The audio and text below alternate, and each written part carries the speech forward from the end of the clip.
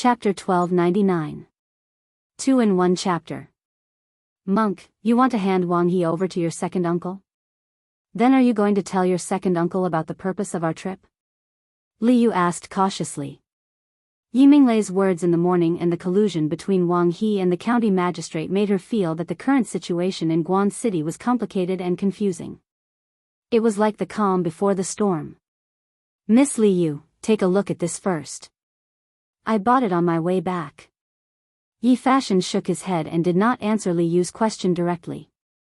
Instead, he took out a roll of paper from his sleeve and passed it to her. What is this? Little Yu took it and read the content clearly. She could not help but be shocked. Jianghu Daily?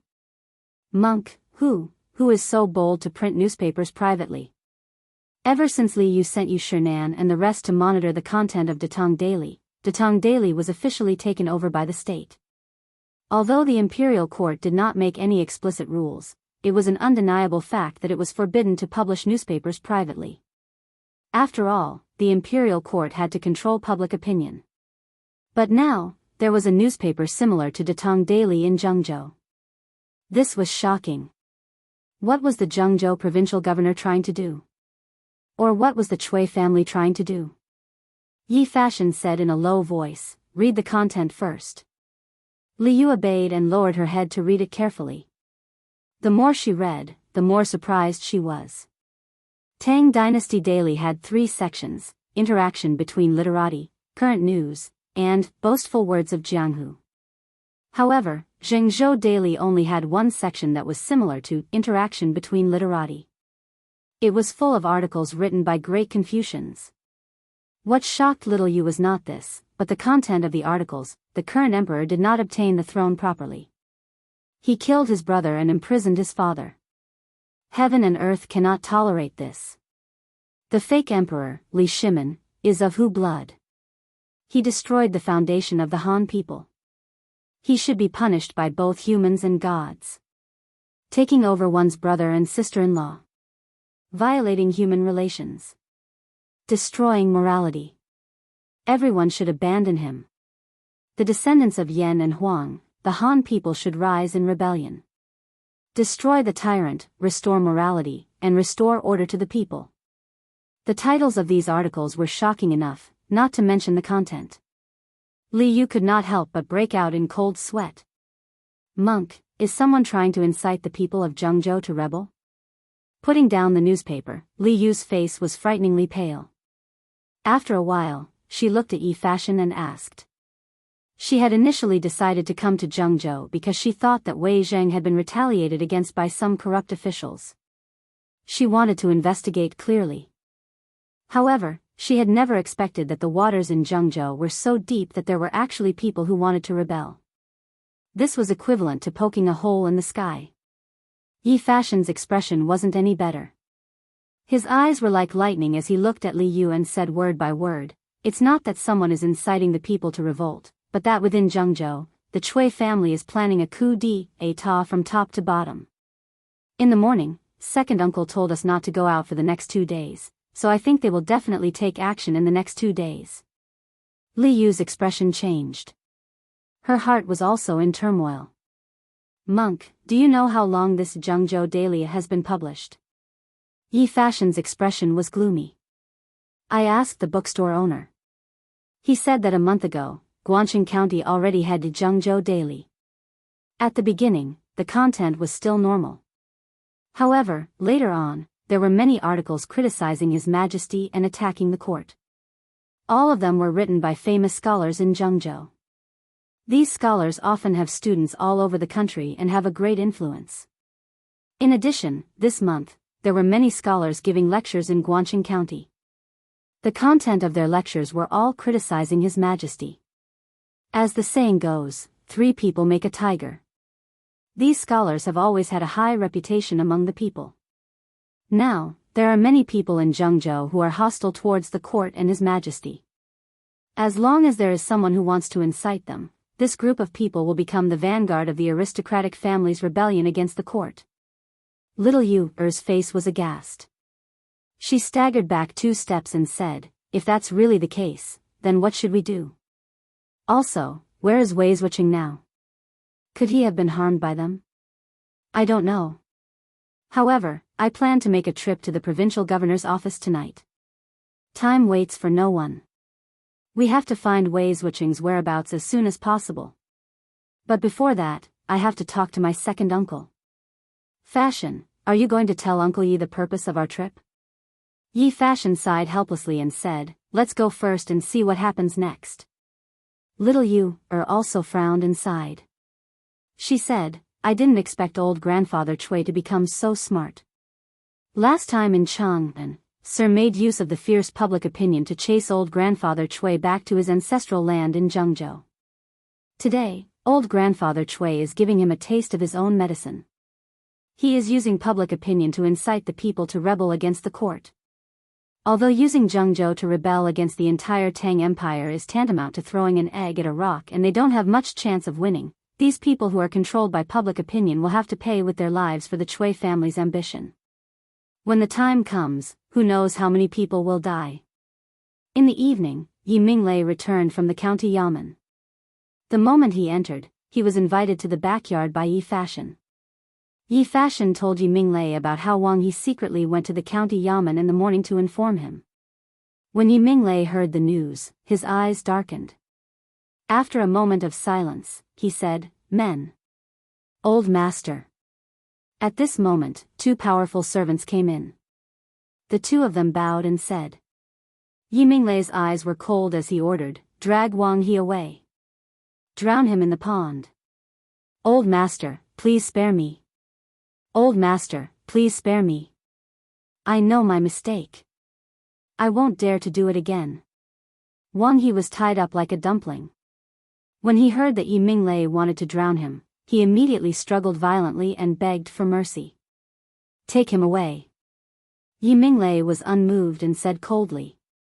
Only then did the two servants react. They quickly dragged Wang He away.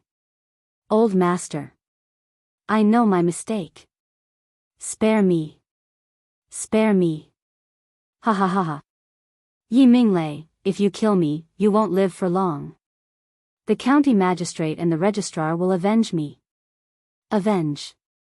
Outside the house, Wang He's pleas and vicious cries were getting further and further away. At this moment, Yi Minglei turned around and looked at Yi Fashion with a burning gaze. He asked, Fashion, you didn't come here just to visit second uncle, right? Although it was a good thing for Yi Minglei that Wang He was caught for leaking information, the person who caught Wang He was Yi Fashion. Under normal circumstances, Yi Fashion would not follow a servant. Hence, there was definitely something fishy going on. Yi Minglei had been in the bureaucracy for a long time. How could he not have thought of this? Under his intense gaze, Yi Fashion nodded slowly and said, Second uncle's guess is correct. This Fashion did not come here just to visit you. But before I tell you the truth, I would like to ask second uncle, which is the most important in your heart, the Chui family or the emperor? After saying that, Yi Fashion's eyes stared unblinkingly at Yi Minglei's face. Yi Minglei frowned deeply and his expression changed. Fashion, why would you ask such a question? Second uncle, don't hide it from me. Although I don't fully understand the current situation in Jianghu, I still know a little about it. As an official of the imperial court, you should know that the Jianghu daily is a taboo, not to mention the articles that incite the people to rebel against the imperial court. Now that things have come to this, I want to know, second uncle, which side will you stand on? Will you go with the flow and betray the imperial court, or will you expose the traitors and turn the tide? As Yi Fashion spoke, he took out the newspaper from his sleeve. Yi Minglei's expression immediately darkened. Beside him, little Yu was also extremely nervous. If Yi Minglei chose to stand against the imperial court, then both of them would probably die today. Yi Minglei's expression changed. After a while, he finally opened his mouth and said, Fashion, second uncle can't stand on either side. I'm just a lowly county magistrate. I don't have any troops or authority. If I stand on either side, my family will be destroyed. Fashion, since you've already guessed some things, then I'll tell you everything today. Ever since old Master Chui was sent back to Jiangzhou in the first month of the year, Wei Zhuqing had followed the imperial edict and carried out a comprehensive investigation of the Cui family's illegal activities. However, the Cui family had been in Jianghu for many years and had long been deeply rooted. Wei Zhuqing's stubbornness was met with a lot of opposition from the lower-level officials. Although they didn't dare to openly challenge Wei Zhuqing, they could still secretly oppose him. However, Wei Zhuqing's character was unyielding. How could he tolerate his subordinates' opposition to him? Using the power granted by the emperor, he dismissed the county magistrates of 5 counties in Jianghu. In a short period of time, the officials of Jianghu were in danger. Just as Wei Zhuqing was about to wield the butcher's knife against the Cui family, on the 15th of the first month, a group of bandits near Meishan, numbering at least a few hundred people, infiltrated Guangqing County in batches and suddenly exploded. Thousands of people were injured and Guangqing County was in chaos. Jiangzhou's provincial governor, Pan Zhenyue, urgently ordered 6,000 state troops to enter the city to eliminate the bandits. After the commotion was quelled, Wei Zhuqing went missing. The imperial guards who came with Wei Zhuqing were all killed. When the provincial governor learned of this, he was furious and ordered the provincial government to lock down the city. No one was allowed to leave. Li Yu and Yi Fashion couldn't help but widen their eyes. They never thought that so many things would happen in the few months that Wei Zheng had been in Jiangzhou. Crazy. This group of people is crazy. They actually dared to collude with the bandits and murder an important official of the imperial court. This is a serious crime that can lead to the execution of 9 generations of the family. Li Yu's eyes were filled with shock. With her intelligence, she almost instantly understood where the bandits came from. It was nothing more than the Cui family wanting to remove Wei Zheng, this stumbling block, so they deliberately colluded with the bandits to create chaos. However, Wei Zheng was the dignified left prime minister, one of the important officials that Li Er relied on the most. Since the Cui family dared to do this, it meant that they were prepared to rebel against the imperial court. Yi Minglei shook his head and said, "Even Miss Li you could see through this matter, how can others not see through it? How can this old man not see through it?" However, the Cui family is powerful, and together with the provincial governor of Jiangzhou, the news can't be spread. This month, Provincial Governor Pan ordered the Guangqing County Yamen to organize people and set up the editorial department of Jiangzhou Daily. The content of the newspaper will be written by his right-hand men. The editorial department is only responsible for typesetting and printing. I'm sure you have seen the articles written by the provincial governor's right-hand men. In addition, they will also send scholars to each county to give lectures and spread the news that the emperor is not righteous and cruel. Not only that, all the entrances of Jiangzhou's official roads will be guarded by state troops to prevent people from leaving Jiangzhou to inform the imperial court. This old man is just a small county deputy without any troops or authority. In such a dangerous situation, other than protecting myself, what else can I do? If I join the Cui family in rebelling against the imperial court, then I will definitely lose my reputation and be exterminated. After all, although the Cui family is powerful in Jiangzhou, it is difficult for them to contend against the imperial court. Failure is only a matter of time.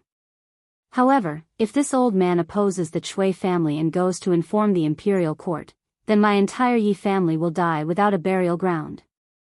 Therefore, this old man can only help no one. I will try my best to avoid any involvement and try my best to distance myself from any involvement. In this way, even if the imperial court blames me, I will only lose my official position.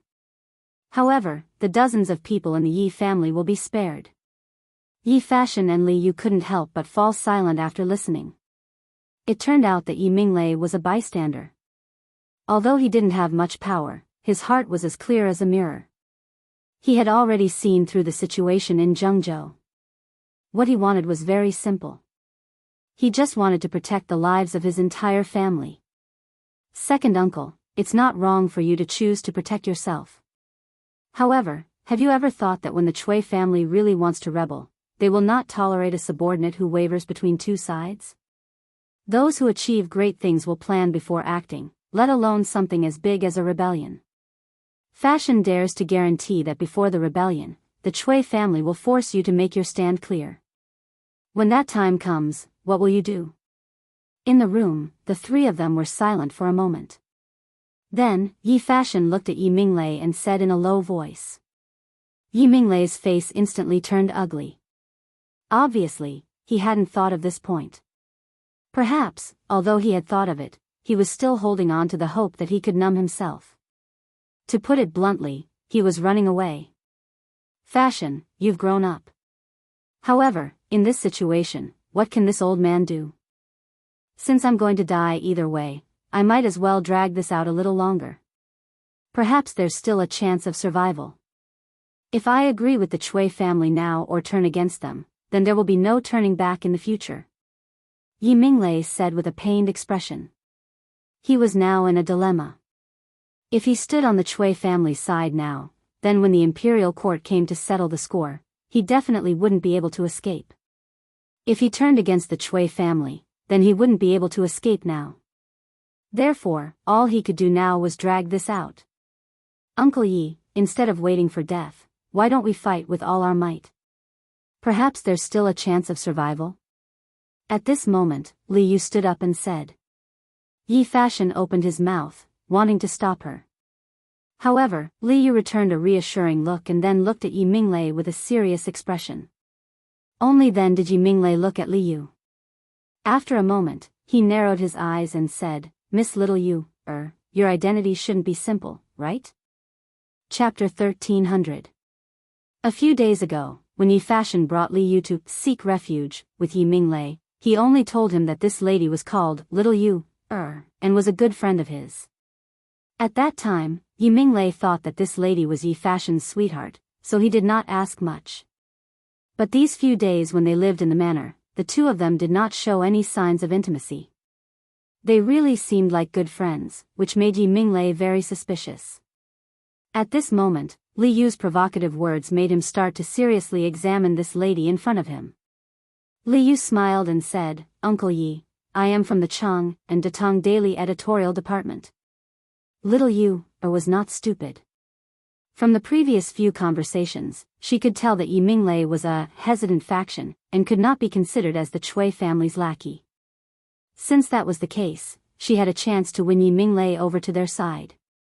After all, Jianghu's current dangerous situation could not be solved by just her and Yi Fashion, these two outsiders. If she could win Yi Minglei over, then it would be much easier for them to do things. Although Yi Minglei had no military power, he was after all the county magistrate of Guangqing County, so he had a lot of information. If she wanted to win Yi Minglei over, then she could only come clean and tell him the truth. From the Datong Daily Editorial Department?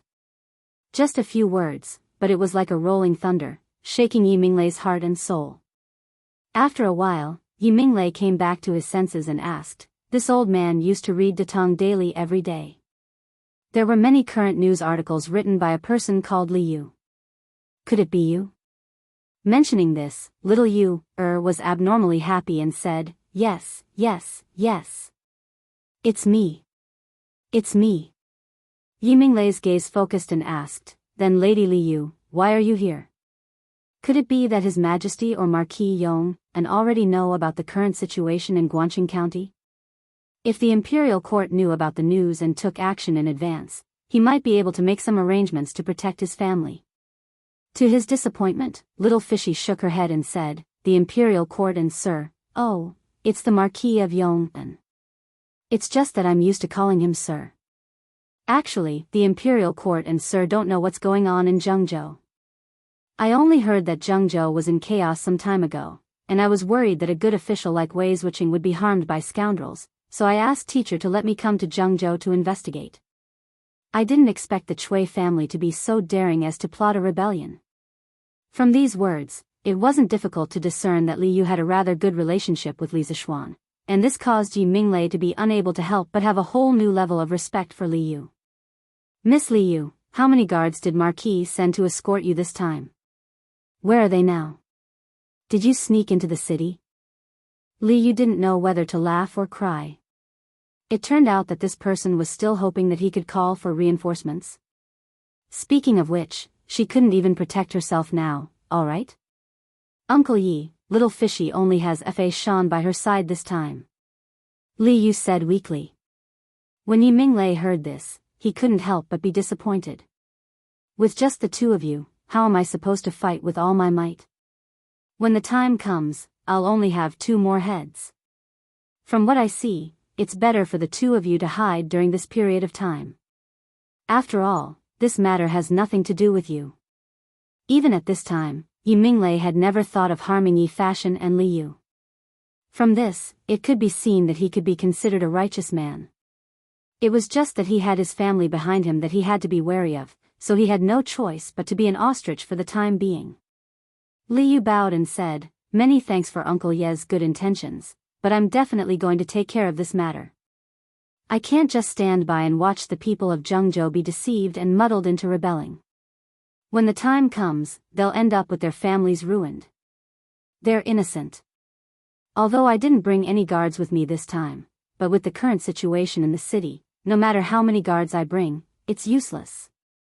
If we want to break out of this situation, we can't fight them head-on, we can only use our wits." Yi Fashion nodded, his face full of agreement. Yi Minglei frowned and said, "How do we use our wits?" Li Yu smiled and said, "Before answering this question, I'd like to ask Uncle Yi, is Wei Wuxia dead or alive? If he's still alive, where is he now? If they could find Wei Zheng, then everything would be easy." The civil officials of the early Tang dynasty were not as weak as the civil officials of the Song, Ming, and Qing dynasties. Most of the civil officials at this time had fought with the army, and Wei Zheng was not an exception. At the end of the Sui dynasty, when the 18 rebellions rose up, Wei Zheng was even a dog-head military advisor for Li Mi in Wagong village.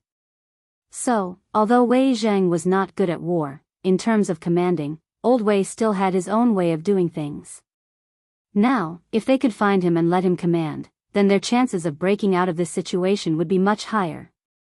Yi Minglei thought for a while and replied, "I don't know if Wei Wuxia is dead or alive. The county government and state government have no news of his whereabouts. But I feel that Wei Wuxia is definitely not dead." "Why does Uncle Yi say so?" Li Yu's eyes lit up as he asked excitedly. Yi Minglei replied, "Because we haven't found Wei Wuxia's body. As for the imperial army guards that came with Wei Wuxia, they were all stabbed to death. So this old man thinks that Wei Wuxia was either captured and imprisoned, so he hasn't shown himself recently, or he has already escaped." Li Yu smiled and said, "I think so too." "Oh. Right. Uncle Yi, you told me this morning that Fashion and I should not leave the house for the next 2 days. Is something big going to happen soon?" Yi Minglei stroked his beard and said, "Indeed. 2 days later, there will be a grand lecture in the city. At that time, Provincial Governor Pan and Old Master Chui will be there. Other than that, I heard that Old Master Zheng will be there too." "Old Master Zheng?" Li Yu and Yi Fashion exclaimed at the same time. Just the Chui clan was already so powerful. If the Zheng clan were to step in and rebel, then the imperial court would really have to go to war and have a headache. This is the latest news that I heard from the county government." Yi Minglei nodded and replied, "Obviously, Old Master Chui knows that with their strength alone, they can't shake the foundation of the imperial court. So, Old Master Chui approached Jianghu city." "Did the Zheng family's great-grandfather agree?" Li Yu asked anxiously. "This, I'm not sure. But in 2 days' time, everything will be clear." Yi Minglei shook his head. "Second uncle, I want to go to the provincial governor's mansion tonight. I want to see if Wei Wuxia is imprisoned in the state government." Yi Fashion cupped his hands and said to Yi Minglei. Chapter 1301. The situation in Jianghu was treacherous, but in Chang and city, it was still peaceful. The people were still enjoying the peace and happiness brought about by the peaceful times. From the officials to the commoners, no one had noticed the fatal danger hidden under the prosperous times. "Yamacho, is there any news from Little Yu? Lantian County, Yunshan residence." Li Zishuan was watering the flowers in the front yard when Meng Wenhao knocked on the door and entered. He asked worriedly. It was the end of March, the season for flowers to bloom. Li Zishuan's residence had many orchids planted in the front yard. As one of the four-flower gentlemen, orchids had their own unique charm. In his previous life, his family was always busy making a living, so he didn't have time to do this. But in this life, he had a house, a car, and a high status. He had nothing to do, so planting orchids could improve his character, right? This wasn't trying to be cultured, but he just had nothing to do sometimes. Oh. Wenhao is here. Come in and have a seat.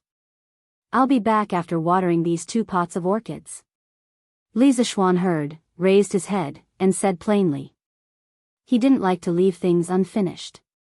Although he was worried about Li Yu, the 2 places were hundreds of miles apart. There was no use worrying. He was waiting for Li Yu's news. Only when he understood the situation over there, could he make the next step. And he believed that Li Yu would definitely send him news. Mountain, Meng Wenhao was so anxious that he was about to get angry. He wanted to urge him, but he saw Li Zishuan's serious face. So, he could only wait patiently. After about half an hour, Li Zishuan put down the kettle and turned around. Meng Wenhao couldn't wait to ask again, Yamacho, little you, okay. I know what you want to ask. Come in with me. Li Zishuan waved his hand and said with a smile. Then, he turned and walked into the house. Meng Wenhao quickly followed. Here. Look at this. Li Zishuan brought Meng Wenhao directly to the study room. He pointed at the iron box on the desk and said to Meng Wenhao.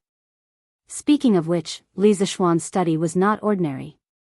Any one of the secrets in it could allow a person to live a lifetime without worrying about food and drink. Now that he had brought Meng Wenhao in, it showed that Li Zishuan valued this disciple very much. Telegraph? What is Yamacho trying to tell me? Meng Wenhao took a closer look and couldn't help but ask doubtfully. When Yanwang College first opened, Li Zishuan had demonstrated the magic of this thing in front of all the students. Of course, he recognized it. Li Zishuan clasped his hands behind his back and said, Do you still remember? Previously, when little Fishy went to Jianghu, I gave her a telegraph. If there is an emergency, she will send a message to me through the telegraph. Meng Wenhao came to a realization and said, Oh. So that was how it was. May I ask, Yamacho, has little you sent any news back recently? Li Zishuan shook his head and said, Not yet. According to the time, she should have only been in Jianghu for a few days. Wenhao, you don't have to worry.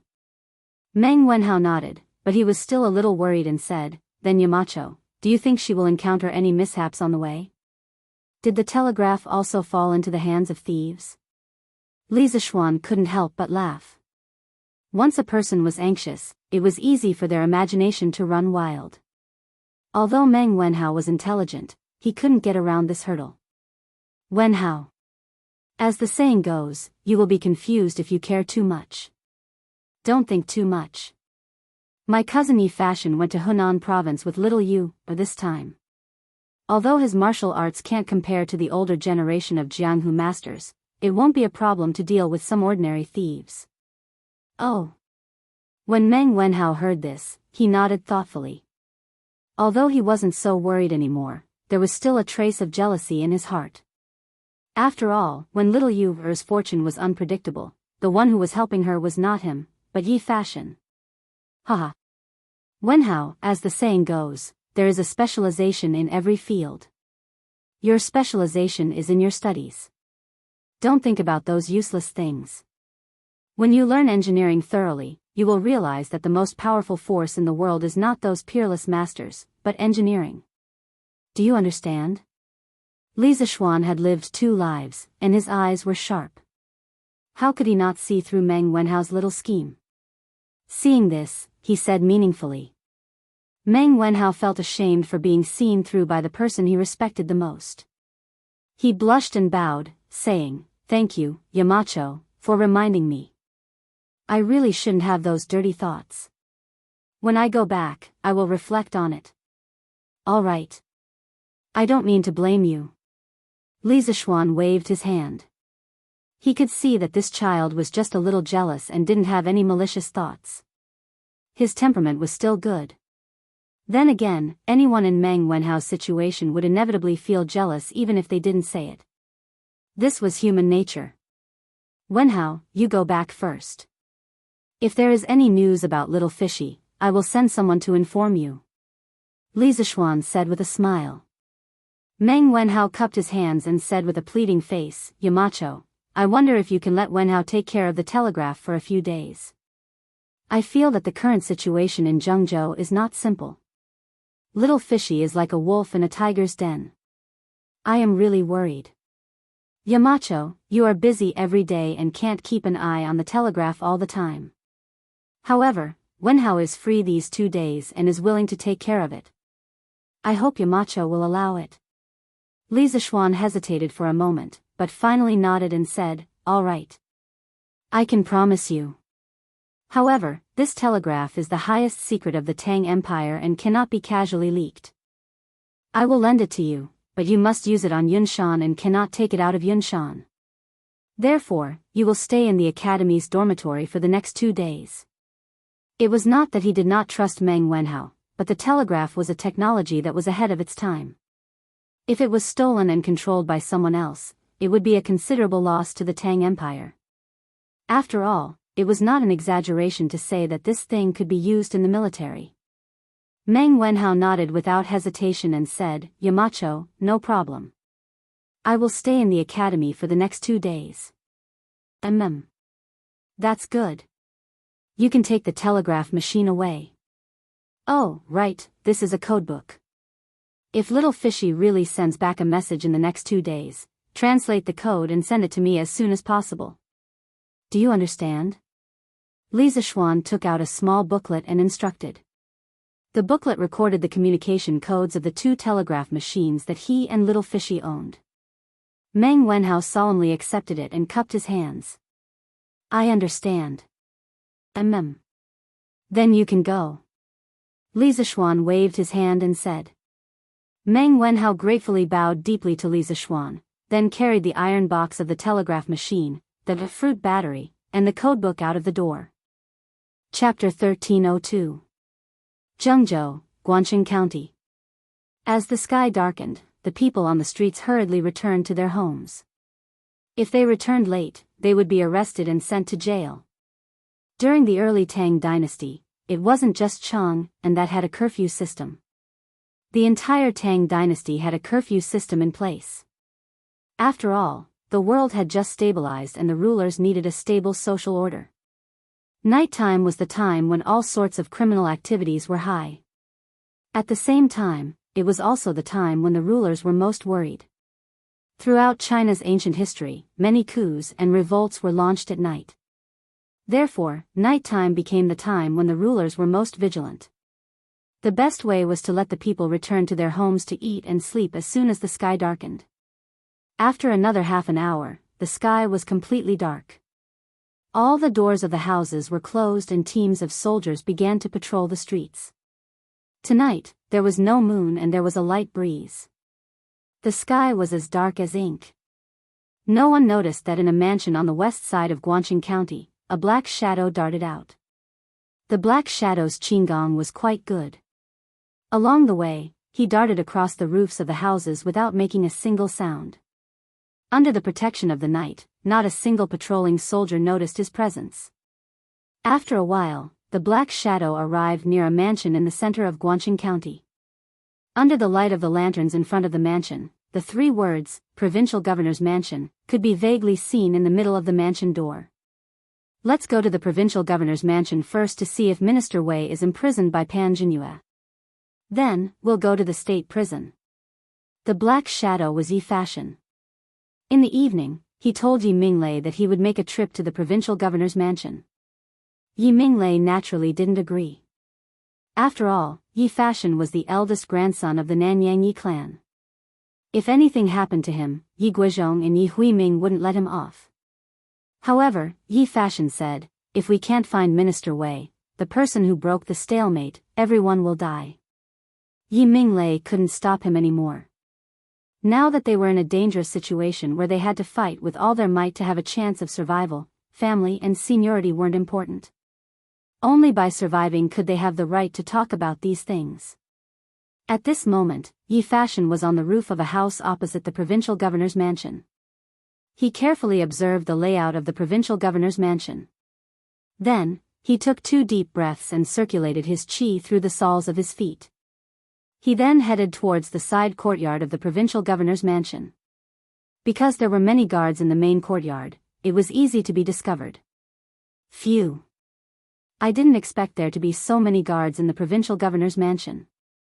Pan Jinhue has done too many bad things. Yi Fashion dodged and dodged along the way, bypassing over a dozen patrolling soldiers before hiding at the corner of the roof of an attic. He took the opportunity to catch his breath as he thought angrily in his heart. Smack! At this moment, about 50 feet away from Yi Fashion, a tile suddenly fell to the ground, making a crisp sound. Who is it? It just so happened that a small group of soldiers was passing by. The leading soldier immediately stopped in his tracks and walked towards them. Yi Fashion's heart was in his throat. In terms of martial arts, he was completely confident that he could defeat this group of soldiers. However, he wasn't confident that he could subdue this group of soldiers without making a sound. The provincial governor's mansion was heavily guarded. As long as the sound of fighting here spread out, he would quickly be surrounded. At that time, even the gods wouldn't be able to save him. Yi Fashion couldn't help but grip the hilt of the sword at his waist tightly. Even if he could be surrounded, he wouldn't sit still and wait for death. Although he was a Taoist priest, he wasn't one of those stubborn Taoist priests. He had told Li Yu before that killing to stop killing was also a meritorious deed. Meow. Just as the group of soldiers were about 30 feet away from the row of houses, a cat's meow suddenly came from the spot opposite Yi Fashion. Following that, a small black shadow jumped down from the roof and scurried off into the distance. So it's a stray cat. Seeing this, the leading soldier stopped in his tracks and heaved a sigh of relief. The Tang dynasty also had cats. The earliest records and literature of cats in the world were from the Western Zhou dynasty in China's Book of Songs, Dia, Han Yi. The contents of the book wrote, "There are bears and cats, and there are cats and tigers." However, the book listed cats, bears, and tigers together. It didn't seem to be referring to domestic cats. It wasn't until the beginning of the Western Han dynasty that the Book of Rights, Jiao Te Animal, truly pointed out clearly, the ancient gentleman would return the favor for what he used. He welcomed the cat as a field mouse. It was already confirmed that cats were domestic animals and domesticated. Go. Continue patrolling. Tonight, the provincial governor is hosting a banquet. If anything goes wrong, we'll all lose our heads. Keep your spirits up, do you understand? The leading soldier looked around cautiously again, then turned around and ordered the soldiers behind him. Yes. The soldiers responded one after another. After a while, they continued patrolling in other directions. Huff. Almost dying under the foot of a stray cat, Yi Fashion's mood was extremely gloomy. However, it wasn't like he didn't gain anything. Hosting a banquet for guests? Don't tell me. Yi Fashion muttered in his heart. Then, he looked at the brightly lit main hall of the provincial governor's office in the distance.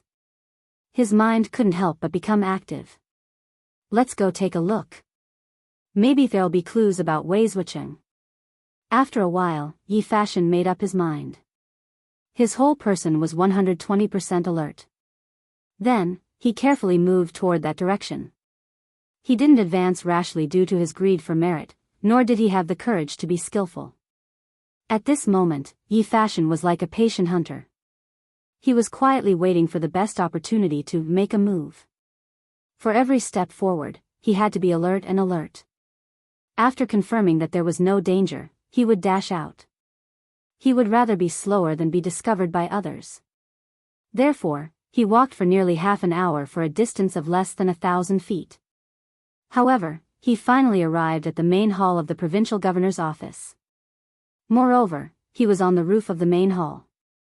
Yi Fashion calmed his heartbeat. Then, he held his breath and carefully crouched down. He put his ear on the roof tiles, wanting to listen to the voices in the room. Unlike some masters in ancient dramas, Yi Fashion didn't dare to lift the roof tiles directly. He peeked while eavesdropping. After all, he had just evolved to the Qi state. His martial arts cultivation wasn't profound. Who could guarantee that there weren't one or two masters who were stronger than him in this huge provincial governor's office? First, there was a sound of music. Presumably, there were dancers playing and dancing in the main hall. Then, Yi Fashion vaguely heard an old voice saying, "Jianghu, have you found Wei Xuanqing?" A voice full of energy replying to grandfather, "This student has sent people to search the entire city these past few days, but we still haven't found Wei Zhang's whereabouts. This person seems to have evaporated into thin air, just like that." Chapter 1303. Forget it, let's not look for him for now. Prepare for the pledging ceremony in 2 days. Wei Xuanqing doesn't have any soldiers or power now. He's like a rat crossing the street. I don't think he can do anything. In the main hall of the provincial governor's residence. The two people who spoke were Cui Junchuo and Pan Jianyue, the provincial governor of Jianghu. Cui Junchuo said solemnly. "Yes. Great-grandfather." Pan Jianyue cupped his hands. Although he was the provincial governor of a province, he still had to be respectful in front of the Cui family's great-grandfather. If this attitude was seen by outsiders, their jaws would definitely drop. "Great-grandfather, I wonder if the Jing family has agreed?" After a moment of silence, Pan Jianyue asked tentatively. He was not stupid. Although the Cui family was a 1,000-year-old family and had great influence, the Cui family and the soldiers under his command did not have the ability to fight the Li Tang dynasty head-on. Only by pulling in the Jing family, which was also a 1,000-year-old family, would they have the strength to fight. Jing Shuwu. Humph. That old bastard agreed. Hearing this, Cui Junchuo's face turned a little ugly. After a long while, he squeezed out these words from between his teeth. It seemed that he had paid a heavy price for the Jing family to take action. This was also reasonable. After all, the imperial court had sent Wei Zhang to deal with the Cui family, not the Jing family. The Jing family had no reason to not live a good life and rebel against the imperial court for no reason. In addition to the Jing family, this old man has already spoken to the Bowling Cui family. "Jianyue, you will be the commander-in-chief this time. The 3 of us will provide people, money, strength, and weapons. Let's try to quickly take down Luoyang before the imperial court can react. At that time, we will be able to compete with Chang An's Li Shimin." Cui Junchuo added. The Qinghe Cui family and the Bowling Cui family were both old nobles of Shandong. The two came from the same origin. When the Qinghe Cui family was facing a life-and-death crisis, the Bowling Cui family could not stand by and do nothing. Everyone knew that the teeth would be cold if the lips were gone. Therefore, the difficulty of convincing the Bowling Cui family was much lower than convincing the Jing family. With the 5 clans and 7 hopes, 3 of the 7 most powerful clans of the Great Tang had been gathered. Cui Junchuo's wishful thinking was well thought out. Luoyang had been the eastern capital since the Sui dynasty. There was plenty of food in the city and the city walls were sturdy. It was easy to defend and hard to attack. Once they took down Luoyang, they could rely on this city to contend with Li Er. At that time, if the imperial court wanted to crush the Cui family, they would have to pay a huge price. Pan Jianyue looked excited when he heard that. He stood up and cupped his fists solemnly. "Thank you for your trust, great-grandfather. Pan Jianyue will definitely do his best to take down Luoyang as soon as possible." Cui Junchuo nodded with satisfaction and said, "Since the ancient times, nobles, generals, and ministers would rather have the guts." At the end of the Sui dynasty, the world was in chaos. The Li family of Longxi only seized the opportunity to seize the world. Comparatively speaking, how could my Qinghe Cui clan and Bowling Cui clan combined be inferior to his Longxi Li clan? He was just born at the wrong time. Today, if we can work together and conspire for a great cause, the world might change hands. Cui, Lu, Li, Zheng, and Wang. In terms of strength, the Cui family was indeed the world's #1 family. However, now that the Li family of Longxi was in power, they would naturally be suppressed by the imperial power. Jinyue is willing to work with great-grandfather for a great cause. I will do my best until my death. Cui Junchuo's picture was not small. To Pan Jinyue, being the Jianghu provincial governor was not as comfortable as being the founding minister of a country. Humans were all ambitious. Haha. Good. Cui Junchuo praised with a smile. Then, he stood up with the help of the guard beside him and said, "It's getting late. I will go back first. Jinyue, prepare well. In the future, the world that the Cui family conquered will definitely be yours. This old man gives you my word." Pan Jinyue bowed slightly and cupped his fists excitedly. "Farewell, great-grandfather. The sky is dark and there is no moon tonight. Jinyue will send someone to escort you back." Cui Junchuo pointed to the two black-clothed guards behind him and said, "No need, no need. The two of them are enough." After that, he walked towards the door step by step. One of the guards behind him suddenly stopped in his tracks and looked thoughtfully at the top of the hall. At that moment, Yi Fashion felt that he was being stared at by a fierce tiger. He could not help but tense up. He did not dare to move and even stopped breathing. Guru. There was a guru in this hall. At this moment, Yi Fashion wanted to turn himself into a wisp of air. No one could see or feel him. Fortunately, the night in March was not hot, but a little cold. Otherwise, with Yi Fashion's current nervous state, he would definitely be dripping with sweat. Although the sound of sweat dripping on the tiles was small, it could not escape the guru's ears. "Qili, why are you still here?" Cui Junchuo's dissatisfied voice came from the door. "Great-grandfather, please wait a moment. Qili will be here soon." A light voice came from the hall. Then, the sound of footsteps gradually faded away. On the roof, Yi Fashion still did not dare to make the slightest movement. He was afraid that the other party had not left, or that the other party had left and would come back to kill him. After half an hour, when there was no sound in the hall, Yi Fashion finally dared to breathe heavily. His legs and feet were already numb at this moment. "Qili. It's Qili of the four ghosts of Taibai. The Supreme Court has put the other three on the wanted list. I did not expect that they would return to Cui Junchuo's side in the end." Yi Fashion was extremely shocked. At that time, Li Zixuan used Wanjin gang to set up an ambush in the right Marquis mansion. He lured the Cui family to send people to the right Marquis mansion's prison to silence them. As a result, the second of the four ghosts of Taibai, Mei Lian, was killed. The eldest, Qili, escaped safely. Although Yi Fashion did not personally experience it that night, later on, the imperial court issued a notice and wanted the three people. He still knew some inside information. However, compared to the current situation in Jianghu, these were not important. Yi Fashion shook his head and tossed aside these random thoughts. He sat cross-legged on the roof and regulated his breathing for a quarter of an hour. Then, he used his qinggong, carefully evading the guards in the provincial governor's manor while dashing towards the back door. Hee. It seems that my intuition was right. There really is a gentleman on the roof eavesdropping. But you are really patient, little guy. You made me wait here for almost an hour. In the darkness of the night, the wind rose. On the back door of the provincial governor's office, a person landed lightly and blocked Yi Fashion's path. His cold voice was like a demon from hell, causing Yi Fashion's hair to stand on end. It was Qili. He never expected that Qili would still not leave after such a long time. "Run." Without any hesitation or words, Yi Fashion turned around and ran. Hee. Run? I'd like to see where you can run to. Qili sneered and then chased after him unhurriedly. Chapter 1304. It's over.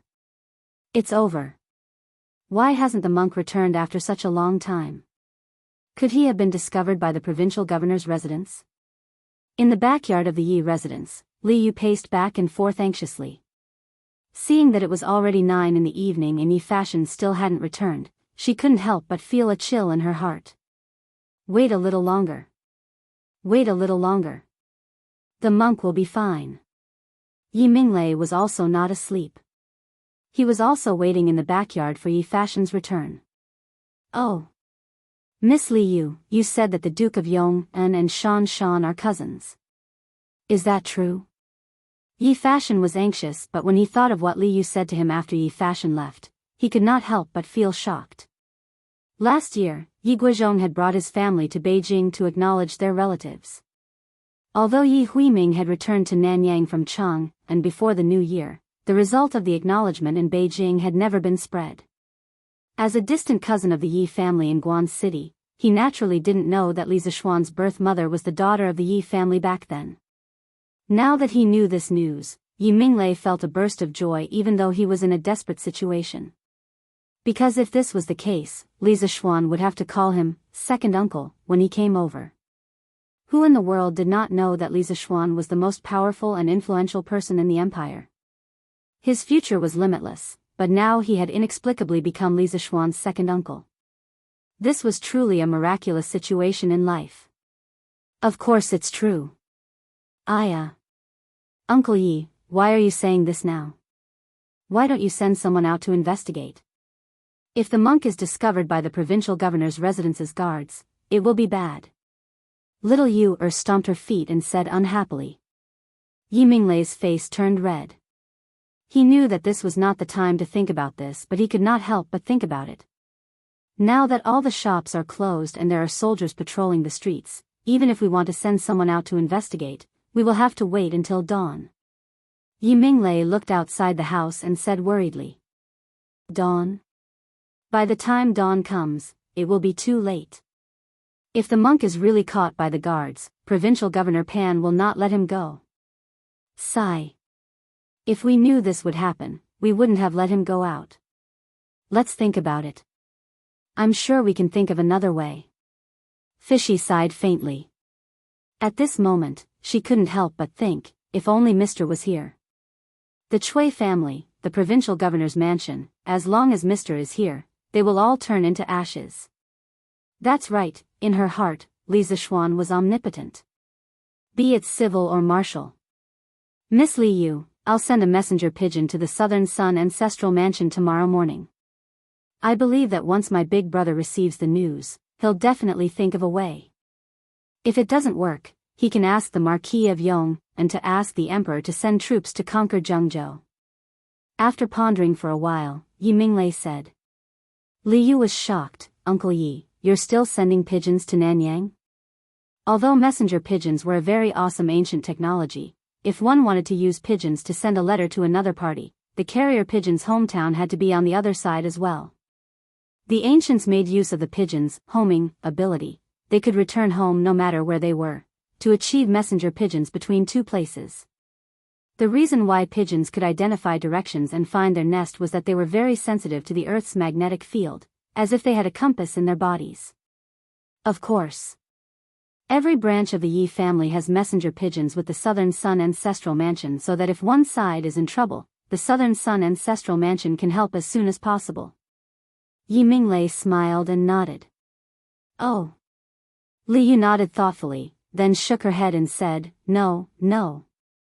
If there's a sharpshooter at the city gate who shoots down the carrier pigeon, then we'll all be exposed. Uncle Yi, this plan will not work. But don't worry, as long as the monk can come back safely tonight, I have a way to send the news back to the capital. Once Mr. knows about the changes in Jianghu, he'll definitely think of a way. Yi Minglei thought about it and agreed. Seeing how confident Fishy was, he could only nod and say, All right then. I'll listen to your arrangements. Swoosh. Swoosh. Guangxing County was not peaceful in the middle of the night. At this time, two shadows, one tall and one short, were running quickly in the city. Yi Fashion poured all his internal strength into his legs and ran at full speed. He had no intention of fighting with Qi Li, who was behind him. The difference in strength between the two was too great. If it were not for the Yi family's exquisite body movement technique, he would have been captured by now. He did not dare to run directly to the Yi mansion in the west of the city, as that would expose Yi Minglei and Li Yu. At this moment, he could only lead Qili around the city. In a short while, he had already run to the south of the city. Fortunately, he had been to Guangqing County many times when he was young. Otherwise, he would probably be lost by now. Hey, kid. I didn't expect your body movement technique to be so interesting. Now I've changed my mind. If you can teach me your body movement technique, maybe I'll spare your life. Qili, who had been following Yi Fashion at a leisurely pace about 5 feet behind him, now laughed sinisterly. Obviously, he had not used his full strength. It was like a cat chasing a mouse. Dream on. Yi Fashion gritted his teeth and said in exasperation. For a moment, he did not want to run anymore. After all, anyone who was played like a mouse would be angry. But he knew that he could not stop, because if he did, his second uncle's family and Li Yu would all die. Hey! Since you refuse a toast only to be forced to drink a forfeit, then don't blame me for being rude. 5 elements ghostly steps. Qili sneered, and then the true qi in his body burst out. His whole body flashed, and in an instant, he was behind Yi Fashion. As he ran, he pulled out the long sword at his waist and stabbed at Yi Fashion's back. Cold. At this moment, Yi Fashion felt a bone-piercing chill. It was the threat of death. Dodge. Yi Fashion, who was running at high speed, forcibly changed his direction, and Qili's sword missed. Lord Yi, you are a dragon. Yi Fashion gritted his teeth, and all the remaining true qi in his body burst out in an instant on his legs. His whole body dragged a row of afterimages in the air, and in an instant, he was 10 feet away from Qili. Hey! I've really underestimated you. Qili looked surprised, and then hurriedly used the 5 elements ghostly steps to chase in the direction Yi Fashion was heading. Whoosh! Whoosh! At this moment, 2 air-piercing sounds came from the air. Qili, who had sharp ears, of course heard it. He looked up and saw 2 black objects coming toward him. Hidden weapons. Someone was sneaking up on him. This was Qili's first reaction. So he waved his sword, and the 2 black objects were split into 4 halves. Just as he was about to look at the person who had sneaked up on him, he suddenly felt a burning pain in his eyes, and he could not help but sneeze violently. Hey! Using a sword to chop lime and mustard powder, this guy is really stupid. On a rooftop by the street, a man in black couldn't help but laugh. Then, he ignored Qili and chased in the direction Yi Fashion had escaped. Chapter 1305. Lu Xiang of the Western Han Dynasty wrote in New Preface, Miscellaneous Matter 5, Young Master Yi loves dragons. He wrote dragons on hooks, chisels, and carvings in rooms. Therefore, the dragon came down, peeking at the door, and left its tail in the hall. When Lord Yi saw it, he abandoned it and left. Without its soul, the 5 colors had no owner. It was said that Lord Yi of the Chu Kingdom liked dragons very much. He carried dragons on his wall. When the dragons in the sky saw that there was someone who liked them so much, they came down to the mortal world to take a look. When Lord Yi saw that it was a real dragon, he was so scared that he ran away. Later on, this story was used to mock Lord Ye's empty talk and thoughtlessness. But in reality, Lord Yi was not as bad as the rumors said. Back then, in order to control the flood, he personally observed the situation of the people and surveyed the terrain at the place where the flood was the greatest. Later on, he invented a plan to control the flood by building a deep ditch similar to a moat around the village to prevent flood and store water. Later on, a guest saw Lord Ye's water conservancy map, which was like a group of dragons. He told Lord Yi, clouds give birth to dragons. The dragons in your drawing do not have clouds, so you don't like dragons. Lord Yi replied, I use dragons to guide water, not to ride the clouds. A dragon comes out of a canal, and a dragon comes out of the water. But I am afraid that this dragon will consume manpower and material resources, causing the people to suffer. Later on, this matter spread to Shenbuhai's ears. In order to slander Lord Yi, he wrote the story of Lord Ye's love for dragons in his book, Shenzi. Thus, Lord Yi suffered thousands of years of injustice. The Yi family of Nanyang was also the descendant of Lord Yi of the Chu kingdom. But no one knew that Lord Ye's love for dragons had become the name of a Qigong movement technique in the Yi family. Lord Ye's love for dragons, cloud dragon comes out of the water. This was a kind of movement technique that burned a large amount of true qi in a very short period of time to increase one's speed to the extreme. It was not exquisite, but it was very useful when escaping for one's life. At this time, Yi Fashion's true qi had been completely exhausted. He came to an alley and was about to stop for a while when he heard footsteps behind him. Yi Fashion's heart sank. Haha. Little brother, you have guts to spy on the provincial governor's mansion. A burst of hearty laughter came from behind him. Yi Fashion's heart skipped a beat, because this voice did not belong to Chili. Who are you? Yi Fashion straightened his body and turned around to look at the black-clothed man on the street. This is not the place to talk. Just now, I used lime and mustard powder to ambush the person who was chasing you. I can buy you some time, but I can't buy you the whole night. Little brother, if you trust me, then follow me. I'll bring you to a secret place to lie low for a while. The man in black said indifferently, then turned around and left. Yi Fashion's mind raced. A moment later, he made a decision in his heart. Big brother, wait for me. Yi Fashion understood that with Qi Li's strength, even if his lightness skill was superb, he would only be able to take the lead for a while. It was certainly impossible for him to completely shake him off. Now that so much time had passed and Qi Li had not caught up, it proved that the black-robed man's words were not false. What's more, I've already exhausted all my true qi. It'll be a problem for me to avoid the patrolling soldiers. I might as well follow this man in black and see where he'll take me. Hey! Little brother, you have guts. You and I don't know each other. Aren't you afraid that I'll arrest you and send you to the officials? After Yi Fashion caught up with the black-robed man, the black-robed man chuckled as he walked forward. I have no inner force now. If you wanted to do something to me, you would have done it just now. Why wait until now? Yi Fashion lowered his head and said indifferently. The black-robed man couldn't help but laugh. Haha. Little brother, you're straightforward. If there's a chance in the future, I'll definitely find you for a few drinks. Yi Fashion shook his head and did not deny it. The main thing was that he didn't know the true identity of this person. As the saying goes, the more one talks, the more mistakes one will make. If he said something that he shouldn't say, then it would be bad. The two of them turned left and right. On the way, they encountered a few waves of patrolling soldiers. However, the black-robed man's keen senses allowed them to avoid them. Okay. We're here. At this time, the black-robed man suddenly stopped and said, Isn't this the city god temple in the south of the city? Why did you bring me here? Yi Fashion looked at it and said with some dissatisfaction. In this rundown temple, other than the stone statue, there was nothing else. How could anyone hide here? During the northern and southern dynasties, the people started to worship the city god.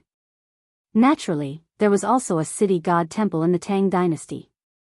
The black-robed man acted as if he didn't hear Yi Fashion's question and said, Hey!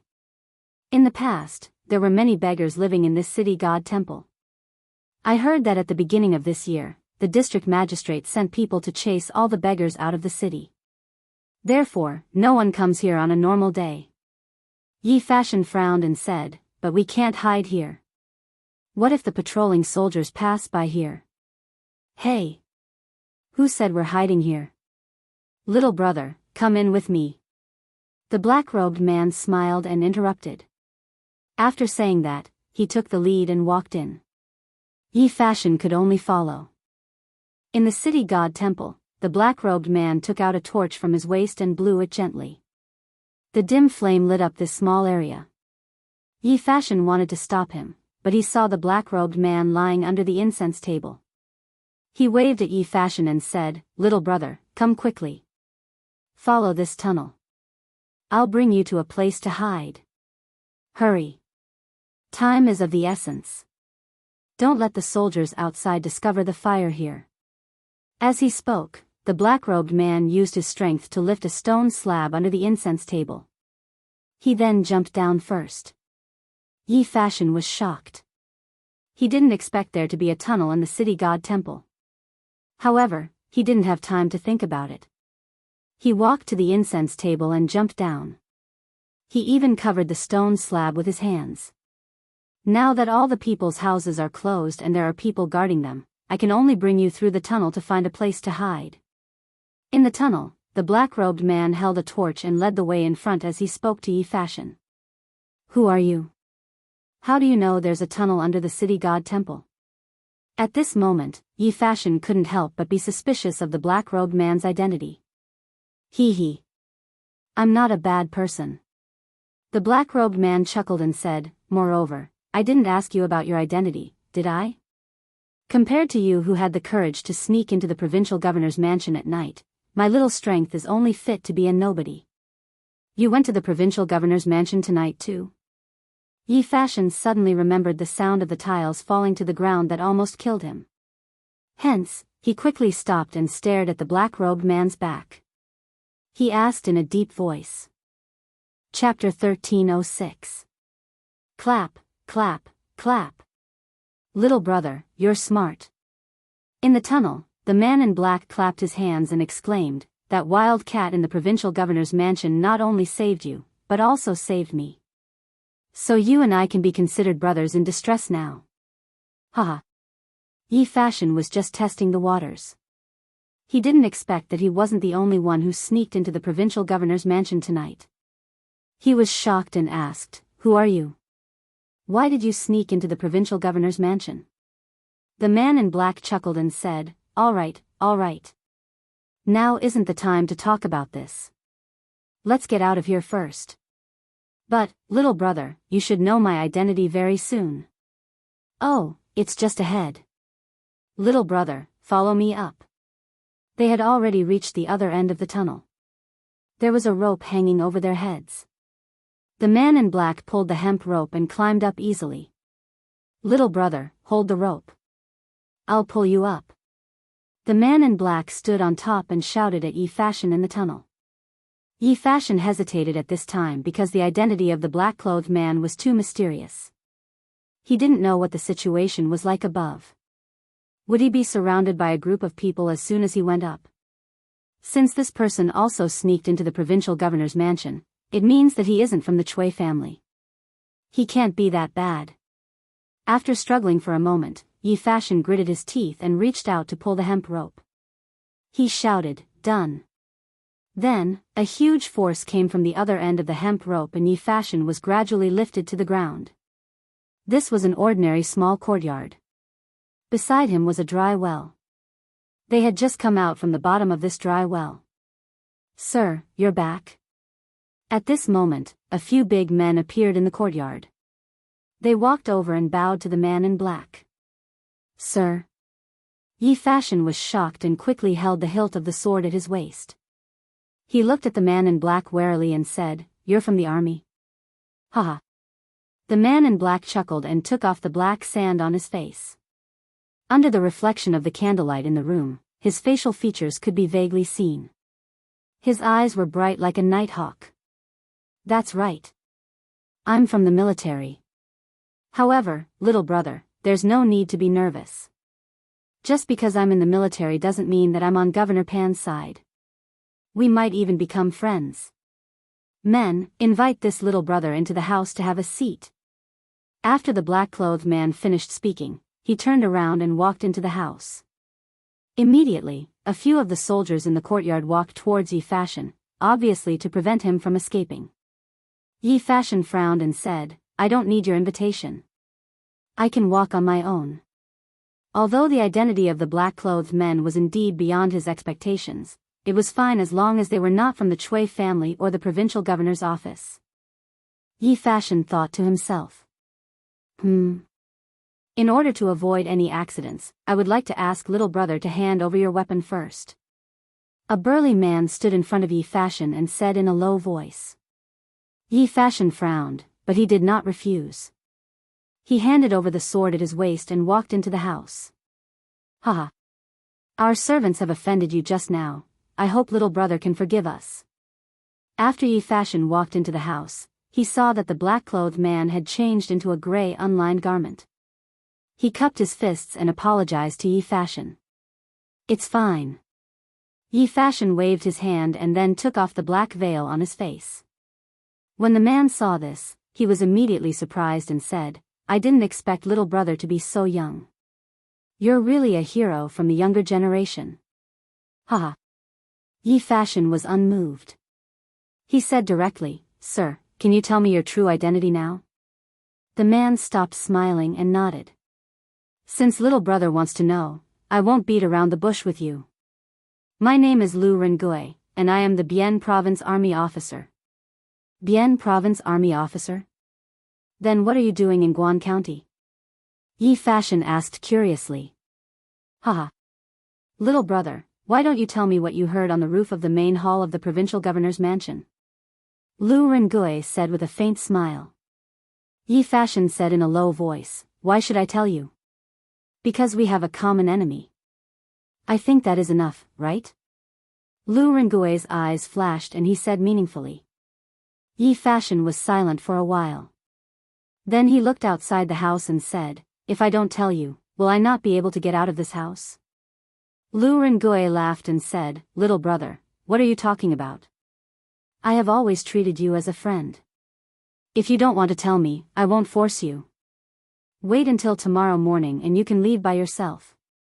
Yi Fashion didn't know how sincere this man's words were, but he could conclude that Lu Rengui was definitely not with Pan Jinhua. After pondering for a moment, he looked at Lu Rengui and said, No matter what, I have to thank Lu Rengui for saving my life tonight.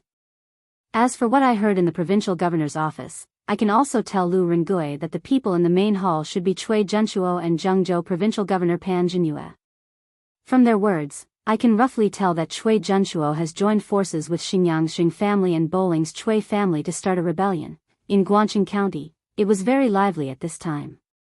A large group of soldiers held torches and ran through the streets of the city. They didn't miss any corner, as if they were searching for something. West of the city, Cui Mansion. The conversation between me and Jinhua must have been heard by that thief. Qi Li, take Wangjin and Swan Xiao and immediately go to the city to search for this thief. Now all the doors of the houses in the city are closed. I think he can't escape anywhere. Cui Zhenshuo said with a gloomy face. At the same time, a bad premonition rose in his heart. As time passed, the premonition became stronger and stronger. Yes.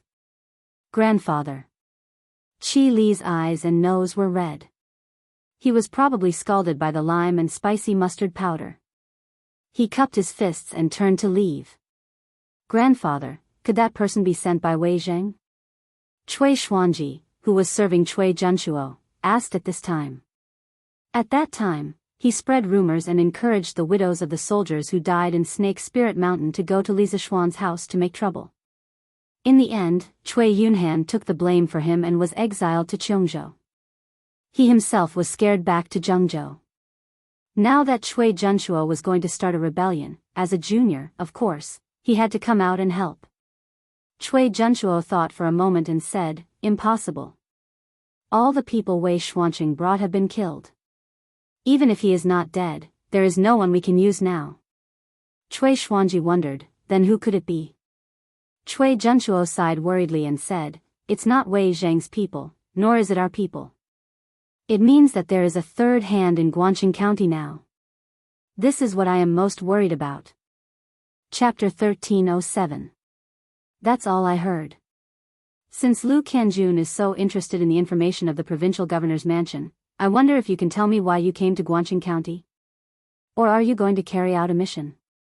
In a house in the south of Guangqing County, Yi Fashion and Lu Rengui sat opposite each other.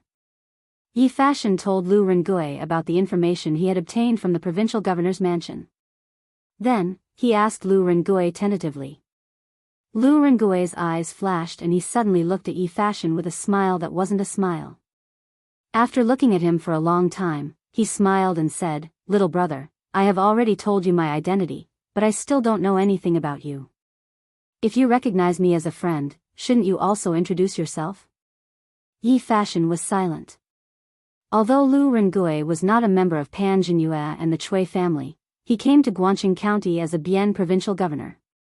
His purpose and mission were also unknown, so the impact this person brought to the situation was uncontrollable. If he told Lu Rengui his true identity and if there was an accident, then his second uncle's family and little Yu would all be exposed. But if Lu Rengui's purpose was the same as his, maybe he could help him out. This was a dilemma.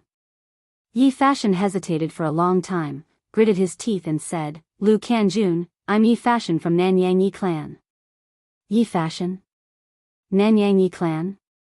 Lu Rengui frowned. He had never heard of Yi Fashion, but he had heard of Nanyang Yi clan because his ancestral home was Bian province, not far from Nanyang. Are you really Yi Fashion? Why are you in Guangxing County? At this moment, a dull voice suddenly came from the side of the main hall. Even though Yi Fashion was always calm, he couldn't help but jump in fright at this moment. He turned his head to look and saw a thin old man in a black robe walking out from the right side of the side hall. After seeing the person's face clearly, Yi Fashion was really surprised and delighted. Wei Zhucheng? Why are you here? Who else could it be but Wei Zheng, who had disappeared for half a month and the provincial governor's mansion was looking for him? It was because of this that Yi Fashion was both surprised and happy. Yi Fashion had stayed in Chang'an City for almost half a year and had met Wei Zheng a few times. For example, on New Year's Eve last year, Li Er had brought his family and many civil and military officials to Yun Mountain to watch the fireworks. Yi Fashion had met Wei Zheng once. Although Yi Fashion had met Wei Zheng before, Wei Zheng had never paid any attention to him. However, he had heard about the Nanyang Yi family's visit to the capital last year. Therefore, when he heard Yi Fashion's introduction, Wei Zheng came out from the side hall. Seeing Wei Zheng come out, Lu Rengui's face didn't have the slightest bit of surprise. He stood up and respectfully cupped his fists towards Wei Zheng. Greetings, Left Minister Wei. Obviously, he knew that Wei Zheng was eavesdropping from the side. Or rather, this interrogation was arranged in advance. Wei Zheng nodded and looked at Yi Fashion. Oh. So you know this old man. Then let me ask you, why did you come to Guangxing County? Seeing that Wei Zheng and Lu Rengui were obviously in cahoots, Yi Fashion no longer had any scruples in his heart. He answered truthfully, this time, Fashion came alone. There is another person, Li Yu, a reporter from Datong Daily. I came with her. She was asked by my cousin to come to Jianghu to investigate the matter of the bandits causing trouble some time ago. Oh.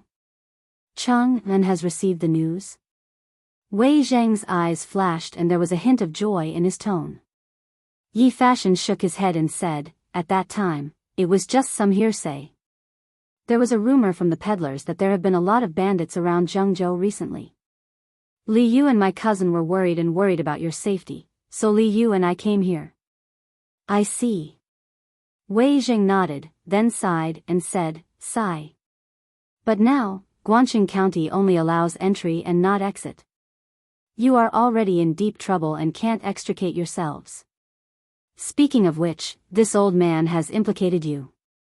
Yi Fashion hurriedly said, Lord Wei, you are a pillar of the country. Saving you can save millions of people. Although Fashion and Li Yu are in danger now, we have never regretted it. Lu Rengui couldn't help but laugh. Brother Yi is really a bosom friend. Who in the Tang Empire doesn't know that Wei Zhucheng is a rare good official? If it weren't for this, I wouldn't have brought my men and risked my life to save Wei Zhucheng. Wei Zheng shook his head and said, saving me can save millions of people. This old man can't afford it.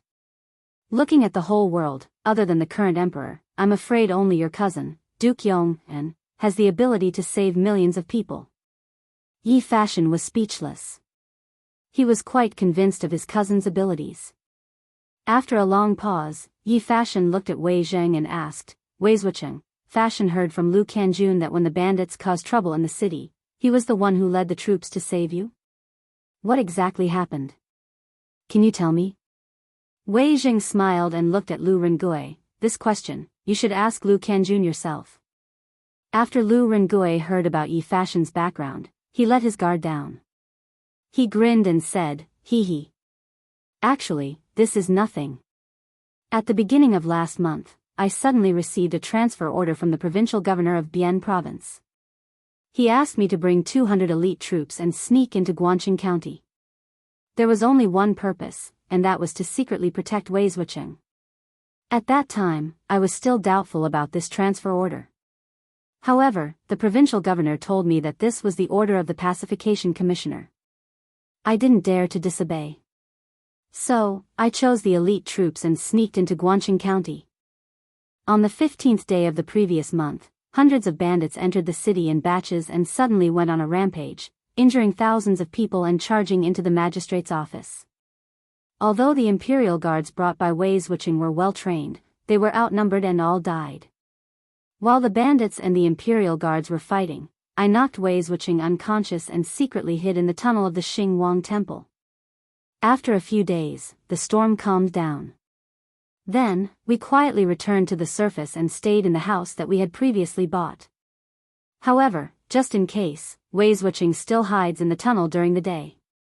Yi Fashion listened and couldn't help but let out a sigh of relief. Then, he asked doubtfully, "Lu Kanjun, how did you find out about the tunnel in the Xingwang temple?" Lu Rengui smiled and said, "This tunnel wasn't originally there.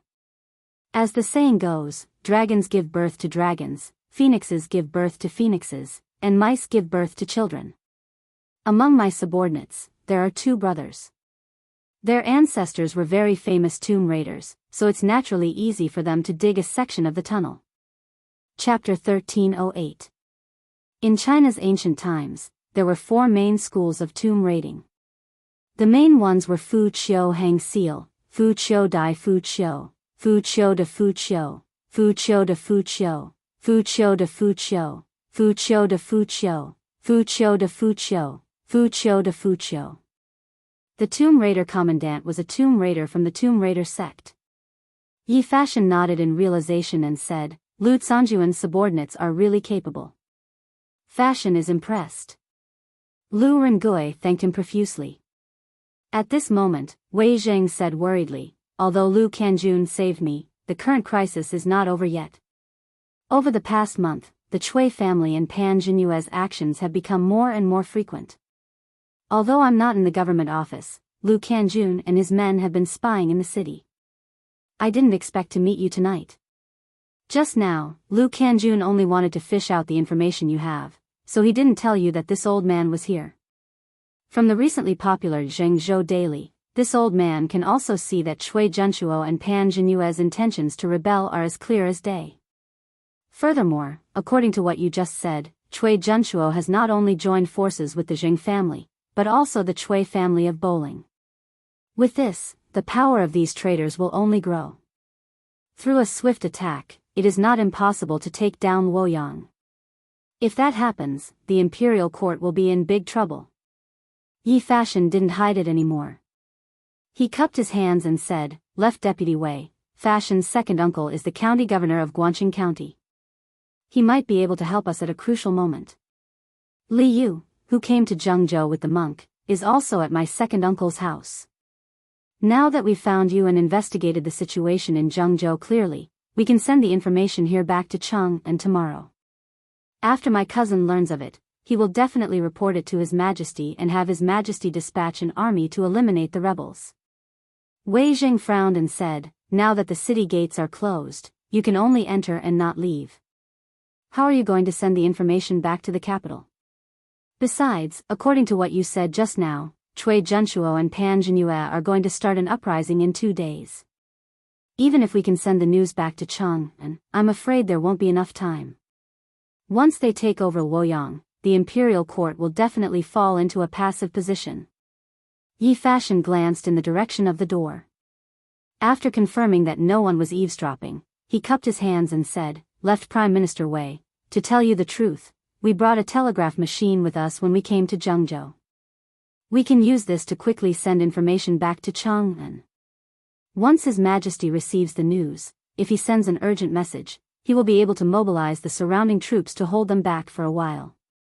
Furthermore, he can inform Luoyang in advance to reinforce the city defenses. In this way, there shouldn't be any problems holding them back until the imperial court's army arrives. Telegraph?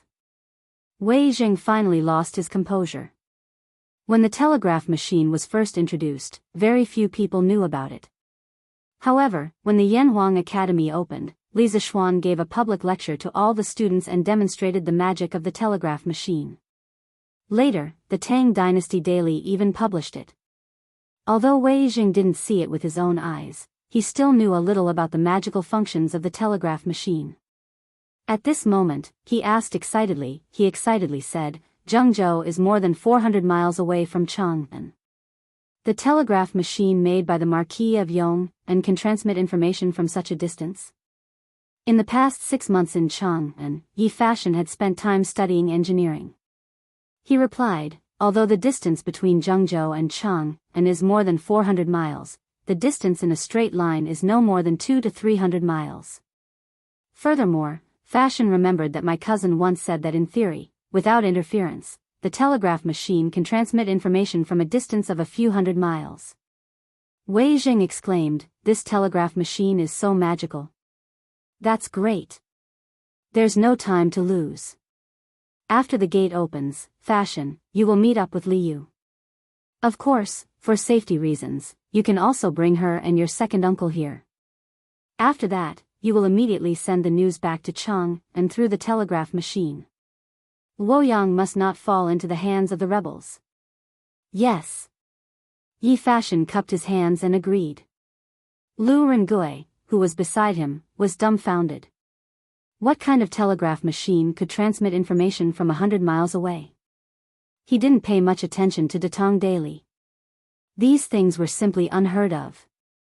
However, when he saw that Wei Jing, a cultured person, didn't question his words, he didn't interrupt.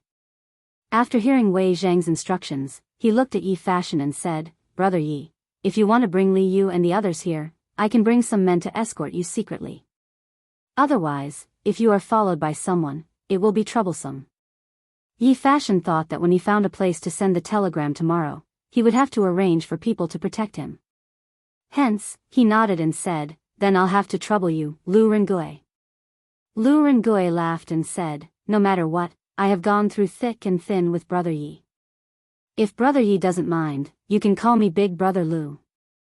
Previously, I didn't know your identity and offended many of my subordinates. However, I was also protecting left Prime Minister Wei's safety. It was my duty. I believe Brother Yi won't mind, right? Yi Fashion wasn't an unreasonable person. When Wei Jing appeared, all the doubts in his heart were cleared. At this time, he cupped his hands and said, Big Brother Lu, what are you talking about?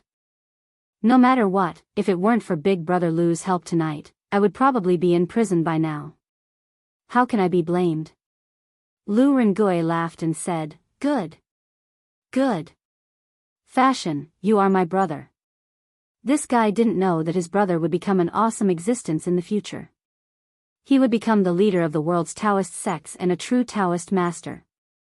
Yi Fashion also didn't expect that his unintentional friend would become a famous general of the Tang Empire in the future. The night passed very quickly. This night, many people didn't sleep at all. For example, Cui Junshuo, Cui Xuanji, Qi Li, Little Yu, and Yi Minglei. Uncle Yi, Fashion didn't return last night. Something must have happened. I'll go out and look for him now. Little Yu, didn't know how many times she had cried that night. At this moment, her eyes were red as she looked at Yi Minglei and said, Sigh. Miss Li Yu, your identity is special. It's inconvenient for you to appear in public. Let me go. At least, I'm still the deputy county magistrate. Eat some porridge and rest for a while. How could Yi Minglei not be anxious? Yi Fashion didn't return last night. He was so worried that his hair was turning white. He pointed at the breakfast that the servants had just brought over and said to Li Yu. No. Uncle Yi. Little Yu also stood up and said stubbornly, this time, I came to Jianghu on my own initiative. It has nothing to do with Fashion. He didn't have to come here to take the risk. It's all because of me that he got involved in this dispute. Now that he's in trouble, I can't just stand by and do nothing. I have to go and look for him. Chapter 1309. Yi Minglei couldn't persuade little Yu. The two of them rested for a while and prepared to go out to find Yi Fashion. I'm back. What they didn't expect was that as soon as they left the backyard, they saw Yi Fashion standing there with his back straight, looking at them with a smile. Little Yu was stunned. She was already in despair, but her heart was suddenly filled with joy. Fashion, you're okay? That's great. I thought you were caught by the provincial governor's mansion. Uncle Yi and I were going to the provincial governor's mansion to get some information. Little Yu rubbed her eyes to make sure it wasn't a dream. She took 2 steps forward and grabbed Yi Fashion's arm and said excitedly. That's great. That's great. Yi Minglei was in tears. Yi Fashion didn't return last night. The pressure he was under was no less than Li Yu's. Yi Fashion looked at the 2 people in front of him. Their eyes were red with dark circles and they looked haggard. He knew that Li Yu and Yi Minglei must have been worried and didn't sleep last night. He said apologetically, Second uncle, Miss Li Yu, I'm sorry. I made you worry. There was an accident last night, so I came back now. Yi Minglei smiled and said, That's great. That's great. Let's talk inside. Li Yu quickly shook her head and said, That's great. Yi Fashion stepped aside and said, Li Yu, second uncle went to the provincial governor's mansion last night. Not only did he get some information, but he also brought us some reinforcements. This is Brother Lu from the Bian province army. The other 2 are Brother Lu's subordinates. Yi Minglei and Li Yu were shocked. Their attention was on Yi Fashion just now, so they didn't notice the 3 people behind Yi Fashion. Of course, what surprised them more was Lu Rengui's identity, the Bian province army adjutant. How could the Bian province army adjutant be in Guangqing County? Could it be that the army sent by the imperial court had started to sneak in? I'm Yi Minglei. Greetings to Army Officer Lu. Yi Minglei bowed to Lu Rengui and said. The position of deputy county magistrate was lower than grade 8. Bianzhou was the administrative center of Hunan province and belonged to the upper province. The military officer in Bianzhou was lower than grade 7. Therefore, in terms of rank, Lu Rengui was indeed his superior. Deputy Yi, you don't have to be so courteous. This is not a good place to talk. Please find a quiet room. What we are going to talk about next is top secret. It is about life and death. Lu Rengui was not arrogant.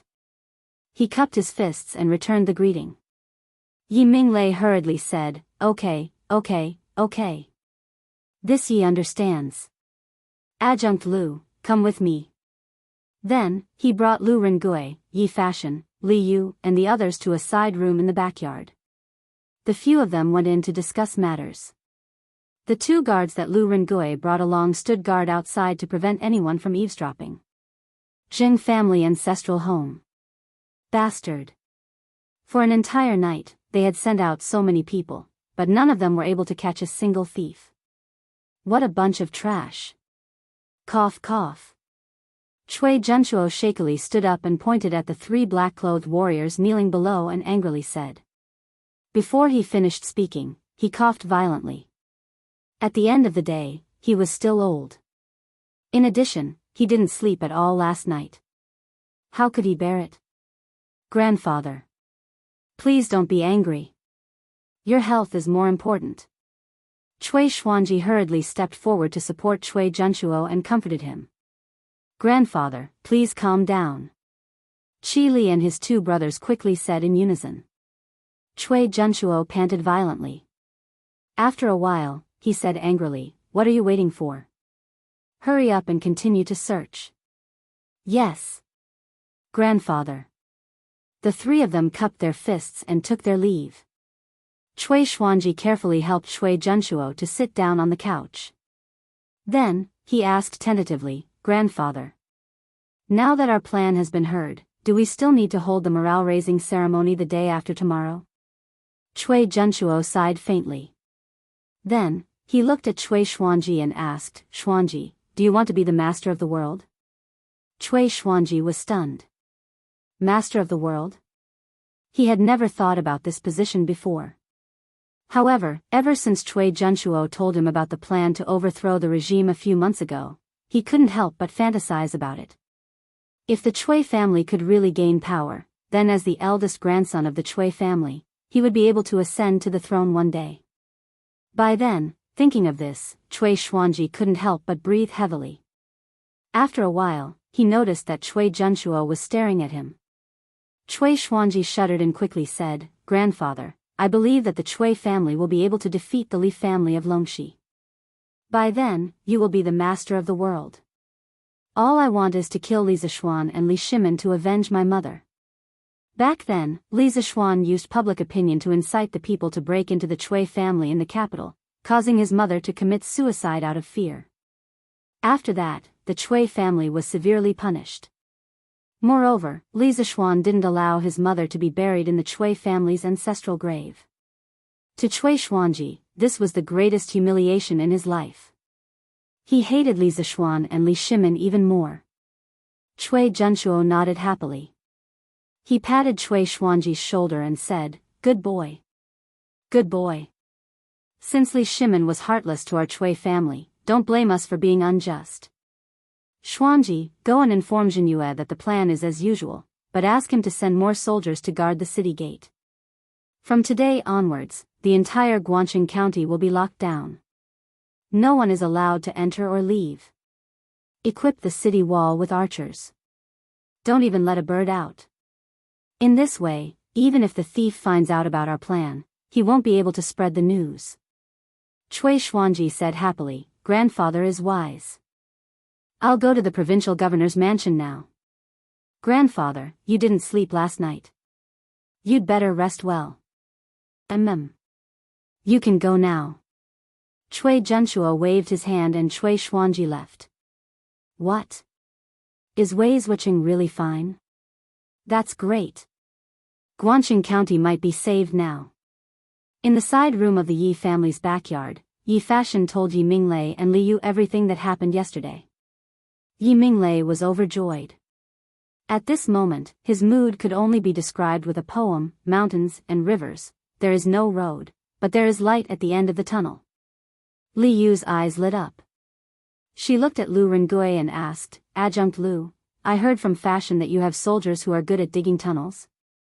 Lu Rengui knew that Li Yu and Li Zishuan had a close relationship. He did not dare to be negligent. He cupped his fist and said, "That's right. What can I do for you, Miss Li Yu?" Li Yu quickly said, "I don't dare. I want to ask if you can let your soldiers dig a tunnel out of the city. As long as Wei Zhuqing is sent out of the city, he will be able to mobilize soldiers from other prefectures to encircle the rebels in Guangqing County." This girl's dreams were pretty good, but, Miss Li Yu, you don't know this, but Guangqing County is the capital of Jianghu. The foundation of the city wall is more than 10 feet deep, and there is a moat outside the city. It is impossible to dig a tunnel out of the city in a short time. Lu Rengui smiled bitterly when he heard this. "Oh. I see. I'm so sorry, I'm so ignorant." Li Yu was a little embarrassed as she repeatedly apologized. Lu Rengui waved his hand and said, "Haha. It's okay. In fact, if I had anticipated today's situation, would have ordered them to dig a tunnel in advance. Perhaps they would have been able to dig a tunnel out of the city. But now, it's obviously too late."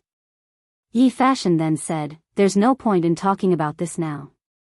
Second uncle, according to Cui Junshuo, they will gather the people's will and lead the soldiers to revolt. When that happens, the city will be in chaos.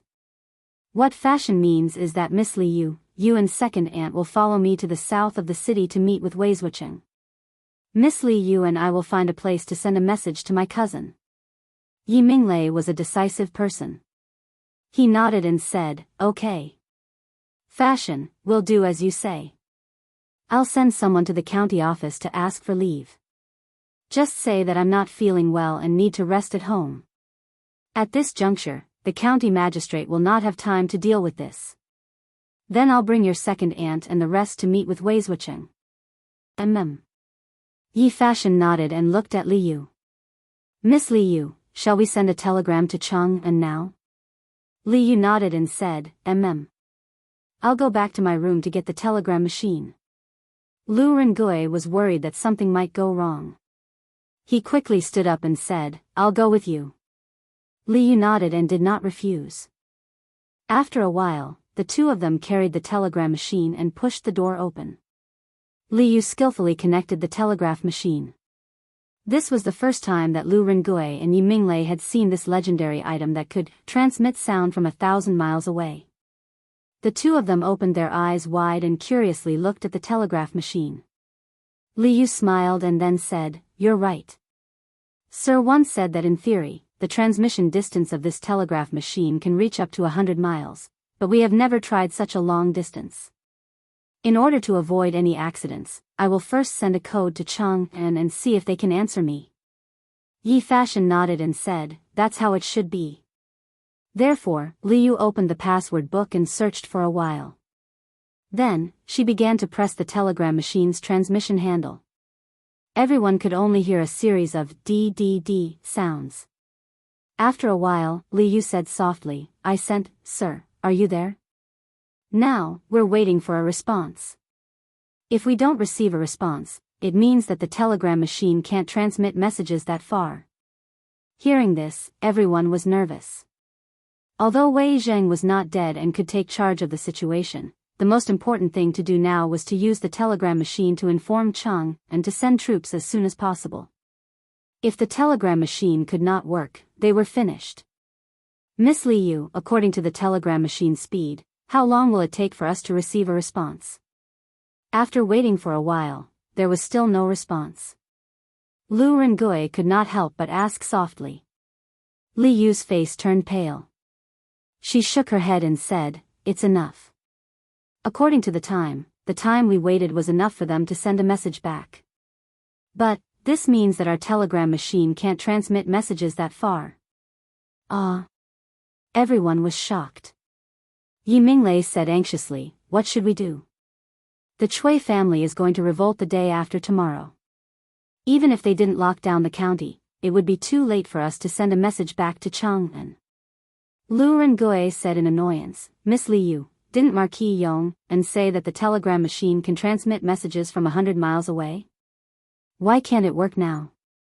Li Yu shook his head and said, Like I said, that's only in theory. In reality, when this thing is in the process of transmitting a message, it can easily be damaged due to some other factors. Oh right, I have an idea. Uncle Yi, is there a particularly tall pagoda or attic in Guanqing County? Yi Minglei asked curiously, Miss Li Yu, why are you asking this? Li Yu said excitedly, I remember Mr. once told me that the telegraphic machine's transmission can be understood as a formless energy. When this energy encounters an obstacle and passes through it, it will be damaged to a certain extent. Now that we're surrounded by houses, the damage will naturally be greater. Therefore, if there is a very tall pagoda or attic in the city, sending a telegram from there can greatly reduce the damage to the building. At that time, Chang'an might be able to receive the telegram from us. In ancient times, ordinary houses were usually 1 to 2 stories high. There were very few that exceeded 3 stories. Pagoda was an exception. Normally, pagoda would have 10 to dozens of stories. In ancient cities, pagoda was equivalent to a crane and a flock of chickens. Yi Minglei did not fully understand, but he understood the general idea. Hearing this, he quickly said, Yes. There is a relatively tall pagoda in the city. It is located in the Songhua Temple in the south of the city. It was built in the 2nd year of Emperor Xuanwu's Yongping. It was originally Emperor Xuanwu's Li Palace, but it was later changed into a Buddhist temple. There is a pagoda in it called the Songhua Temple Pagoda. It has a total of 15 stories and is about 100 feet high. It should meet Miss Li Yu's needs. Hearing this, Li Yu was overjoyed. That's great.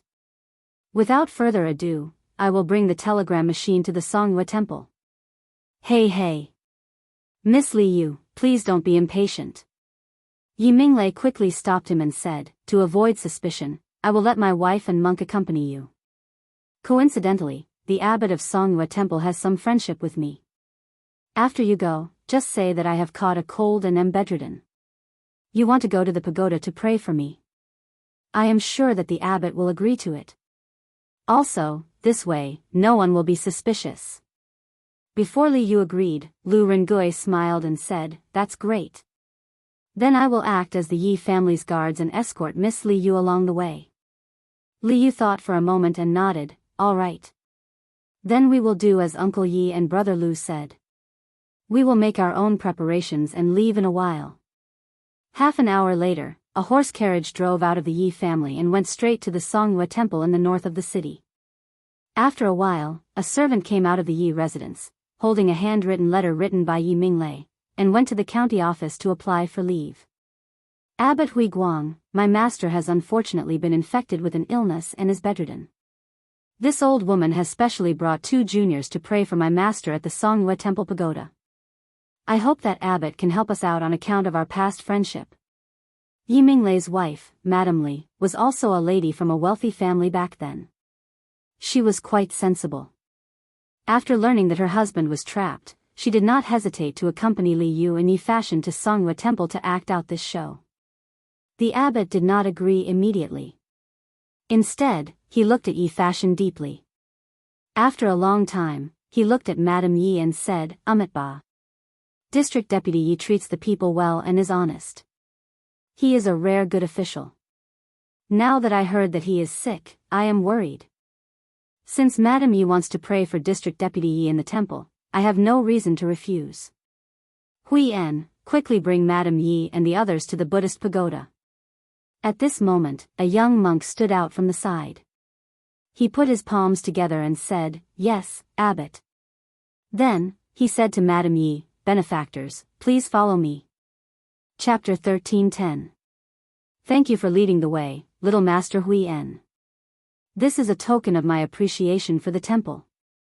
Madame Yi, Yi Fashion, Li Yu, and the others ascended to the top floor of Songhua Temple under Hui En's lead. Madame Yi chuckled as she took out a small stack of tang yuan from her sleeve and passed it to the little monk. The little monk stole a glance at the tang yuan in Madame Ye's hand and was stunned. All of them were in the denomination of 10 tang yuan.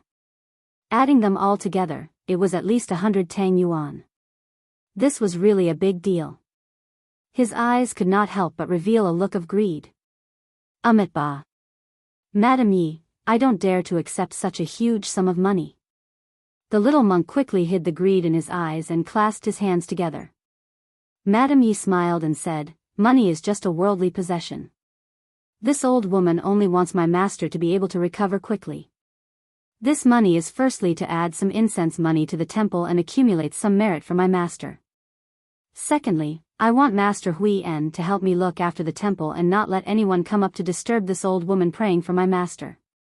After all, if this praying is interrupted, then it would seem that my heart is not sincere, and Buddha will definitely blame me. Little master, don't you think so?" A trace of excitement flashed through the little monk's eyes, and then he said, "Amitba. Madame Ye's true feelings for County Deputy Yi will definitely move the Buddha. I'll help Madame Yi guard below to prevent outsiders from disturbing Madame Ye's prayer."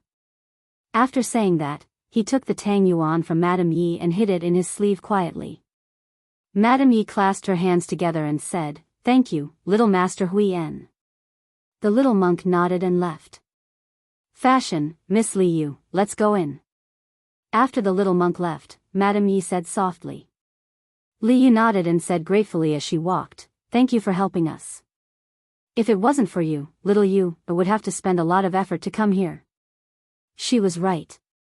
Songhua Temple was usually not open to ordinary pilgrims, let alone the top floor.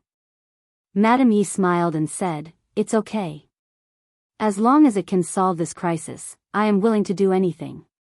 Miss Li Yu, now that no one is disturbing you, quickly try to see if your telegraph works." "Okay. All right." Li Yu nodded and walked to an incense table. She began to fiddle with the telegraph.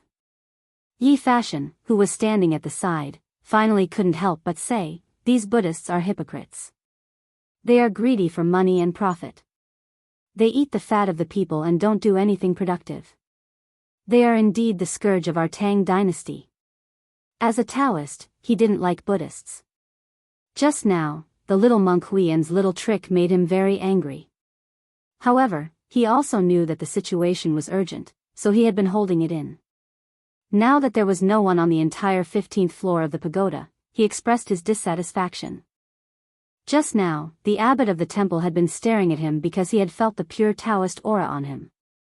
A Taoist priest came to a monk's temple to pray for blessings. Presumably, the abbot was in a state of confusion for a moment. Madame Yi smiled and said, "Monk, what's the point of saying all this now? As long as Miss Li you can achieve her goal here and send the news back to Chang'an, my money will be well spent." "Yes. Second aunt is right." Yi Fashion nodded. At this moment, he finally turned his attention to Li Yu.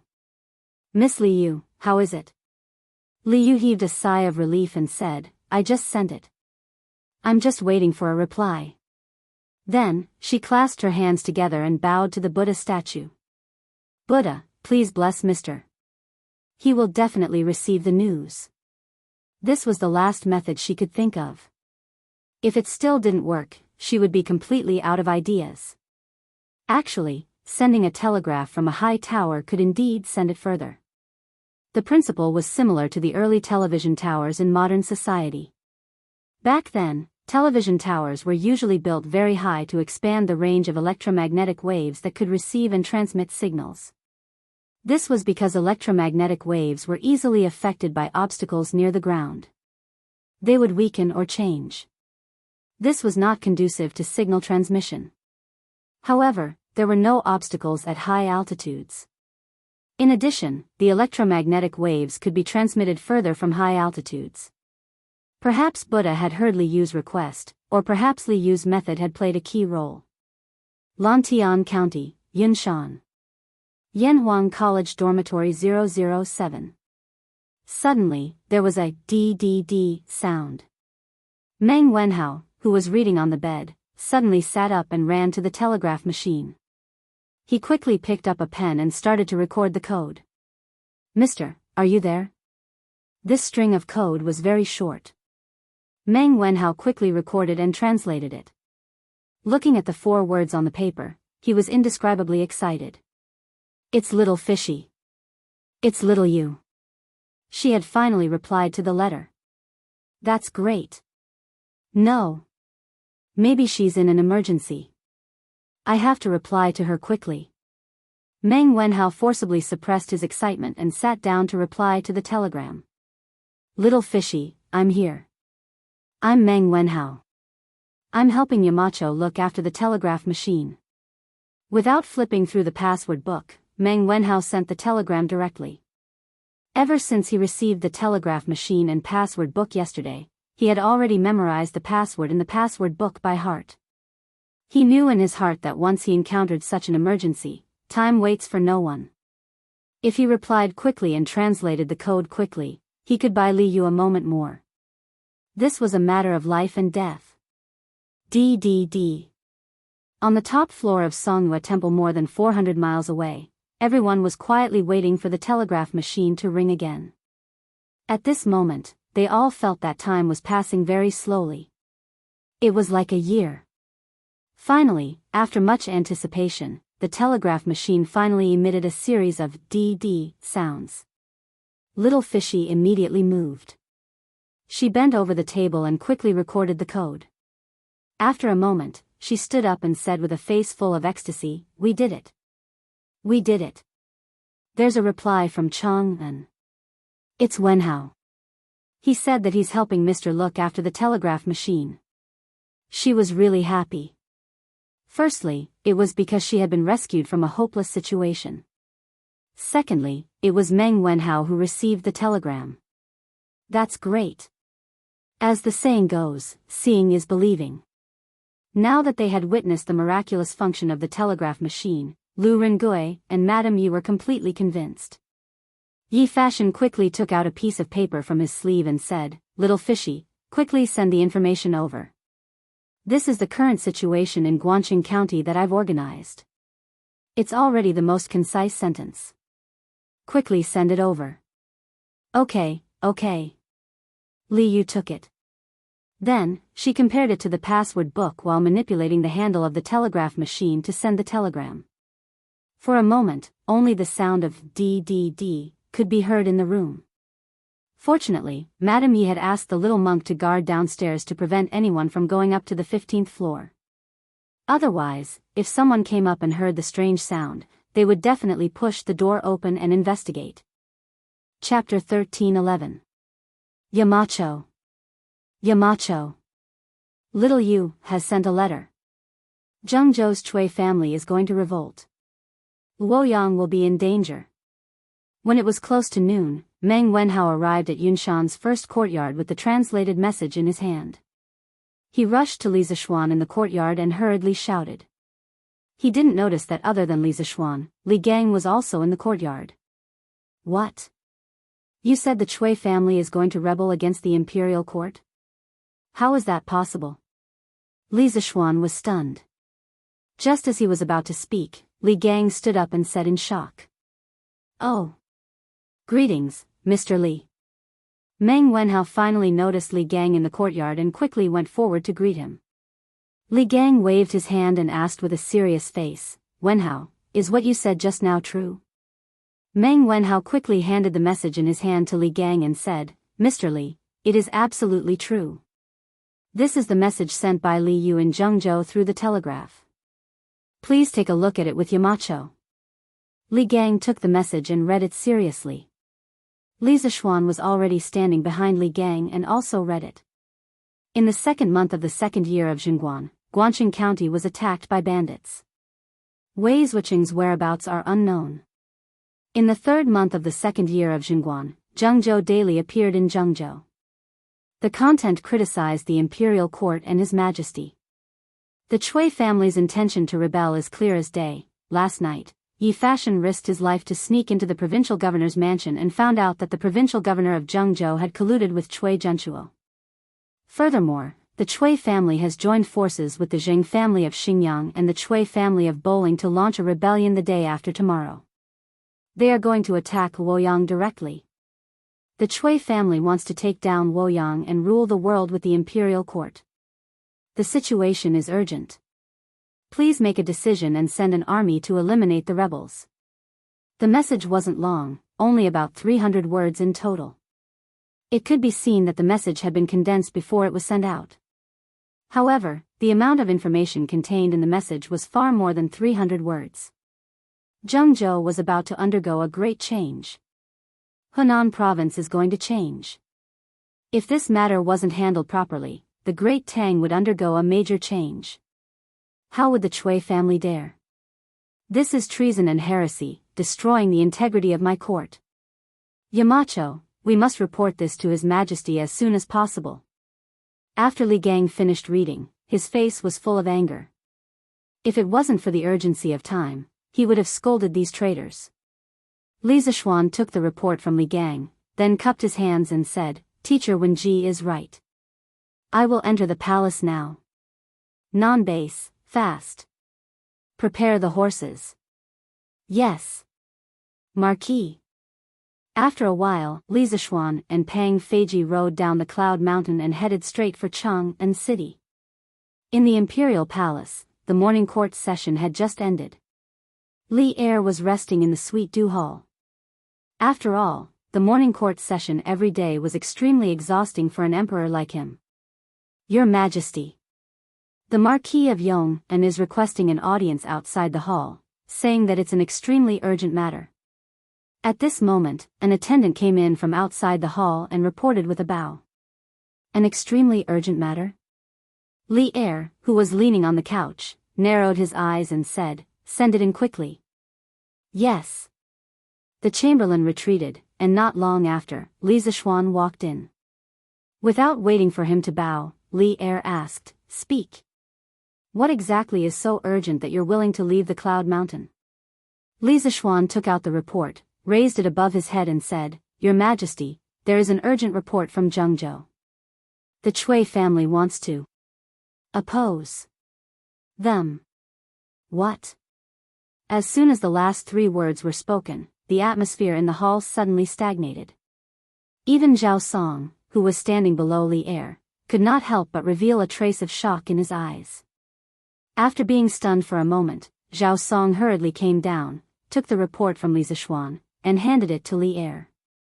After Li Er scanned the contents of the report with a serious expression, he ordered, quickly summon Zhang Sun Wuji, Fang Xianling, Du Ruhui, Li Jing, Qing Jijia, Qin Xiong, Yuqi Jingda, Niu Jinda, and Duan Jishuan for a meeting.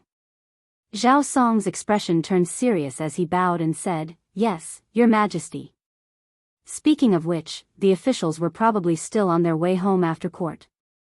If he wanted to summon them back, he would probably have to send someone to look for them on the road. Marquis of Yongmen, where did this report come from? How many days has it been since the time in this report? After Zhao Song left, Li Er stood up from the dragon couch and looked at Li Zishuan and asked. This was the question he was most concerned about. After all, the report said that the Cui family would start an uprising the day after tomorrow, but who knew if the day after tomorrow had already passed? This was the problem of the timeliness of information that the ancient people often encountered. Your Majesty, this report was just sent from Jianghu through the telegraph. It was less than 2 hours ago, and the Cui family's uprising date is the day after tomorrow. Li Zishuan bowed and said. Li Er raised his eyebrows. After thinking for a while, he understood and said, previously, when your cousin Yi Fashion and Li Yu went to Jianghu, they must have brought a telegraph machine with them, right? Back when Yi Fashion and Li Yu went south to Jianghu, Li Er had warned Li Zishuan not to act rashly in Jianghu and ruin his plans. Now that Li Zishuan mentioned the origin of this report, he could roughly guess the cause and effect. Your Majesty is wise. I was worried that they would meet with an accident in Hunan, so I gave them a telegraph machine. Li Zishuan replied. Li Er nodded. Seeing that Li Zishuan was still frowning and looking worried, he couldn't help but say, this time, the report that Li Yu and Yi Fashion sent back was considered timely. The imperial court had enough time to react and make corresponding arrangements. The safety of Minister Wei and the rest should not be a concern. Besides, I already knew about the chaos in Jianghu last month. How could I not have made any preparations? Li Zishuan's eyes lit up. Just as he was about to ask, he suddenly heard footsteps outside the hall. It was Zhao Song. Your Majesty, Duke Xiao, Prime Minister Fang, and the rest are all waiting outside the hall. Li Er nodded and said, let them in quickly. After a while, Zhang Sun Wuji, Fang Xianling, and the rest all came in. After a round of greetings, Zhang Sun Wuji glanced at Li Zishuan in the hall, then looked at Li Er and asked, may I know why your Majesty has summoned us here? Li Er looked at the officials in the hall and said in a deep voice, last month, the Cui family connived with the bandits and attacked the magistrate's office. They wanted to use this opportunity to assassinate Wei Zheng. After that, they arbitrarily published the Jianghu Daily to attack me and the imperial court. They wanted to use this to bewitch the people and plot a rebellion. Also, I have received news that Cui Junshuo has already joined forces with Jianghu provincial governor Pan Jinyue, Xinjiang's Xing family, and Boling's Cui family. They will gather the people's opinions and start a rebellion the day after tomorrow. Their first target is Luoyang. My beloved officials, what do you think I should do? Zhang Sun Wuji and the rest were instantly shocked. They were summoned right after the court. Before they came, they had thought of thousands of possibilities, but they didn't expect such a big thing to happen. Your Majesty. Give me 20,000 men and horses. I will go to Jianghu and destroy these rebels. While everyone was still in shock, Qing Yaojin had already jumped out excitedly and shouted anxiously. He was indeed excited. Speaking of which, the world had been peaceful for so long. This old fellow had long been bored to death at home. Now that there was finally a war to fight, how could he not be excited? Your Majesty. As long as you give me 10,000 troops, I will be able to exterminate the rebels. Yuqi Jingda reacted and hurriedly said. Bah! Yuqi old hey, what do you mean? Qing Yaojin immediately lost it. He was the one who said it first, but wasn't Yuqi Jingda trying to cut him off? What do you mean, what do I mean? I want to share His Majesty's worries. What does it have to do with you, lunatic Qing? Yuchi Jingda retorted without a trace of fear. You Yuchi old hey, do you want to fight again? Then let's fight. Silence. These two people were enemies in the previous life. They fought as soon as they met. Li Er's face turned darker and darker as he watched. Finally, he couldn't hold it in and shouted. As expected, Qing Yaojin and Yuchi Jingda immediately quieted down. In the court, the military situation is extremely urgent. As important officials of the court, you two are actually quarreling. Where is the propriety? Aren't you afraid of being laughed at by the younger generation? Li Er criticized in annoyance. Then, he looked at Li Jing and said, Apothecary, what do you think of the Chui family's rebellion? In the end, there were many people in the court who were suitable to be generals. However, there was only one person who was most suitable to be the commander of an army, and that was Li Jing. In terms of foresight, military strategy, and strategy, almost no one could compare to him. Li Jing cupped his hands and said, Your Majesty, I think that the most important thing right now is to send people 800 li to inform Luoyang's magistrate to strengthen the city's defense. Luoyang has Hanjiatsang, and there is enough food for 500,000 soldiers to eat for a year. We must not let Luoyang fall into the hands of the rebels. Luoyang's Hanjiatsang was the world's largest granary. At its peak, the amount of food stored was close to 6 million dan. This was also the main reason why Chui Junshuo wanted to take down Luoyang as soon as possible. In addition, I think that Your Majesty should issue an edict to mobilize the available provincial troops around Jianghu to first resist the rebel army. Then, from Chang'an, we will mobilize the army to Hunan province. Jianghu is only 400 li away from Chang'an. If we rush, we can reach it in 5 days. In other words, as long as Luoyang's guards and the other provincial troops can delay it for 3 to 4 days, Luoyang will not fall into the hands of the enemy. Only then can the court deal with the rebel army with the least loss. In addition, before the army sets off, we have to figure out the number of rebels so that we can deal with them. Qinghe Chui clan, Xingyang Zhengzhou clan, and Boling Chui clan are all large clans that have existed for thousands of years. They have tens of thousands of disciples, and countless scholars, officials, and generals that rely on them. This time, Chui Junshuo used Zhengzhou daily to criticize Your Majesty and incite the people to join the rebel army. Therefore, according to my estimation, the number of rebels is definitely not less than 200,000. No matter who Your Majesty sends to quell the rebellion, I hope that he will not underestimate the enemy. Li Jing was indeed Li Jing. Once he said this, the officials in the hall stopped arguing. Li Er nodded and said, Zhao Song, immediately issue an edict. Order Luozhou's governor Chu Tudong to strengthen the city's defenses. Prepare rolling stones, crossbows, and other defensive tools in advance. We must defend the city. Order Hunan Province's Anfu ambassador Ren Kan to immediately mobilize the troops of Qinzhou, Shuzhou, Songzhou, Chaozhou, Haozhou, Qizhou, Qingzhou, Bianzhou, and Suzhou to quell the rebellion in Zhengzhou. Also, order Wang Yu, who is hiding in Dengzhou, to immediately lead the army to Zhengzhou. Li Er's arrangement at the beginning was still considered normal, but the last sentence was earth-shattering. Chapter 13:12. On the 13th day of the 6th month of the 9th year of Wuda, Li Shimin abolished the Xingtai system and set up a governor's office in Luozhou, Luoyang. In the first year of Zhengguan, Li Shimin appointed Chu Tudong as the governor of Luozhou. In the same year, Li Er divided the world into 10 daos. Luoyang and Zhengzhou both belonged to Hunan daos. At that time, the imperial court did not set up fixed officials and offices in each daos. They only temporarily sent officials and ambassadors to patrol.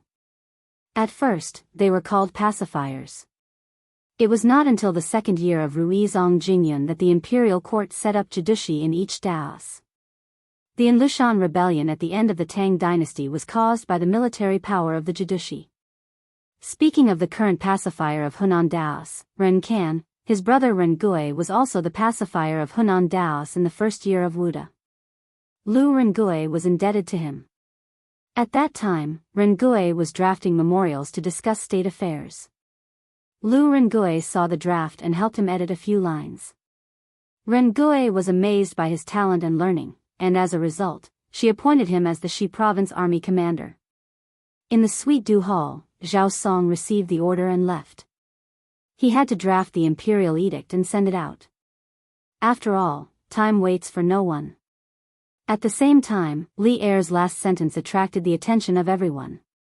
Fang Xuanling's eyes flashed, and he cupped his hands and asked, "Your Majesty, Provincial Governor Wang should be in Suizhou. Why is he in Dengzhou?" According to the Tang dynasty's laws, the governors of each province should be in charge of their own affairs. They were not allowed to leave the province unless the emperor ordered them to do so. Now that Wang Yu suddenly appeared in Dengzhou, and from what Li Er said, Wang Yu even brought an army with him. Li Zishuan's heart stirred, and he also looked towards Li Er. Li Er smiled faintly and said, "A month ago, I received news that there were bandits in Jianghu causing trouble. I thought that Wei Jing would face the retaliation of the local officials and the fierce retaliation of the Chui family. To prevent some people from acting out of desperation, I ordered Ren Kan to choose 200 elites to sneak into Guangqing County to protect Wei Zhang in the dark. I also ordered Sui Province's Governor Wang Yu to lead 20,000 troops to hide in Dengzhou and be ready to assist Wei Zhang. Now, it seems that some people will always take risks and commit treacherous acts. Therefore, Wang Yu's troops can also be put to use." When the officials heard this, they couldn't help but exclaim, "Your Majesty is wise." Li Zishuan, on the other hand, secretly curled his lips. He thought to himself that old Li was indeed a sly old fox. No wonder he wasn't worried at all. It turned out that he had already prepared a backup plan. Qin Xiong cupped his fists and said, "Your Majesty, Governor Wang's 20,000 troops will not be able to stop the Chui family's rebel army. Even if Ren Kan gathers 10 states' troops, he will not be their match. The imperial court must send elites to Zhengzhou." Li Er nodded and said, "What Xu Bao said is also what I was thinking. In that case, who do you think I should send to Zhengzhou to quell the rebellion?" Qing Yao Jin was immediately energized. He stepped forward and said, "Your Majesty, this old subject requests permission to lead the right guard to Zhengzhou. Your Majesty, this old subject requests battle.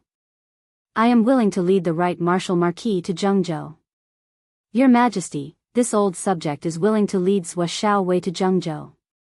Yuqi Jingda and Niu Jinda did not want to be left behind. They also stepped forward and asked for battle. Li Zishuan was not interested in war. However, when he saw this scene, he could not help but feel his blood boil. He was fascinated. This was the prosperous Tang dynasty. This was the prosperous Tang dynasty that countless people of the Yan Huang dynasty were proud of. In the face of war, no one was afraid. Everyone was filled with fighting spirit. The Yellow Sand wore golden armor after 100 battles. They would not return until they had conquered Lulan. This was the belief that every Tang dynasty general had. They would press forward without stopping until they reached their goal. What a great era this was. Your Majesty, this subject requests battle too. This subject is willing to lead the black armored army to Zhengzhou. Although Chang'an is a few hundred miles away from Zhengzhou, the black armored army can reach it in 2 days.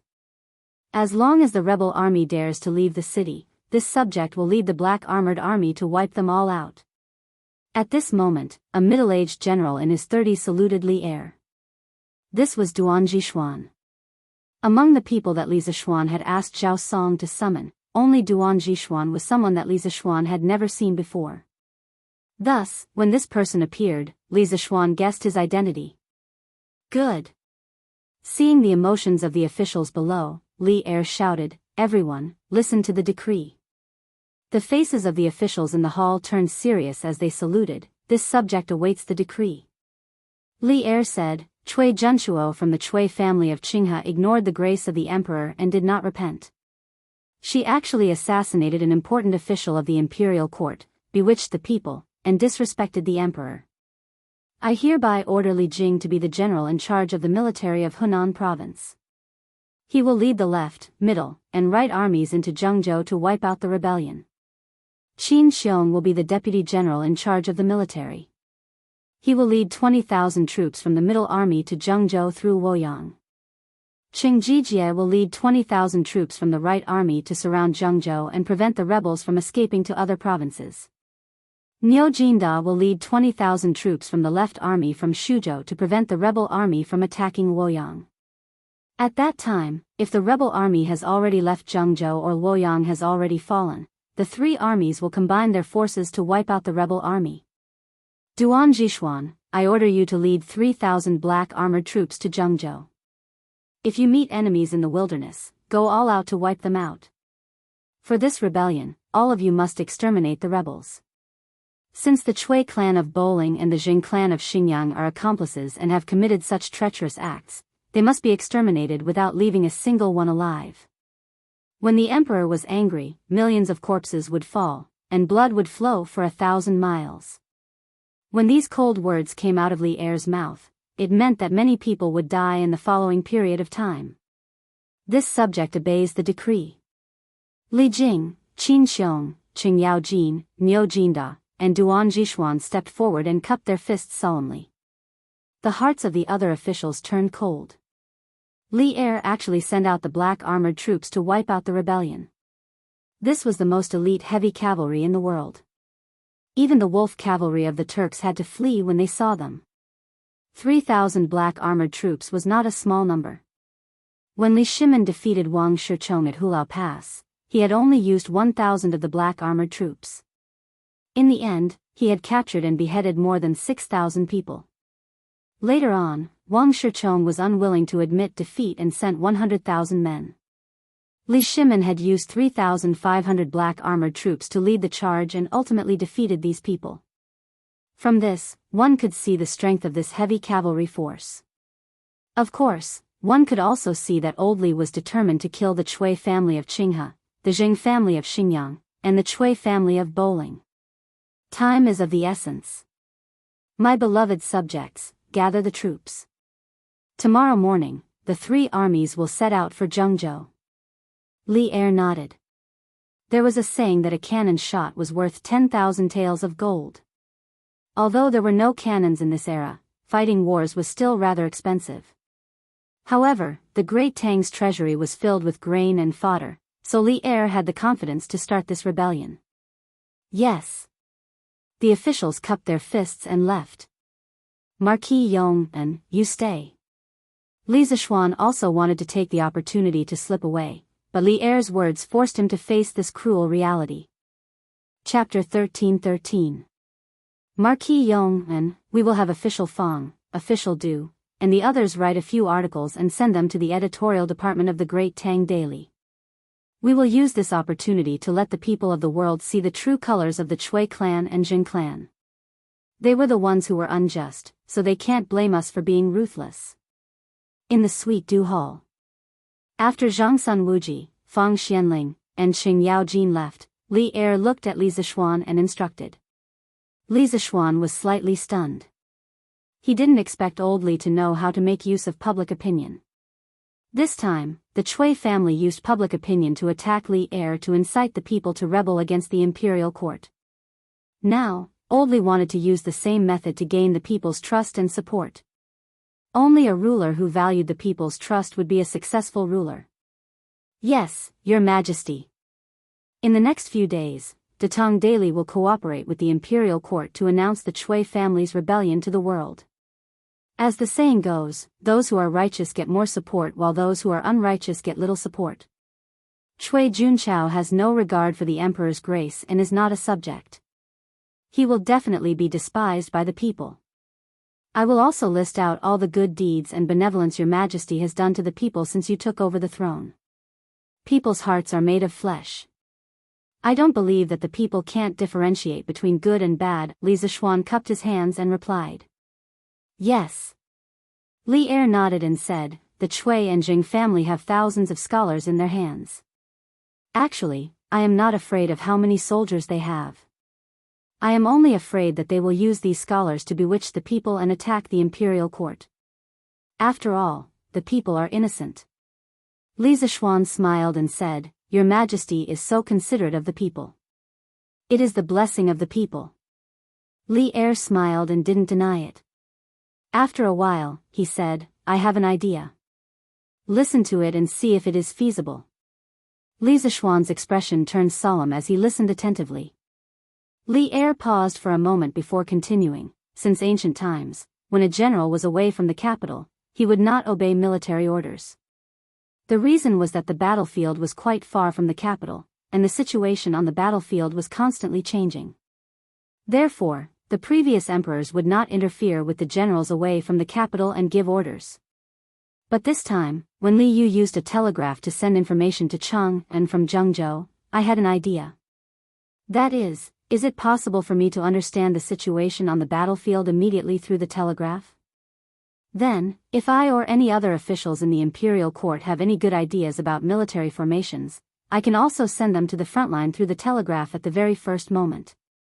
What do you think? Li Zishuan was shocked.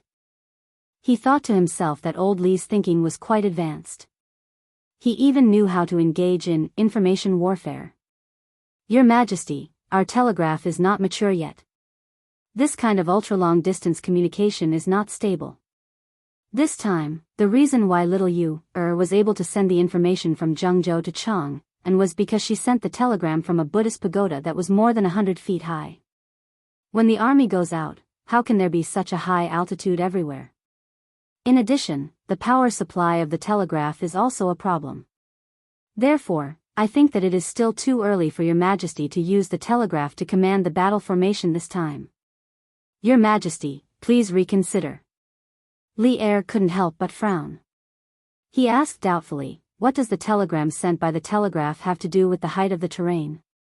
Li Zishuan cupped his hands and said, Your Majesty, if I may be so bold as to ask you, if this person stood on a high mountain and shouted to the foot of the mountain, would his voice travel far? Or if he stood on the street and shouted, would his voice travel far? Li Er thought for a moment and replied, of course, if he stood on a mountain and shouted, his voice would travel far. Li Zishuan smiled and said, that's right. Your Majesty, in fact, the telegram sent by the telegraph is just like shouting. If you stand high and the position is spacious, it will naturally travel far. There are many houses in the city, which will block the telegram sent by the telegraph, so it won't travel far. He definitely couldn't tell Li Er about the transmission loss of electromagnetic waves. Otherwise, if he wanted to explain it clearly, he would have to talk for a long time. After thinking about it, Li Zishuan could only give an example to explain to Li Er. I see. Li Er nodded thoughtfully. Then, his eyes suddenly lit up and he said, I still have a plan. This time, we can let the pharmacist bring 2 celestial lamps. On one hand, it can be used to scout the enemy from the sky. On the other hand, we can use the celestial lamps to send information to Cheng and from the sky. What do you think? Li Zishuan didn't object this time. In fact, he had thought of using the celestial lamps to carry the telegraph when he came here.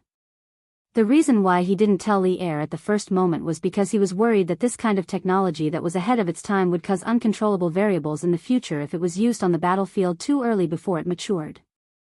The Tang dynasty's biggest enemy was still the Turks. Li Zishuan felt that using the celestial lamps and the telegraph to deal with the Jianghu rebels was a little overkill. Your Majesty's wisdom is as vast as the sea. This subject admires you. This subject feels that this method is feasible, as long as you pay attention to the power supply of the telegraph. Li Zishuan cupped his hands and said. Li Er's face finally revealed a victorious smile. At this time, he looked at Li Zishuan meaningfully and asked, You must be wondering why I am so insistent on using the telegraph in this rebellion, right?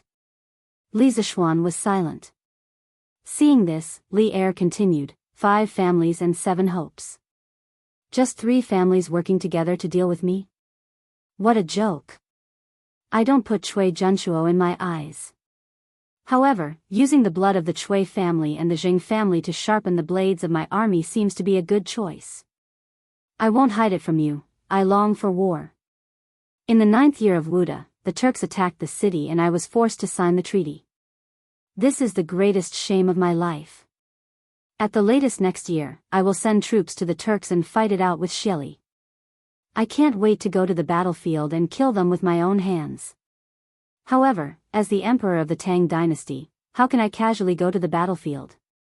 And the telegraph that you, Marquis Yong, built just happens to solve this worry of mine. Although I can't go to the battlefield, I can control the situation through the telegraph. And now, the Chui family's rebellion can be used to train my troops. Your telegraph must be used this time. Even if there are problems along the way, I don't care. Li Zishuan was silent. Although Li Er was just over 30 years old, he had been on the battlefield for more than 10 years. He was a real emperor on horseback. Such a strong Li Er was attacked by the Turks back then. How could he not be angry? However, Li Er was now the emperor of a country. Even if he wanted to take revenge, he couldn't personally go to the battlefield. For a former world hero, this was also a kind of grievance and suffering. This subject obeys your majesty. Currently, this subject has a total of 3 telegraph machines. One of them was given to Li Yu. Since your majesty wants to arrange it this way, then when the army sets out tomorrow, this subject will send a student from the academy who knows how to use the telegraph to bring 1 telegraph machine and 2 celestial lamps with the army.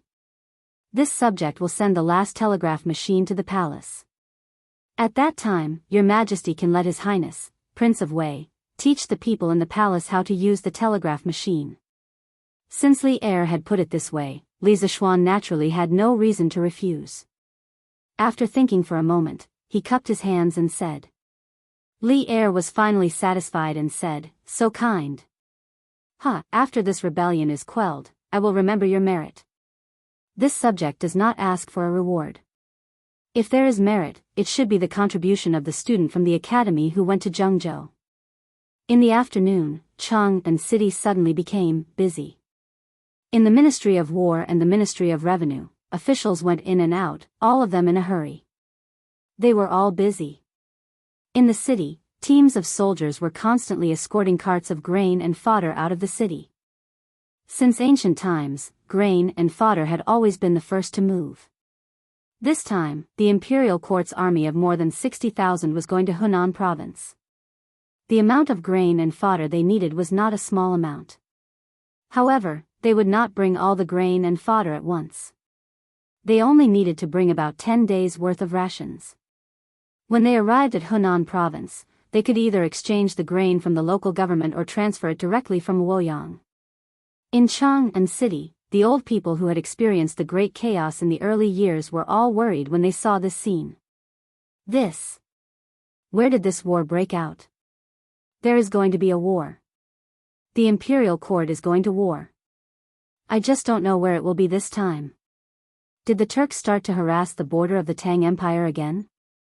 At present, the imperial court had not officially issued a notice, so even if the people felt that something was wrong, they could only make wild guesses in private.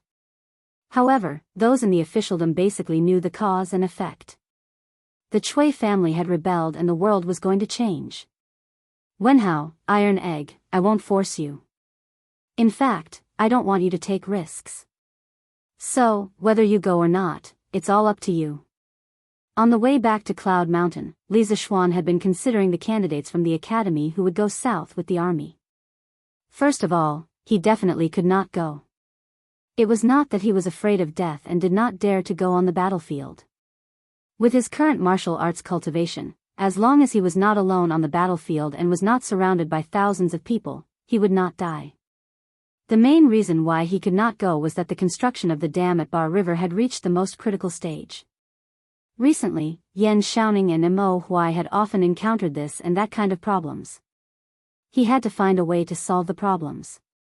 If he really could not leave, then the dam would really be ruined. He had spent too much money and effort on this dam. He really could not bear to give it up halfway.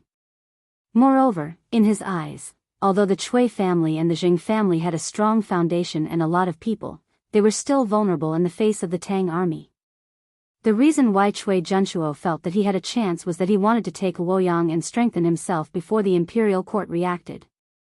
However, the telegrams sent by Li Yu had completely destroyed the Chui family's painstaking plan. In this way, Cui Junshuo was even less of a threat. Therefore, Li Zishuan felt that it was not worth it for him to go, and there was no need for him to go. Since he was not going, he could only let his students go. Among his students, only Li Tai, Meng Wenhao, and Iron Egg were proficient in using the telegraph. Although Qing Chumo was the first to come into contact with the telegraph, this idiot had never learned how to use it. Therefore, after returning to Yunshan, Li Zishuan sent someone to call Meng Wenhao and Iron Egg to the side yard. He briefly told them about the imperial court's intention to send an army to Jianghu to quell the rebellion, and then began to ask for their opinions. Sir, I'm willing to go. I'm willing to follow the army to Jianghu. Meng Wenhao said without hesitation as soon as Li Zishuan finished speaking. Speaking of which, he was still worried about how to help Li Zishuan resolve the crisis. Now that Li Zishuan had made this request, it was exactly what he wanted. Instead of worrying in Chang'an, it was better to go directly to Jianghu to help resolve the crisis. Master, Iron Egg is also willing to go. Not long after Meng Wenhao finished speaking, Iron Egg also spoke up. Li Zishuan looked at the two of them with a solemn expression, saying, "Both of you should think carefully. This is going to the battlefield, not a game. Although you will be staying in the main tent at that time, and the danger will be much smaller, but on the battlefield, there will never be an absolutely safe place. Wenhao, your life doesn't belong to you alone. You still have your parents and sister. If anything happens to you on the battlefield, what will you do to them? And Iron Egg, you are the only son of the Han family. If your father knew that you are going to the battlefield, what would he think?" To be honest, Li Zishuan was quite conflicted. Strictly speaking, following the army to the south was a good opportunity for the students of the academy to gain experience. There was little danger, and if they won the battle, they might even be able to gain military merits, which would benefit them for life. But he was also worried that something would happen to his students in Jianghu. After listening to Li Zishuan's earnest words, Meng Wenhao and Iron Egg both lowered their heads. But after a while, Meng Wenhao raised his head and said, "Yamacho, I have made up my mind. This trip to Jianghu, I must go. If I don't go, I will regret it for the rest of my life. As for my parents, I will persuade them." Iron Egg also raised his head and said with red eyes, "Master, Iron Egg also wants to go. My father went to the north to kill the Turks. Iron Egg also wants to become a hero like my father." Iron Egg.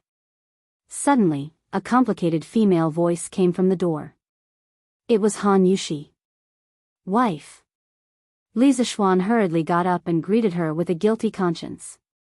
Because he didn't have time to discuss this matter with his wife.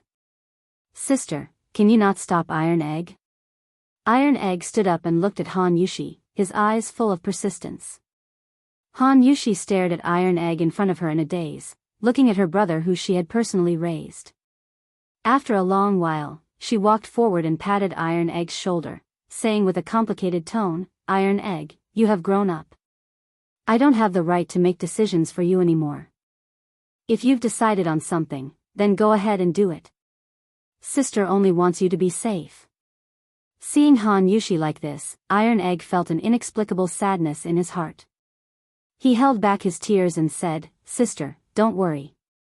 Iron Egg will definitely make himself safe. Iron Egg will definitely become a hero like my father. Husband, you two continue to talk. I will go out and see Lan, Han Yushi quickly turned around and gently wiped the corner of her eyes with her sleeve. She said to Li Zishuan and hurriedly went out. The room was silent. After a while, Li Zishuan forced himself to be spirited and asked, "Both of you want to go?" "Yes. Yes." Meng Wenhao and Iron Egg nodded solemnly at the same time. Li Zishuan sighed softly and said, "That's good. Since that's the case, then let's both go. We can take care of each other on the way. Go back and pack up immediately. Tomorrow morning, I will send you to Uncle Li. In the future, you will listen to his orders. As for the academy, you don't have to worry. I will ask for leave for you first. When you come back, I will arrange for someone to make up lessons for you. Yes. Yamacho. Yes. Master. Chapter 13-14. Oh. Isn't this Madame Yi? Are you here to pray for blessings at Songhua Temple? I heard this morning that County Deputy Yi was sick. Could it be true? Guangxing County, at the entrance of Songhua Temple. Madame Yi brought Liu, Yi Fashion, and a few others out of the temple. She was stopped by a fat, shifty-eyed, greasy middle-aged man. Behind the man were 4 or 5 bailiffs. At this moment, he was staring at Madame Yi maliciously and said with a smile. Registrar Wang, what do you mean by this? My husband is sick in bed. As a colleague, it's fine if you don't care about him, but you're actually making sarcastic remarks here. Has your sense of propriety been eaten by dogs? Hearing this, Madame Wang's face was filled with anger and she scolded mercilessly. She looked exactly like a wife who was eager to protect her husband. Registrar Wang saw this and his eyes flashed. Then, he said with a smile, hee hee. Madame Yi, please don't be angry. Who said that I don't care about County Deputy Yi? I even sent people to send County Deputy Yi a lot of ginseng, bird's nest, and other precious tonics. As a person, what I value the most is the righteousness between friends and colleagues. Madame Yi glared at Registrar Wang coldly and didn't continue to say anything. Registrar Wang rolled his eyes and pretended to be depressed. He patted his head and said, Aya, look at this official's memory. I brought people here to catch the rebels. Why did I mention this to Madame Yi? Rebels? Madame Yi, Yi Fashion, Liu, and the others were all shocked. Finally, Madame Yi forced herself to look calmly at Registrar Wang and said, What rebels? When did Guangxing County have rebels? Moreover, Registrar Wang, why did you catch the rebels at Songhua Temple? Registrar Wang didn't answer. He turned his gaze to Yi Fashion and Liu behind Madame Yi. Then, he went forward and asked, Madame Yi, who are this young master and this young lady? I've known County Deputy Yi for many years. How come I've never seen them before? Don't tell me they're your long-lost children. Shut up. Upon hearing this, Madame Yi's eyes were filled with anger as she said, Don't talk nonsense, Registrar Wang. They are my master's niece and nephew. They entered the city a few days ago. If Registrar Wang continues to talk nonsense, don't blame me for being rude. Yi Fashion and Liu were also furious. If it weren't for the special situation, they would have beaten Registrar Wang up a long time ago. Don't be angry. Madame Yi, please don't be angry. Registrar Wang waved his hand fearfully and said, I'm just asking casually, there's no need for Madame Yi to be angry. Oh, right. Were this young master and this young lady at home last night? Yi Fashion's heart skipped a beat. He thought to himself, what should come has finally come. Just as he was about to speak, he saw Madame Yi standing in front of him. With a look of disdain, she said, Nonsense. If they're not at home, where else could they have gone? Registrar Wang crossed his arms and asked lightly, Is there anyone who can testify? Madame Yi panicked, but she knew that she couldn't panic at this moment. She took 2 deep breaths and glared at him. What? Registrar Wang wants to testify? Fine, when we return to the Yi residence, I'll ask all the servants and maids to testify. Our Yi family has never done anything wrong, why would we be afraid of your investigation? But you, Registrar Wang, without any evidence, what right do you have to interrogate our Yi family members? You're offending your superiors. When my master recovers, I'll go to the county office to find the county magistrate to judge. Registrar Wang's eyes flashed with an unnatural look. Then he smiled and said, Haha. I'm the one who's joking, there's no need for Madame Yi to be angry. As for Deputy Yi going to find the county magistrate to judge, he can do as he pleases. I'm afraid he won't make it in time. Ha ha ha. After saying that, Registrar Wang laughed proudly. Won't make it in time? What do you mean? Madame Yi frowned and asked. Haha. Nothing. Registrar Wang shook his head and looked at Madame Yi. He whispered, Li Lanzhu, 10 years ago, why didn't you choose me, Wang Cheng, but Yi Minglei? Huh, what's the result? In a few days, Yi Minglei will die and you'll be a widow. TSK. What a pity. What a pity. You. Wang Cheng, you've gone too far. Madame Yi was shocked and angry. She pointed at Registrar Wang and said while gritting her teeth, You're asking for death. Yi Fashion looked at Registrar Wang with a gloomy look. His heart was filled with murderous intent. Although Wang Cheng's voice was low, Yi Fashion heard every word. From his point of view, he had brought trouble to his second uncle's family when he accompanied Li Yu to manage the city. Now, someone had insulted his second aunt, whom he had respected since he was young, in front of him. How could he tolerate this? Moreover, after Wang He, the servant of the Yi residence, found out about Li Yu's identity, he secretly went to inform on Wang Cheng. Kill. Although Yi Fashion was a Taoist, when he met someone who deserved to be killed, he would not show any mercy. However, there were too many people here. If he killed Wang Cheng, none of them would be able to escape. I'll let this bastard live for another 2 days. Yi Fashion thought to himself. Haha. All right. Since there are no traitors here, I'll take my leave. However, I still have to give Madame Yi a piece of advice. For the next 2 days, you and Deputy Yi should not go out as you wish. Wang Xing smiled and then left with his men as if nothing had happened. Humph. Brother Yi, this bastard is evil. If there's a chance, I'll cut off his head for you. After Wang Cheng had left, Lu Rengui patted Yi Fashion's shoulder and said, Thank you. After returning to the Yi residence, Yi Minglei asked Madame Yi, Li Yu, and Yi Fashion to change into the coarse clothes of the commoners. He also instructed the housekeeper to close the door and decline all visitors for the next 2 days. When the sky was about to turn dark, Lu Rengui led the Yi family out of the residence and headed towards the south of the county. At this time, the commoners were in a hurry to go home. There were quite a lot of people on the streets. Moreover, the sky was dark and it was not easy for others to recognize them. 3/4 of an hour later, they finally arrived at Lu Rengui's rented courtyard without any mishap. How is it? Has the information been sent out? As soon as they entered the house, Wei Jing impatiently went up to them and asked before they could even greet each other. Little Yu clasped her hands and smiled. Deputy Wei, fortunately, I didn't disappoint you. When it was close to noon, I had sent everything here to the Yamacho. The Yamacho said that he will go to the palace immediately to meet the emperor.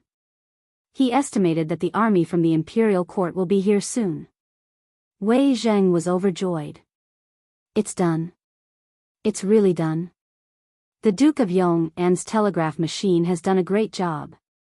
Next, we should think about how to get out of here and help the imperial court to suppress the rebellion. Chapter 13-15. The officials of Chang'an were busy, and the people panicked at the news of the war. The soldiers of the 3 armies were mobilized to reinforce Luoyang. The war decree signed by Li Er, the ruler of the Great Tang Empire, had instantly placed Chang'an in a state of war. Mobilizing 60,000 to 70,000 soldiers to quell the rebellion in Jianghu was no small matter. The mobilization of soldiers, the allocation of weapons, and the allocation of rations were all coordinated by the officials of the various departments of the imperial court. Moreover, the military situation was urgent. The army was about to set out tomorrow, so the officials were even busier. The officials of the 6 ministries of the imperial court all wished they had 8 legs. Those officials who had applied for leave at home were all called back. Unless they were so sick that they couldn't get out of bed, even if the sky fell down, they had to return to their yamen. The last time the 6 ministries of the imperial court were as busy as they were today was back in the 9th year of Wuda, when the Turkic army had besieged the city. This emergency war was an enormous test for all the departments of the Great Tang imperial court, and it was also a good opportunity to test the efficiency of the officials of the 6 ministries. Within Ganlu Palace, Li Er was not idle for even a moment. For the entire afternoon, there were constantly courtiers coming in and out of this place, reporting to him on the progress of the various preparations for the army's expedition. At this time, a special person who rarely appeared in the sweet nectar hall. Your Majesty, all the officials in Cheng, and who are related to the Chui family of Qinghe, the Chui family of Bowling, and the Jing family of Xinjiang have been monitored by the cavalry. Once they act rashly, they will be arrested immediately. This person was Li Junxian, the man who was in charge of 100 cavalry for Li Er. Junxian, you've done well. In addition, you must have people on guard against these officials sending pigeons to Zhengzhou. Li Er's eyes flashed with cold light as he sternly said. The Chui clan of Qinghe, the Jing clan of Xinjiang, and the Jing clan of Bowling were all thousand-year-old clans. Many of the officials of the Great Tang imperial court had once been scholars from these three clans. After all, although the imperial court had opened the imperial examinations, scholars relying on the great clans was still the norm. In this situation, Li Er had no choice but to guard against the officials related to the Chui clan and the Jing clan secretly leaking information. At this time, Li Er had to be grateful to his old man, Li Yuan. Back then, after Li Yuan established the Tang dynasty and pacified the world, he had already begun to intentionally exclude the officials from aristocratic families from the center of power. Although there were still a large number of officials in the court who came from aristocratic families, there were very few who held important positions. At present, the rising nobles of Great Tang were gradually gaining the strength to contend against the established noble clans. This subject obeys the decree. Li Junxian clasped his fist and left. Cloud Mountain Villa. Wife, are you blaming your husband for letting Iron Egg go to Zhengzhou? After finishing all the work in the afternoon, Li Zishuan saw Han Yushi sitting alone in the courtyard in a daze. He walked quietly behind her, bent down, and held Han Yushi's slender waist as he whispered in her ear. Husband. Suddenly being hugged by someone, Han Yushi was startled. When she turned her head and saw that it was Li Zishuan, she leaned her head on Li Zishuan's shoulder and whispered, Husband, this concubine doesn't blame you. This concubine knows that you are doing this for the good of Iron Egg. If he can earn a military merit this time, he will be able to enjoy glory and splendor for the rest of his life. However, this concubine only has this one younger brother. For him to suddenly go to such a faraway place by himself, this concubine is very worried. Seeing his wife frown, Li Zishuan stroked her cheeks with some heartache. Then, he said, Wife, there is no need to worry. This trip to Zhengzhou is not for him to charge at the front lines. He should only be managing the intelligence in the central tent. Besides, Iron Egg now also has martial arts. Even if he encounters an accident, he will be able to protect himself. Don't you think so? Han Yushi turned around and pressed her forehead against Li Zishuan's forehead. Her clear eyes looked into Li Zishuan's eyes. After a while, she whispered, This concubine will listen to you, husband. You are our Han family's benefactor and also our Han family's lucky star.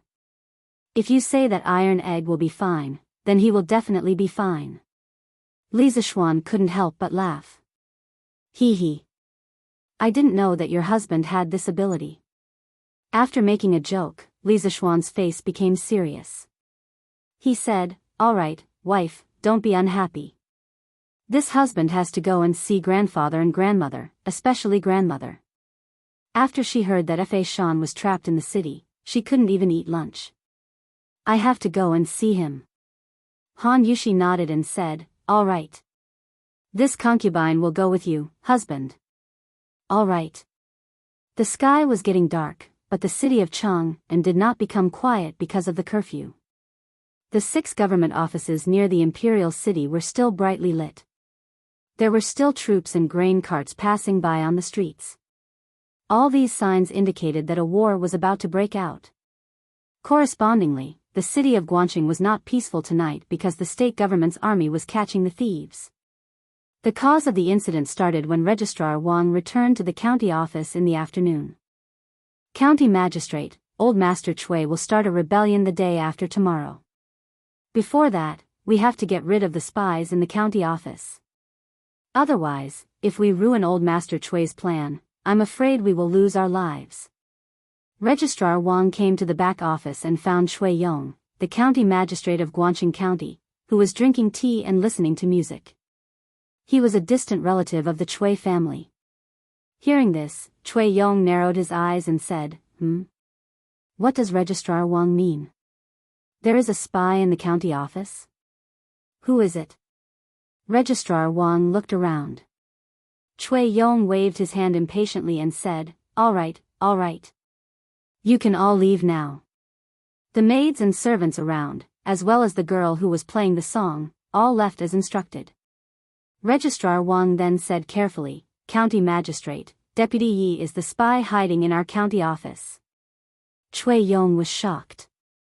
He stared and swallowed his saliva, saying, Registrar Wang, you can't say this casually. Do you have any evidence? County Magistrate, of course I don't have any evidence. Yi Minglei will be very careful when doing this kind of thing. How can he leave any evidence? But County Magistrate, think about it carefully. Yi Minglei has an inexplicable relationship with the Yi family in Nanyang. And I heard from a friend in Chang, and last month that old Master Yi went to Chang, and last year to recognize his relatives, and he recognized Marquis Yong. Do you think Yi Minglei will help old Master Chui or His Majesty in the future? And several times before, when old Master Chui asked us to recruit people into the army, Deputy Yi has always been a yes man and refused again and again. Do you think he has an ulterior motive? County Magistrate, forgive me for being blunt. At this critical moment, we would rather kill 1,000 by mistake than miss one. Otherwise, you and I will be doomed eternally. Finally, County Magistrate Chui was persuaded by Registrar Wang. He immediately asked the constable of the county office to go to the Yi family and invite Yi Minglei to the county office for a talk. The Yi family was now closed to visitors, so the constable of the county office couldn't enter. Later, Registrar Wang personally led the Yamen runners and forced their way into the Yi family's mansion, only to find that Yi Minglei and his family were all gone. So, after reporting to the higher authorities, the provincial governor's office was alerted. The soldiers of the provincial government and the Yamen runners began to search the whole city for Yi Minglei. Chapter 13:16. Brother Dainyu? Are you at home? In front of a house in the south of Guangxing County. Yes. Su Fangzheng, why are you here? The door of the house opened and Lu Rengui walked out. Since he sneaked into Guangxing County last month, he even changed his name. Now he was called Ren Dainyu. Alas! Aren't the officers and soldiers of the county government looking for Deputy Yi everywhere? They even said that he is a traitor. But Deputy Yi is so nice to the people. How can he be a traitor? I don't understand the world anymore. Oh, Dainyu, after a while, the officers and soldiers will find our workshop. I will go to each house in advance to see if anyone has hidden Deputy District Magistrate Yi. Su Fangzheng was an old man in his 60s. He looked honest and kind. He looked at Lu Rengui and talked for a long time before he told him the real purpose of his visit. There was a market system in the Tang dynasty. Naturally, there was a Fangzheng. The Fangzheng was not only in charge of the opening and closing of the gate, but also in charge of maintaining the public order in the district. Lu Rengui was a little surprised, but he pretended to be depressed and complained, Fangzheng, why is Guangxing County getting more and more chaotic recently? The deputy magistrate of the county Yamen was actually mistaken as a spy and even locked the city gates every day to prevent people from going out. Sigh, we were originally here to help people purchase goods from the county. But because of this delay, it has been almost a month. What a loss, what a loss. Su Fangzheng couldn't bear it. He had heard about Lu Rengui's experience before. Now he was trapped in Guangxing County. He sympathized with him. So Su Fangzheng comforted him, Dainyu, it's all because of the government. I don't want to see you lose money. For now, all of you can rest assured and stay here. When the city gates open, this old man will come over to inform you. Lu Rengui said gratefully, alas. Thank you, Su Fangzheng. Oh, Fangzheng, since you are here to find a spy, come in and have a look. Su Fangzheng nodded slightly and said, okay, I will go in and have a look. Then he walked into the yard with his hands behind his back. Alas! Su Fangzheng is here. Su Fangzheng. In the courtyard, Lu Rengui's brothers saw Su Fangzheng come in and quickly came over to greet him. Su Fangzheng nodded and then walked straight into the inner room. In the end, he didn't even see a single outsider. Su Fangzheng, have you finished your investigation? Other than us rough men, who else would come here? A quarter of an hour later, Lu Rengui saw Su Fang coming out of the courtyard. He hurriedly went up to him and asked. Yes. There are no outsiders in the house. Then, little brother Dainu, this old man will not disturb you any further. Goodbye. Su Fangzheng cupped his hands and took his leave. Su Fangzheng, take care. Lu Rengui watched him leave. Then he turned to the several big men behind him and said, Old Feng, later when the people from the county government come, you help to deal with them. During the day, I met Registrar Wang. If he leads a team to search tonight, he may recognize me. I will go to the underground tunnel to accompany Minister Wei and the others tonight. All right. Don't worry, General. I, Old Feng, will be careful. A slightly older middle-aged man cupped his fists and replied. Lu Rengui nodded and went into the house to tidy up. Then, he jumped into the well. Half an hour later, the house was slapped once again. Bang, bang, bang. Open the door, the government is investigating. Old Feng, who had promised Lu Rengui to deal with the soldiers, hurriedly went to open the door. Coming, coming. Hey, officers, come in and have some tea. Old Feng said with a big smile. Because he saw that among this group of people, there were all constables from the county government. No one was wearing an official's uniform, which meant that Registrar Wang didn't come in person. Since the King of Hell didn't come, these little devils could be dealt with some benefits. Humph. I heard from Su Fangzheng that you are not locals. Tell me, where are you from? Are there any other unidentified people staying here today? The head of the constables said arrogantly. Speaking of which, as low-level officials, if they didn't think of ways to plunder the wealth of the people, how would they live their lives? Old Feng was very perceptive. He stuffed a few notes of Tang Yuan and said, Officer, we came to Guangqing County to buy goods for a boss in Shuzhou. We didn't expect that Guangqing County didn't allow people to go out of the city. So, we temporarily live here. This house has always belonged to us, and there has never been an outsider coming here. The constable nodded with satisfaction and said, Well, whether there are outsiders or not, we will know after checking. Go in and search. Be gentle, don't break other people's things. As the saying goes, if you eat someone's food, you have to be soft-hearted. The constable was also a smart person. Yes. 5 constables entered the house, and the constable was invited to the front hall to drink tea. Half an hour later, a group of people went out and left. Naturally, they didn't find Yi Minglei inside. It was a close call but not dangerous. Chang'an, Lantian County, Yunshan No. 1 Courtyard. It was late at night, but the light in the study was still on. Lu Rengui. I wonder if this Lu Rengui is the same Lu Rengui from history. Li Zishuan leaned on the chair and looked at the information sent by Li Yu in the morning. He was in a daze. During the day, he focused on the Chui family's rebellion and didn't pay attention to the other key person in this matter, Lu Rengui. If he remembered correctly, Lu Rengui was an extremely famous general in Tang dynasty. In the 3rd year of Gaozong Longshua's reign, Wennian became stronger and stronger. At that time, Emperor Tenzi of Japan wanted to occupy the Korean peninsula and then the mainland. Therefore, he supported Beich to fight against Silla. He sent nearly 50,000 soldiers and thousands of warships to fight against Tang dynasty. At that time, Lu Rengui of the Tang dynasty only brought 7,000 soldiers and encountered the main force of Jianghu at Jianghu. After a big battle, the Jianghu army was almost completely wiped out. In the Battle of Jianghu, the Tang dynasty navy fully utilized their advantage and defeated the Jianghu navy, which had several times more soldiers and warships. It could be said to be a classic naval battle where the few won against the many.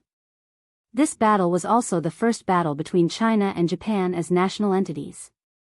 It was also one of the earliest known international battles in Northeast Asia. The final result of the victory of the Tang dynasty and the Xinhua alliance army basically established the political, economic, and cultural structure of Northeast Asia for more than 1,000 years. At the same time, this battle taught Wen Nian how to behave and made them realize the huge gap between them and Tang dynasty. Thus, until Toyotomi Hideyoshi invaded Korea in 1592, Japan didn't dare to fight against China for nearly 1,000 years. Feiji, tomorrow you will go with the army to Jianghu. After you go, follow Iron Egg or be Uncle Li's personal guard. If you meet someone called Lu Rengui and he's in danger, do your best to help him. After destroying the rebels, bring Lu Rengui back to Chang'an. This marquis wants to see him. Li Zishuan came to the door and instructed Pang Feiji, who was outside.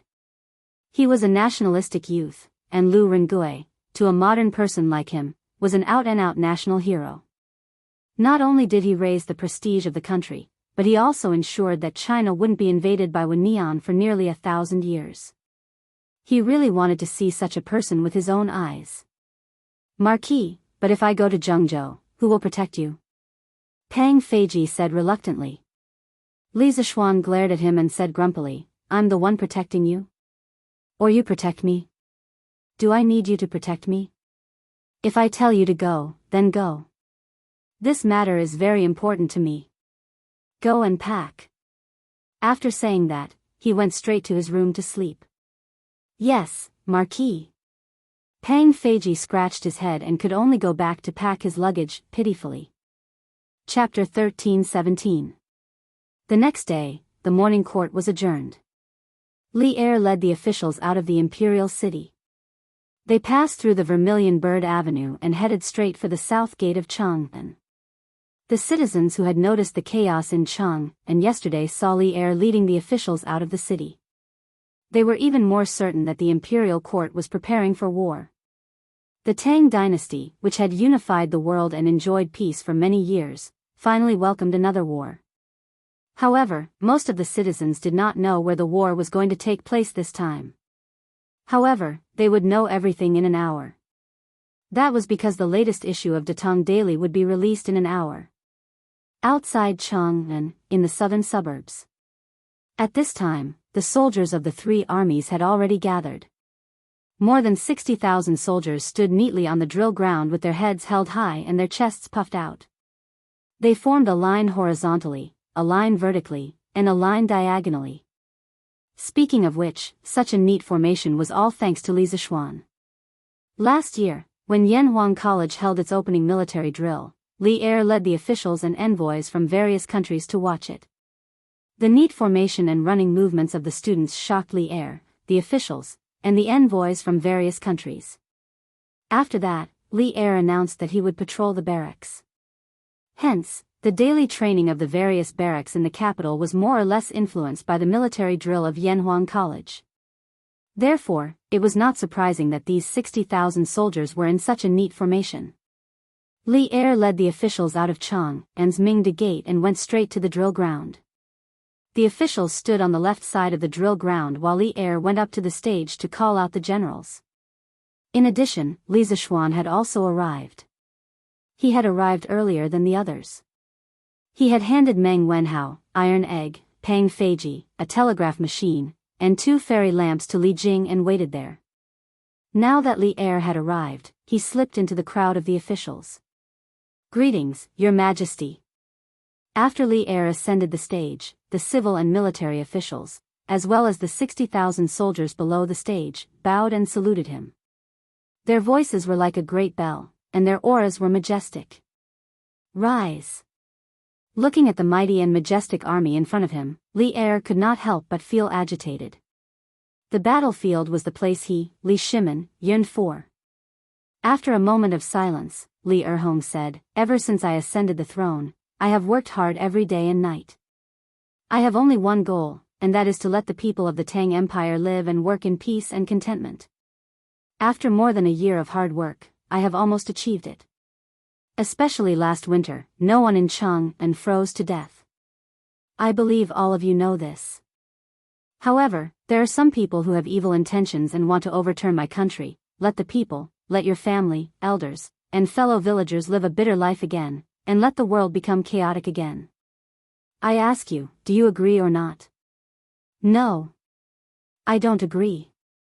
As soon as Li Er's words fell, the 60,000 soldiers on the drill ground all roared at the top of their lungs. Their shouts shook the sky, and the clouds above everyone's heads disappeared at this moment. It was as if they were scattered by this earth-shattering roar. After a few breaths, Li Er pressed his hand down, and the soldiers of the three armies immediately became quiet.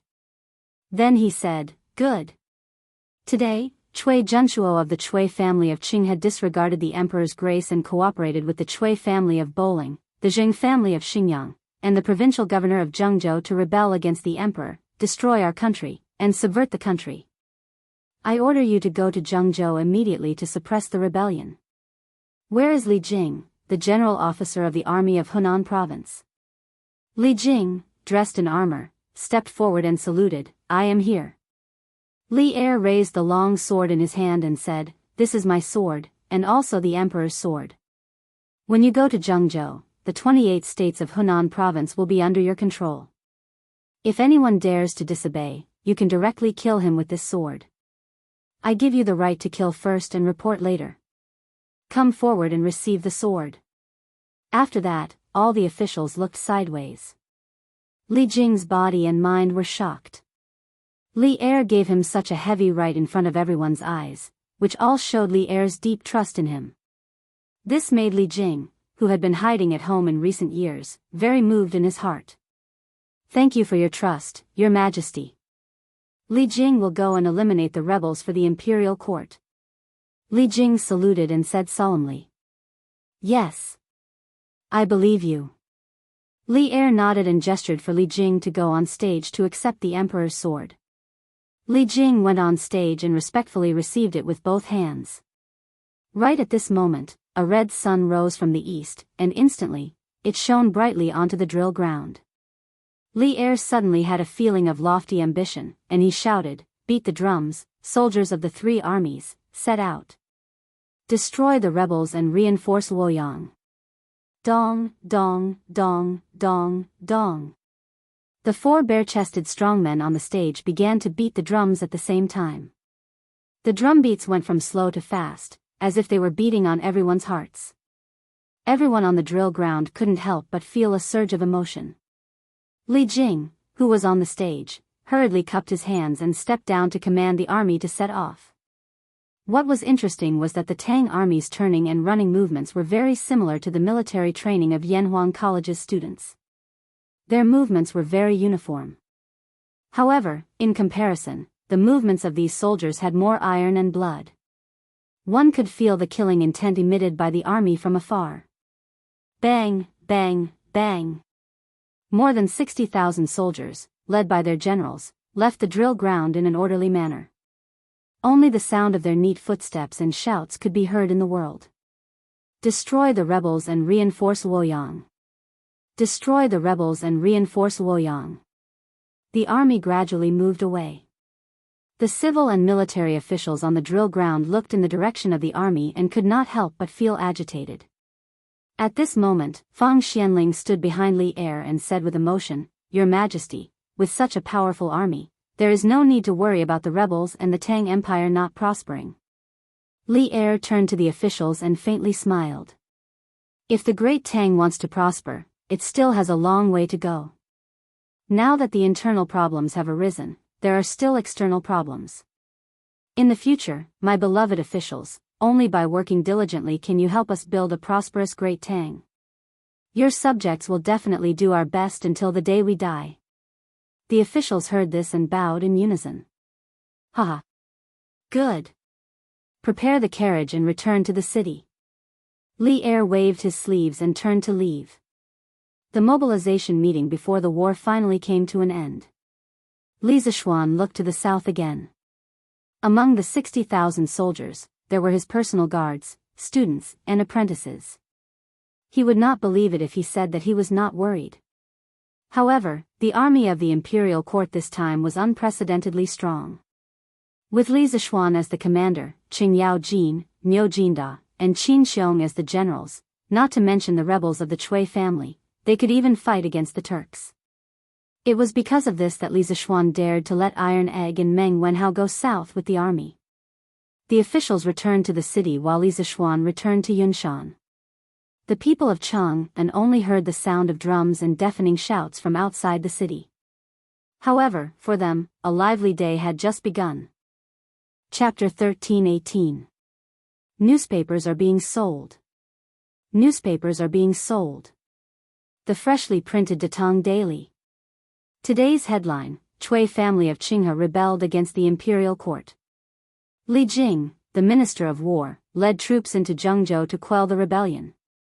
The commotion outside the city had just subsided. Inside Chang'an city and the surrounding counties began to bustle with noise and excitement. The manservants at the newsstands and the paperboys on the streets were hawking as usual. However, the content that came out of their mouths today was earth-shattering. What? The Chui family rebelled? Quick! Give me a copy of the newspaper. Give me one too. When the people heard this, combined with yesterday's rumors and the commotion outside the city this morning, they instantly believed 90% of it. Everyone rushed to the newsstands or the paperboys, wanting to buy a copy of Datong Daily to find out what was going on. In today's Datong Daily, the articles on the interaction of literati and current news sections were all talking about the same thing: the Chui family's rebellion.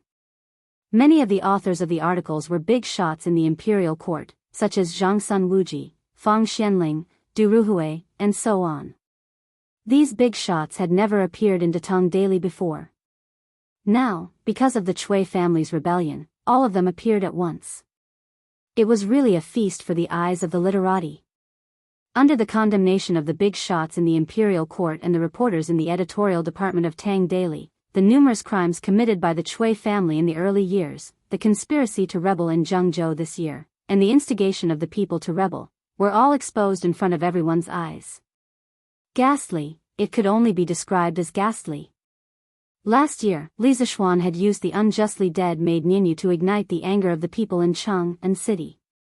He had directly flattened the Chui family's stronghold in Chang'an city. Therefore, the people did not have a good impression of the Chui family. Now that this matter had happened, the people did not have a good impression of the Chui family of Qinghe that had existed for thousands of years. How dare they? The Chui family actually dared to privately recruit soldiers and rebel against the imperial court? To think that they are from the 5 surnames and 7 nobles. How dare they do such a disgraceful thing? What? The Chui family colluded with bandits to assassinate Minister Wei in Jianghu? Who gave them the guts? Tisk. Isn't it because Wei Zhuqing found out too much about the Chui family's illegal activities in Jianghu that they became anxious? What? Wei Zhuqing was assassinated? How is he now? Oh. This is not clear. Datong Daily only said that last month, Jianghu Guangqing County was attacked by a group of bandits. This group of bandits also collided with the provincial government office.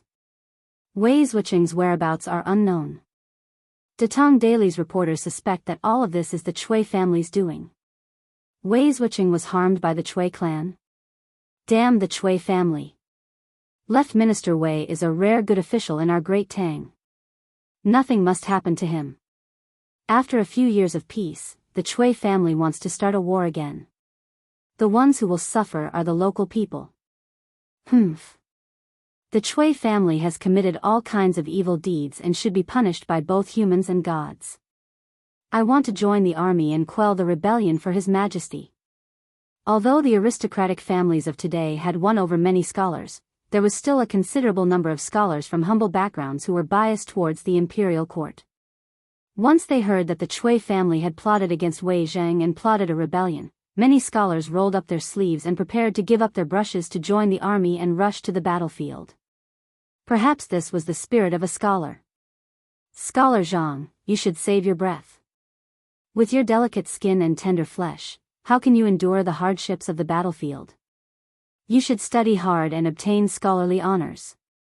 Uncle Hu, you're wrong to say that.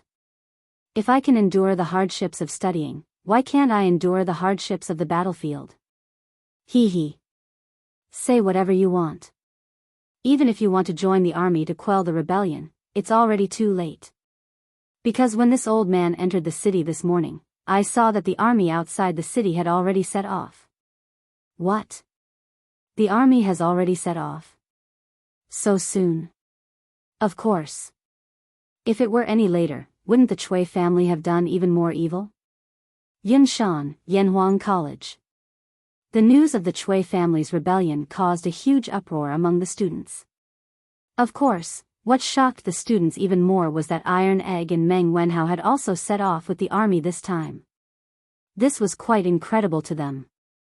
Since ancient times, the dreams of scholars were nothing more than self-cultivation, ruling the country, and pacifying the world. Now, Iron Egg and Meng Wenhao were leading everyone on the path of pacifying the world. This made the students very envious and yearned for it. Damn! Why can Iron Egg and Meng Wenhao go, but Bao Lin and I can't? With our martial arts skills, if we go to Jianghu, won't we be able to kill 7 times in and 7 times out of the rebel army? When Qing Chimo heard the news, he couldn't help but pat his thigh and gloomily said. Speaking of this rebellion, his father Qing Yaojin directly led the army. He should be the one who went the most. In the end, the people who went were Meng Wenhao and Iron Egg. It would be strange if he wasn't depressed. Chimo, I want to go too, but my father definitely won't let me go. You too. Yuchi Bao Lin thought about it and shook his head. Why? My martial arts skills are so good, I can definitely make a name for myself if I go. Qing Chimo stared at him and shamelessly said. Yuchi Bao Lin pursed his lips and hesitated.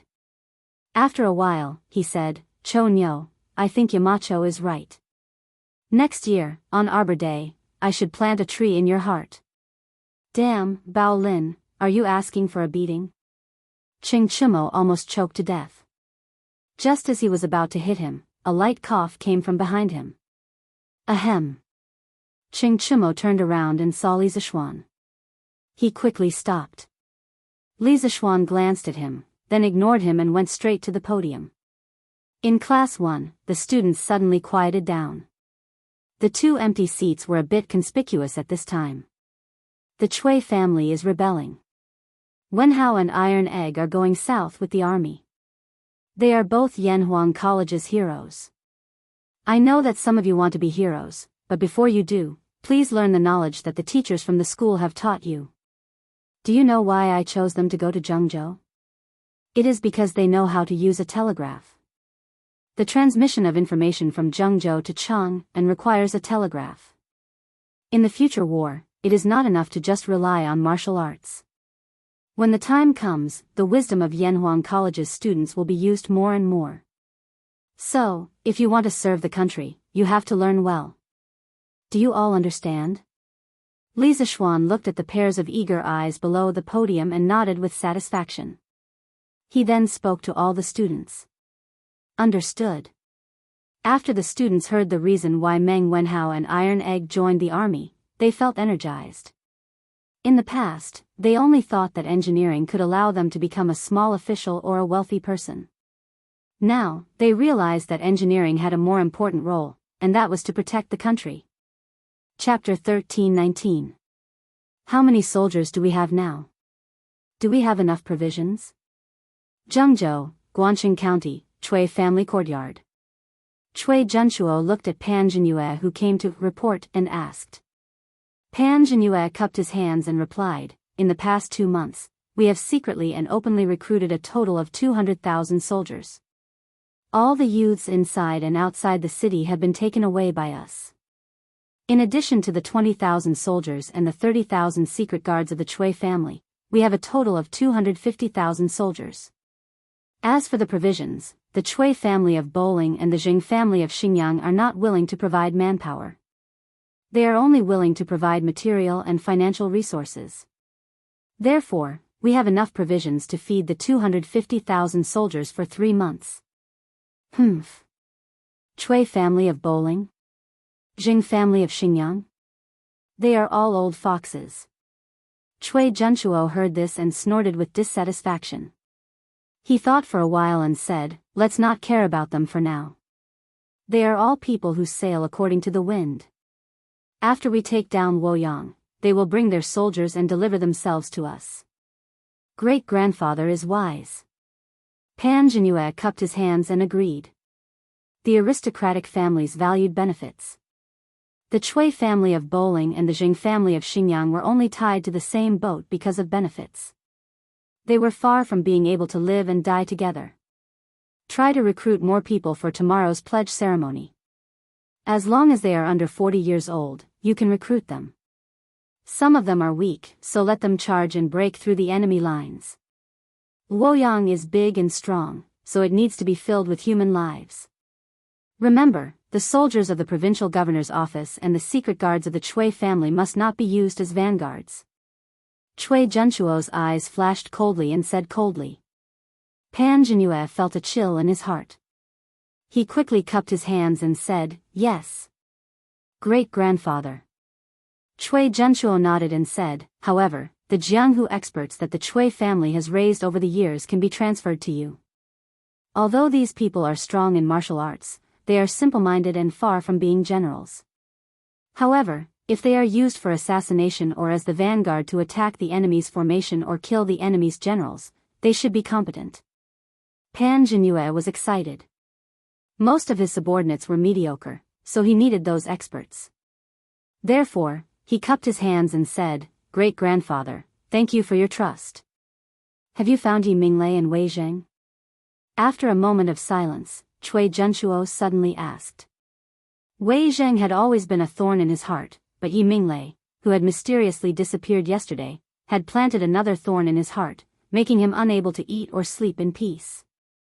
Pan Jinyue cupped his hands in embarrassment and replying to Grand Duke, this student has sent people to search the entire Guangqing County, but we couldn't find Wei Zheng and Yi Minglei. Lost in thought for a long time, Chui Junchuo sighed helplessly and said, it's fine if we can't find them. They should be hiding in some unknown corner, struggling at death's door. Anyway, it won't affect the overall situation. Let's prepare for tomorrow's morale-raising ceremony. His words sounded like he was comforting others, but only Chui Junchuo knew that he was comforting himself. Yes. Wenhao, how is it? Are you not used to it? On the official road from Chang'an to Zhengzhou, tens of thousands of soldiers stretched for several li and were advancing rapidly. The soldiers ran for a while and walked for a while without resting in between. This was the rapid march of the ancient times. Because of Li Zishuan, Meng Wenhao and Iron Egg received some preferential treatment. They didn't have to walk, but rode horses instead. Iron Egg was as agile as a monkey, so riding a horse was not a problem for him. However, Meng Wenhao had never ridden a horse before, so he had to ride with Pang Feiji. At this time, Iron Egg looked at Meng Wenhao's pale face and asked worriedly. Riding a horse was not like riding a carriage. Riding a horse would only be more bumpy.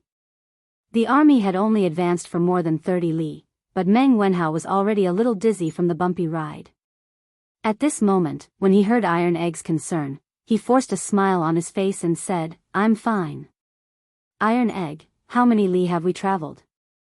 About 20 or 30 li? Wenhao, if you persist for a while, the army will probably stop to rest and cook in a while. Iron Egg looked at the sun that was about to reach the top of their heads and said. Oh. Meng Wenhao heard and secretly breathed a sigh of relief. Then he asked curiously, Iron Egg, why do I feel that you are very familiar with marching and fighting? Iron Egg smiled and said, I heard it from my father. He often told me about his battles in the north a few years ago. Oh. I see. The Grand General has ordered the 3 armies to rest and reorganize. All the cooks in the barracks will cook. After 2 hours, the army will set off and continue to march. The Grand General has ordered the 3 armies to rest and reorganize. All the cooks in the barracks will cook. After 2 hours, the army will set off and continue to march. Coincidentally, as the two were talking, a messenger came from the front of the army, riding a horse and shouting at the same time. Zhenguan's second year, the 30th of March. Henan Province, Jianghu, Guangxin County. Early in the morning, the soldiers of the government office knocked on every door and asked all the people to gather at the drill ground in the east. No matter men or women, old or young, everyone must go. Adjunct Lu, are we really all going?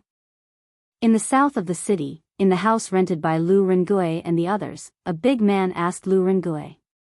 Just now, Su Fengjing came to tell them that the soldiers were coming to urge them to go to the drill ground. Lu Rengui frowned and hesitated for a moment. Then he gritted his teeth and said, "Go. If we don't go, this place will probably be surrounded by the state capital's troops when the time comes. But Deputy Wei and Deputy Yi can't go. I will talk to them later and ask them to hide in the tunnel." "Oh, old Feng, I heard that you know how to disguise yourself. Can you help me? Registrar Wang of the county government has seen me before. We can't let him see through it."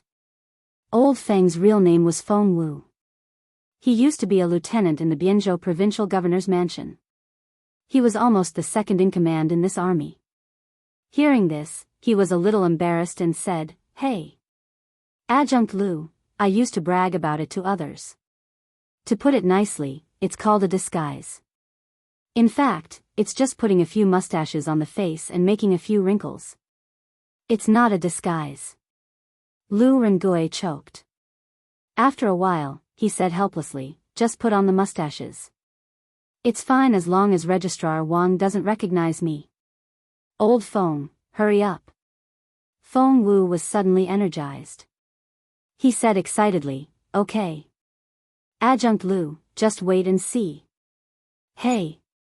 A quarter of an hour later, Lu Rengui returned with a basin of water.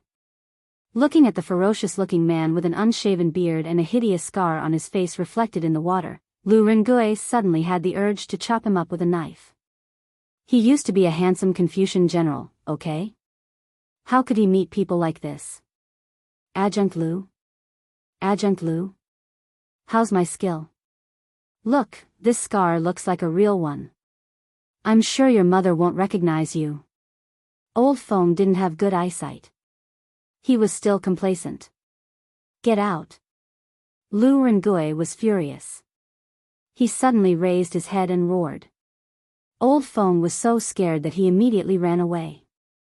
This Registrar Wang is really a hindrance. If it wasn't for him, would it be so troublesome? I have to find a chance to get rid of him. Lu Rengui pinched his big beard and muttered softly. East of the city, on a drill ground. Tens of thousands of people came to the drill ground. These people not only included the people in the city, but also many people from the villages outside the city. In the past month, people were only allowed to enter the city, but not allowed to leave the city. Those farmers who didn't know the truth, once they entered the city, they couldn't leave. Today, they were also sent to the drill ground. Stand in line. Men stand on the left, women stand on the right. Children under 10 years old and people above 40 years old stand at the back. On the drill ground, there were thousands of armored soldiers patrolling and maintaining order. "You stop." Suddenly, a soldier stopped a middle-aged man. The man trembled and said, "Sir, you called me?" The soldier said coldly, "Where are you going? How old are you?" I'm 45 years old this year." The man said with a panicked look. The soldier said angrily, "Bullshit. Men, take him to the secretary for verification. If he lied about his age, cut off his head and feed it to the dogs." Immediately, the two soldiers behind him rushed forward and grabbed the middle-aged man. "Spare me. Sir. I don't dare to lie anymore. I'll stand in front now." The middle-aged man's face was full of fear and he repeatedly begged for mercy. "Humph. Sure enough, he lied to me. Drag him down and behead him." The soldier said coldly and mercilessly. When Lu Rengui arrived at the drill ground, he saw this scene. Similar situations had happened more than once today. Under such deterrence, the commoners were much more well-behaved. There were very few people who lied about their age and secretly snuck to the back. You guys? Which village do you live in? Why don't you go to the front and line up? After the soldier finished showing off, he noticed Lu Rengui and the others and shouted again. Lu Rengui hurriedly went forward and said, General, we are not locals. We came to Guan County last month to help Boss Zhou of Bianzhou escort a batch of goods. Later, we couldn't leave the city, so we have been living in Wuning village. From another place? The soldier rolled his eyes. No one knew what he was thinking. He said again, I seem to have heard about you guys. How many people are there in total? Lu Rengui had a bad premonition, but he still braced himself and answered, we have a total of 200 people. 200 people? Good, good, good. You guys just stand here. After the provincial governor finishes speaking, all of you come and find me. Do you hear me? My surname is Huang, and I'm an adjunct of the provincial governor's mansion. The soldier clapped his hands and laughed. Lu Rengui didn't know what this guy was up to, but he didn't want to cause trouble here, so he could only say, yes. Adjunct Huang. That's more like it. The soldier nodded his head in satisfaction and then walked away. On the other side, a few people with noble auras appeared on the stage in front of the drill ground. Chapter 1320. Guangxing County, on the drill ground in the east of the city. Jianghu Provincial Governor Pan Jinyue, Chui Junshuo of the Chui clan of Qinghe, Chui Wenji of the Chui clan of Bowling, and Jing Shuwu, Chui Shuwu of the Chui clan of Xinjiang, the four of them led the officials of the state government up the stage. The soldiers below quickly maintained order and calmed the commoners down. Pan Jinyue looked at the hundreds of thousands of people in front of him, and a sense of heroism rose in his heart. The speech he had carefully prepared last night floated through his mind word by word. At this moment, Pan Jinyue took a deep breath and loudly said, the current emperor killed his brother and imprisoned his father. He obtained the position unjustly. He is tyrannical and oppressive. He is licentious and is worse than a beast. He is a completely incapable ruler. The commoners of Jiangzhou, ever since the imperial court sent Wei Xuanqing to Jiangzhou, countless good officials have been dismissed, causing the people's livelihood to wither and local law and order to fall into chaos. Last month, bandits even entered the city to burn and rob. This is the imperial court that you worship. Do you think it is worth it? Not worth it. Not worth it. Not worth it. As Pan Jinyue's voice fell, the state government soldiers on the drill ground took the lead to shout loudly. Slowly, some commoners also began to shout. After all, in the past half a month, those reactionary articles in the Jiangzhou Daily had brainwashed many commoners, making them feel that Li Er was an incapable ruler. They felt that if they wanted to live a good life, they could only rely on Pan Jinyue, this great and honest official. Those commoners who were not brainwashed, although they did not believe Pan Jinyue's nonsense, the state government soldiers were watching them from the side. They had no choice but to follow suit. Pan Jinyue was very satisfied with the enthusiastic response given by the commoners. After the commoners quieted down, he continued to shout at the top of his voice, the Chui clan has been entrenched in Jiangzhou for hundreds of years. In these hundreds of years, how many poor commoners have the Chui clan raised in Jiangzhou? How many talents have they cultivated? Chui Junshuo wholeheartedly served the people. Last year in Chang'an City, he was harmed by scoundrels and was demoted back to Jiangzhou. He, Li Shimin, was known as a wise ruler, but he appointed traitorous officials and killed the loyal. Such an incapable ruler, yet he seized the country's important weapon. As long as he is alive, the commoners of Tang will not have a good life. This official is the Jiangzhou provincial governor, Pan Jinyue. In order to let all of you live a good life, this official has decided to rise up today and lead all of you to overthrow the tyrant. I hereby promise that as long as Li Shimin can be overthrown, all the common people in the world will be given a share of the hereditary Yongye fields, and all the gentry will not have to pay taxes. I will take out all the treasures in the Chang, an imperial palace, and distribute them to the generals and soldiers who have rendered meritorious service. From today onwards, all the males in Jianghu who were above the age of 10 and below the age of 40 would have to join the army.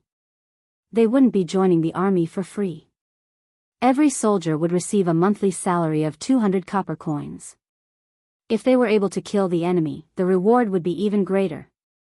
Other than monetary rewards, they will also be rewarded with official positions.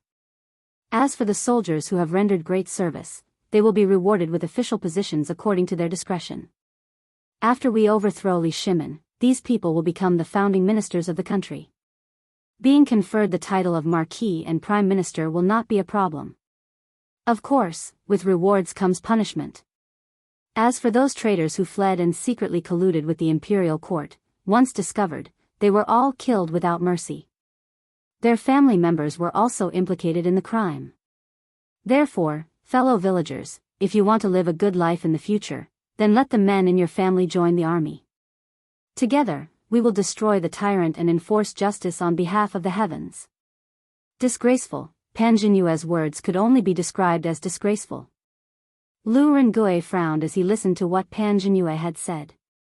If there were no guards on the drill ground, he would have rushed up to the stage and killed Pan Jinyue. Destroy the tyrant and enforce justice on behalf of the heavens. Destroy the tyrant and enforce justice on behalf of the heavens. The soldiers on the drill ground were elated.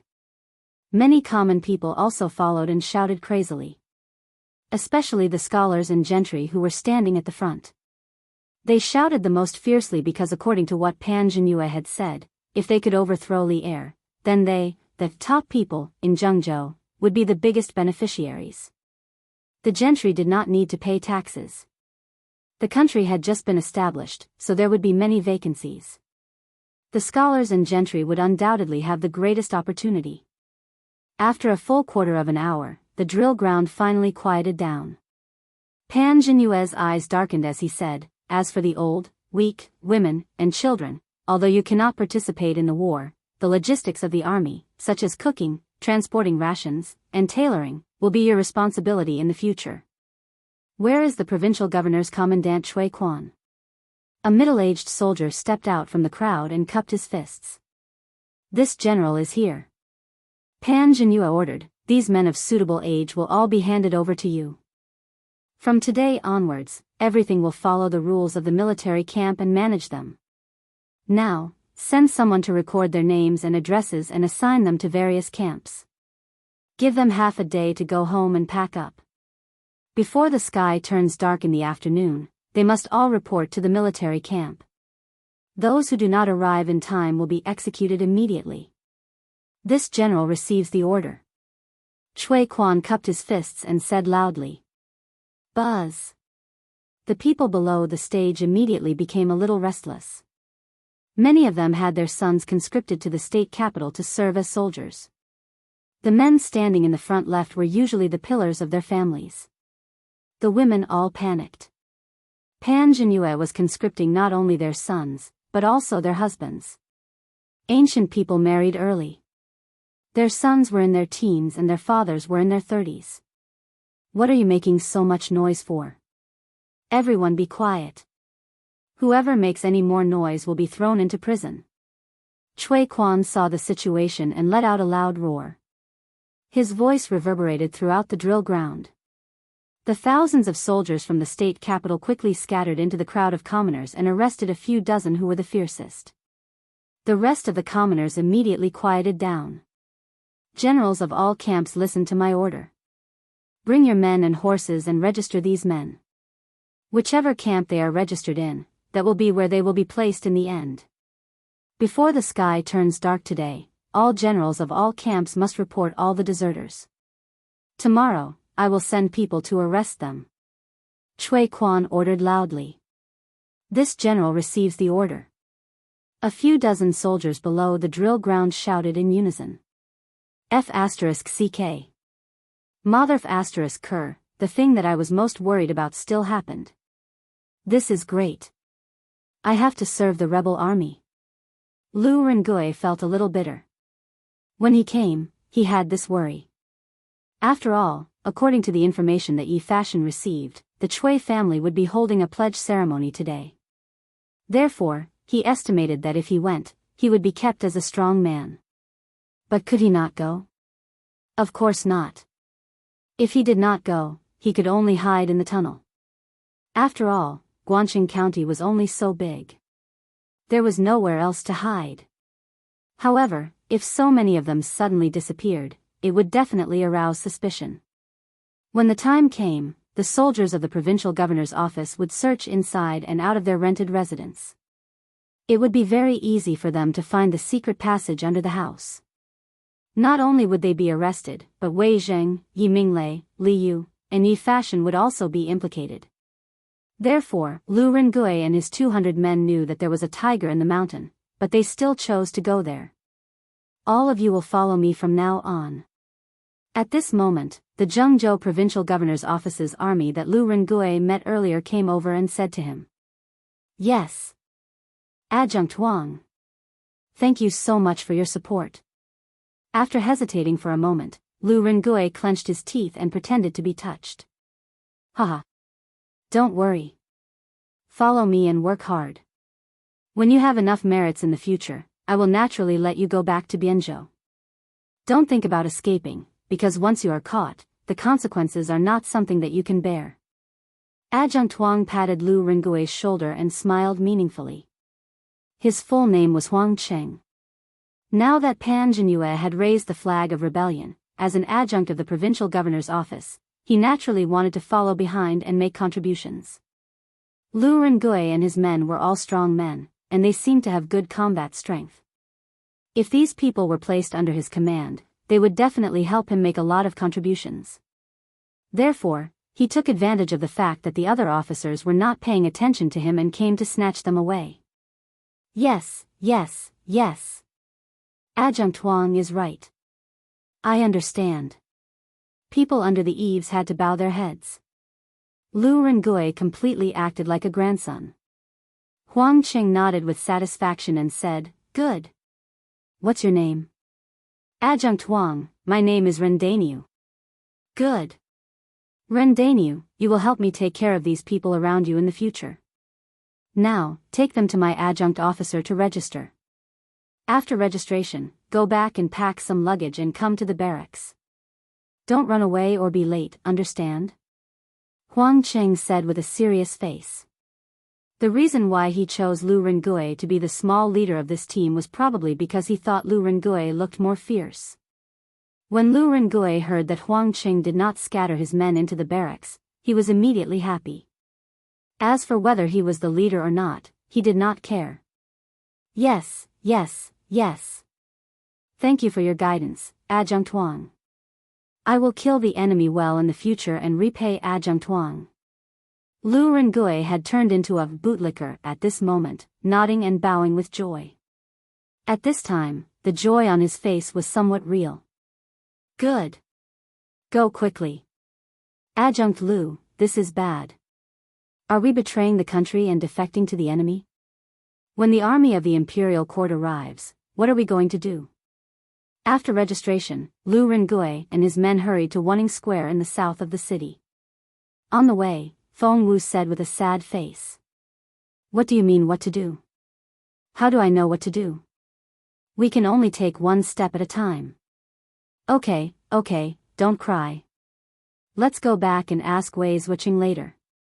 He has a lot of ideas. Maybe he can find a way. Lu Rengui waved his hand impatiently and said gloomily. Oh.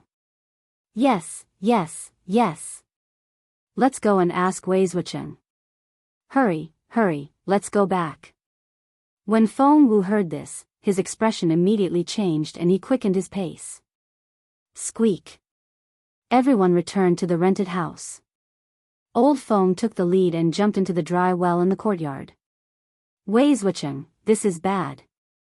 This is bad. Adjunct Lu and I have joined the enemy. P.S. Recently, the subscriptions and ticket sales have not been very good. It's too bad to look at. I almost don't have the motivation to continue writing. Please support the original version and give the swordsman more motivation to continue writing. The swordsman will definitely update more to repay everyone. Chapter 1321. Speaking of which, Wei Zheng was quite pitiful recently. A while ago, he could still stay in the underground tunnel during the day and return to the surface at night. However, in recent days, the situation in the city had become more and more tense. He had to stay in the underground tunnel 24 hours a day, living a life without seeing the light of day. It was really depressing. What was worse was that Yi Fashion, Li Yu, and Yi Minglei's family also stayed in the underground tunnel yesterday. Wei Zheng suddenly felt that the air down there was more suffocating. At this moment, Wei Zheng felt a little dizzy. This old man was short of oxygen. Suddenly, he heard Feng Wu yelling at the entrance of the underground tunnel, which was the dry well in the yard. Wei Zheng was shocked at first, then he was furious. He walked to the well angrily and said righteously, "How dare you? You are greatly indebted to the country. How can you betray the country and join the enemy?" When he heard that Feng Wu had betrayed the country, the first thing that came to his mind was not to run for his life, but to persuade Feng Wu to change his ways. Lu Rengui, who was still on the surface, couldn't help but cover his face when he heard the terrible conversation. It was really shameful to have such a one-track mind as a subordinate. Helplessly, in order to prevent Feng Wu from making things worse, he had to quickly walk to the well and jump into it. Left Minister Wei, don't misunderstand. Don't listen to old Feng's nonsense. I will tell you the whole story. Before Feng Wu could continue, Lu Rengui came over and interrupted him. If old Feng was allowed to continue, wouldn't Wei Zheng treat his allies as his enemies? You? Are you army officer Lu? Wei Zheng's face was filled with shock because the person in front of him had a full beard and a hideous scar on his face. It was truly frightening. However, he still recognized Lu Rengui's voice and asked in surprise. Well, yes, I am. I was worried that Registrar Wang would recognize me, so I disguised myself. Only then did Lu Rengui remember that his current face had been processed, so he quickly explained. Haha. Xiao Yu walked over and looked at him from head to toe. She couldn't help but laugh. Brother Lu, you don't look like a soldier at all. You look like a bandit. Haha. Haha. Old Feng couldn't hold back his laughter and laughed out loud. Lu Rengui turned his head and stared at Old Feng. Old Feng was scared and covered his mouth. Lu Rengui glared at Old Feng and then turned to look at Wei Zheng. He told Wei Zheng everything that happened in the drill ground and how they were forced to join Huang Cheng's force. Big brother Lu, wouldn't you all be in danger if your identities are exposed? Yi Fashion, who also lived in the tunnel, asked worriedly after hearing Lu Rengui's explanation. Lu Rengui gave a relaxed smile and said, Brother Yi, don't worry. Although the names we use are fake, the documents we carry are all signed by our provincial governor personally. No one will be able to see any flaws. Ancient travel permits and customs documents were similar to modern travel permits, not tourist visas. In different dynasties, they had different names. In the Han and Tang dynasties, they were called Guosua. In the Yuan dynasty, they were called Wen Yin. In the Ming dynasty, they were called Lu. According to the ancient laws, residents who went out for business, travel, or visit relatives needed to check the pass. If they didn't have the pass, they would be arrested and punished. Even travelers who wanted to stay in hotels and other places needed to check the pass. During the Tang dynasty, the application process was very complicated. First of all, the applicant had to find a good guarantor and explain the purpose and time limit of the trip to the county government. After the county government received the application, they had to examine the applicant. Those who had not completed their term of service or had committed a crime were not allowed to apply for a transfer. After the county government checked and approved the application, it would be sent to the prefectural government for approval. After the prefectural government verified the application, the applicant could be granted the pass. Lu Rengui and his men lied that they were helping a boss in Biyao transport goods to Guangxing County. Naturally, they had to show their pass. But they were backed by the Biyao provincial governor's manor. They had already prepared fake passes and identities before they came. How could the officials in Guangxing County find out? The problem now is, if we work for Pan Jinyue, won't we be helping the evildoer? What's more, Pan Jinyue might lead his troops to attack Luoyang tomorrow. Do we really have to help him attack the city? Lu Rengui looked at Wei Jing worriedly and said. Ha ha ha ha. God bless Tang. God bless Tang. To everyone's surprise, Wei Jing suddenly threw his head back and roared with laughter, completely out of character. Wei Zhuqiang? Wei Zhuqiang? Are you okay? Lu Rengui thought that Wei Zhang had lost his mind after hearing the bad news. He quickly shook Wei Zhang's arm, trying to wake him up. Haha. I'm fine. I'm fine. Wei Zhang looked at Lu Rengui with joy and said, Adjunct Lu, now it's time for you to serve the imperial court in Tang. Now that County Deputy Yi is wanted by the entire city, we have one less channel to get information from the county government. But I never thought that you would have such an opportunity. This is a good opportunity, a great opportunity to sneak into the rebel army. Adjunct Lu, you and your men can not only pass on the rebel army's movements to me, but you can also unite the people in the rebel army who don't want to rebel against the imperial court. When the imperial court's army arrives, we can work together from the inside and outside. Even if the rebel army has a lot of people, they can be defeated in an instant. It had to be said that Wei Zhang was indeed a famous official. Other than being good at scolding people, he was also better than anyone in this underground tunnel in terms of strategy and calculation. A moment ago, it was still a dead end for them. But after he said that, he immediately revived the dead end. I see, Wei Zhuqiang is wise. I admire you. Lu Rengui's eyes lit up, but then he asked worriedly, if Pan Jinyue sends troops to attack Luoyang tomorrow, what should we do? Wei Jing stroked his beard and suddenly smiled mysteriously, They can't attack Luoyang tomorrow. Don't worry, Adjunct Lu. Now you have to hurry up and prepare, and then report to the state capital camp directly. Remember, you must be careful and don't expose yourselves. Lu Rengui was confused. He thought, why can't Pan Jinyue attack Luoyang tomorrow? But seeing that Wei Jing didn't want to talk about it, he didn't ask further. He clasped his fist and bowed, I'll be careful. Goodbye. After that, he left the underground tunnel with Feng Wu. Adjunct Lu, why is Wei Zhuqiang so sure that Pan Jinyue can't attack Luoyang tomorrow? Old Feng climbed out of the dry well and asked with a confused face. You're asking me? Who should I ask? And, Old Feng, why were you laughing just now?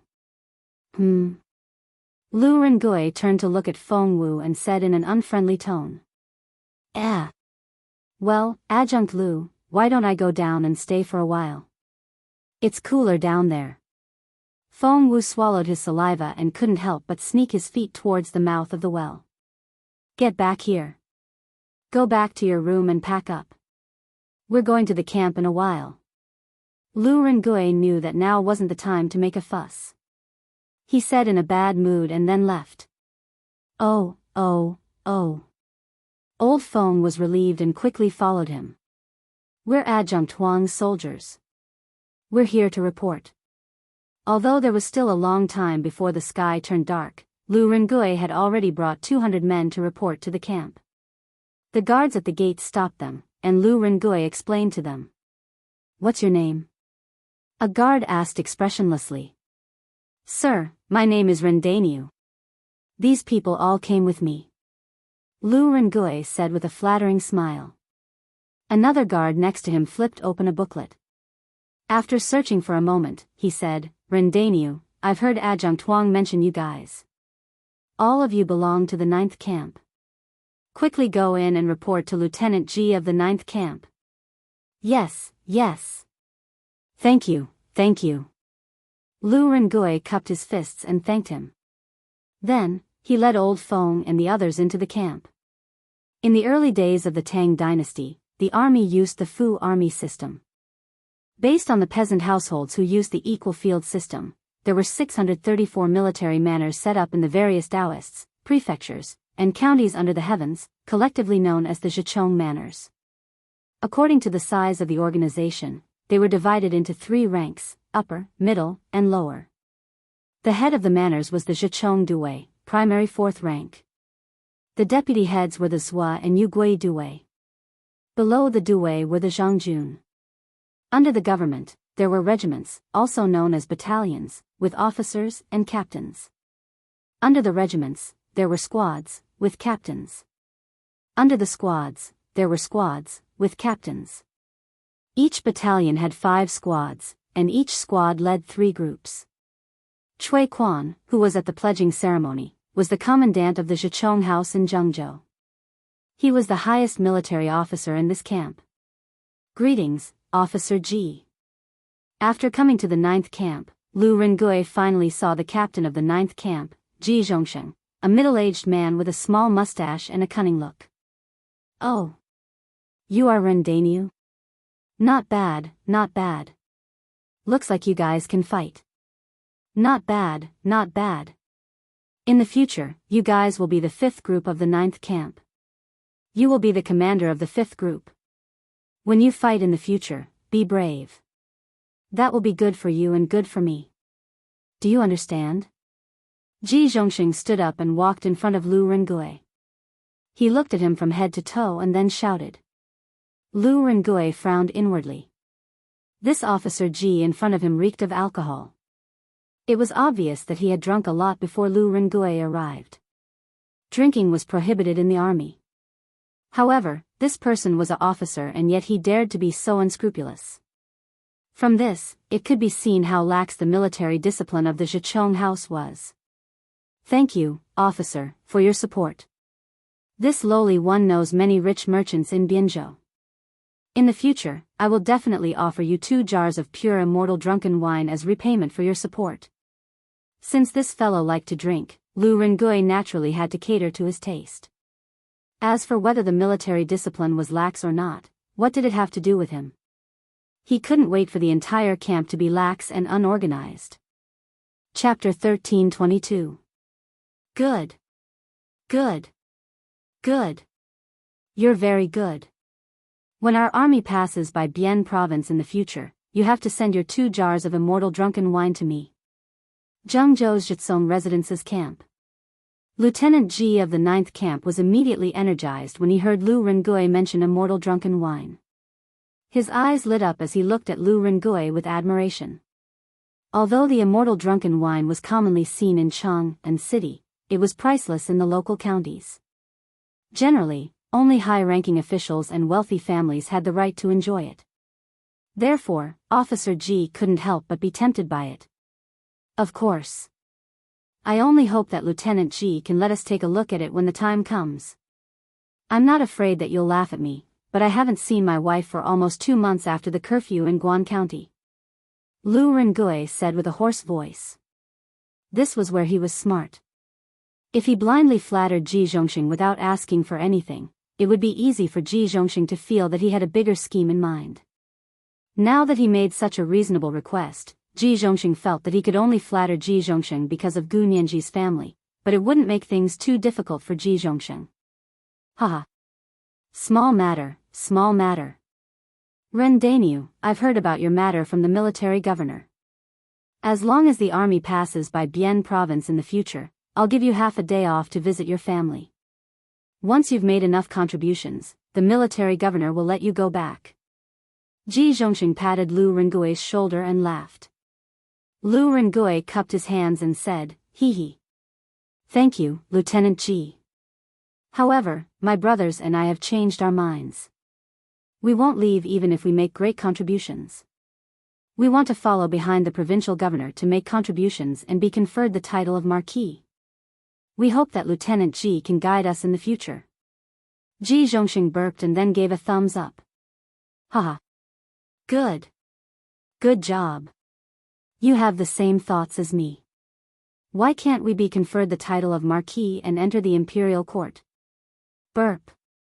Yes. Lieutenant Ji.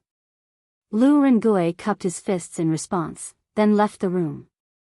Just like that, they settled down in the camp of the House of Subjugation. But when he thought of Ji Zhongxing's words, we should be leaving the city tomorrow morning, Lu Rengui couldn't help but worry. Leaving the city meant going to war, and war meant going to war with allies. This was something he didn't want to see. After all, he was only pretending to surrender, not really. Dong dong dong. The next morning, at the first glimmer of dawn, the sound of drums could be heard in the camp of the House of Surrender. Then, the soldiers of the various camps began to shout, "All soldiers, get up immediately and gather at the drill ground.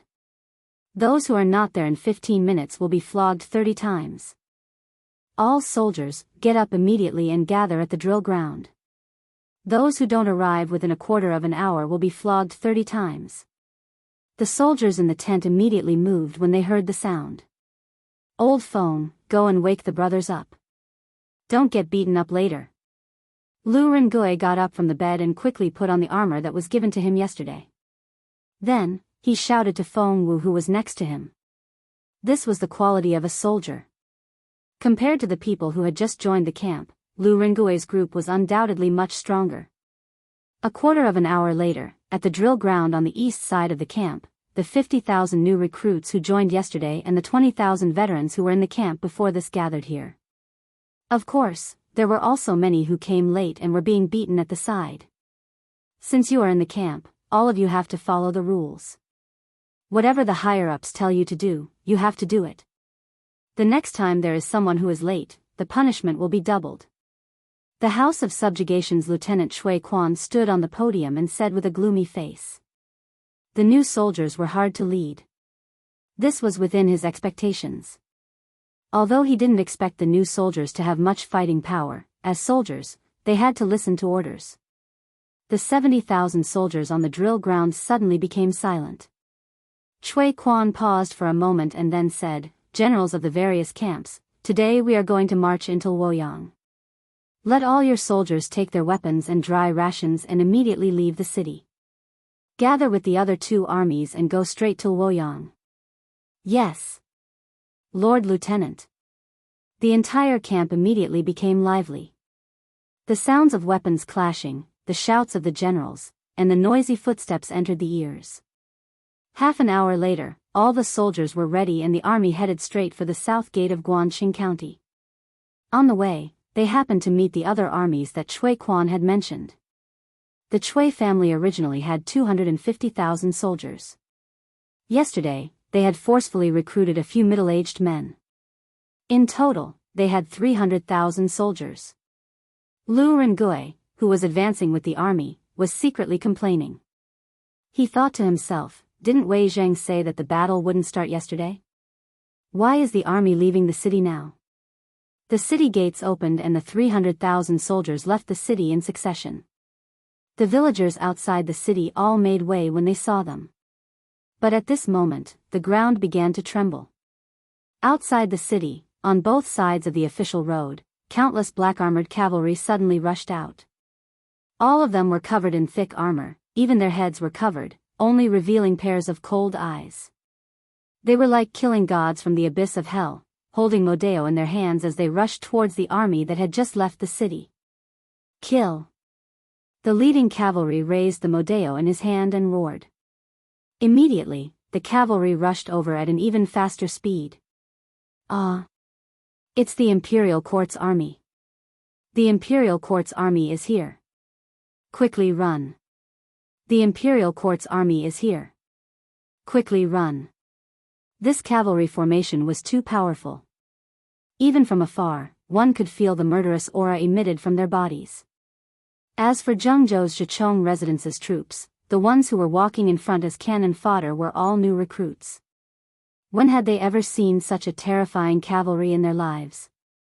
Their survival instinct did not allow them to have the courage to raise their swords to fight. Instead, they directly ran away.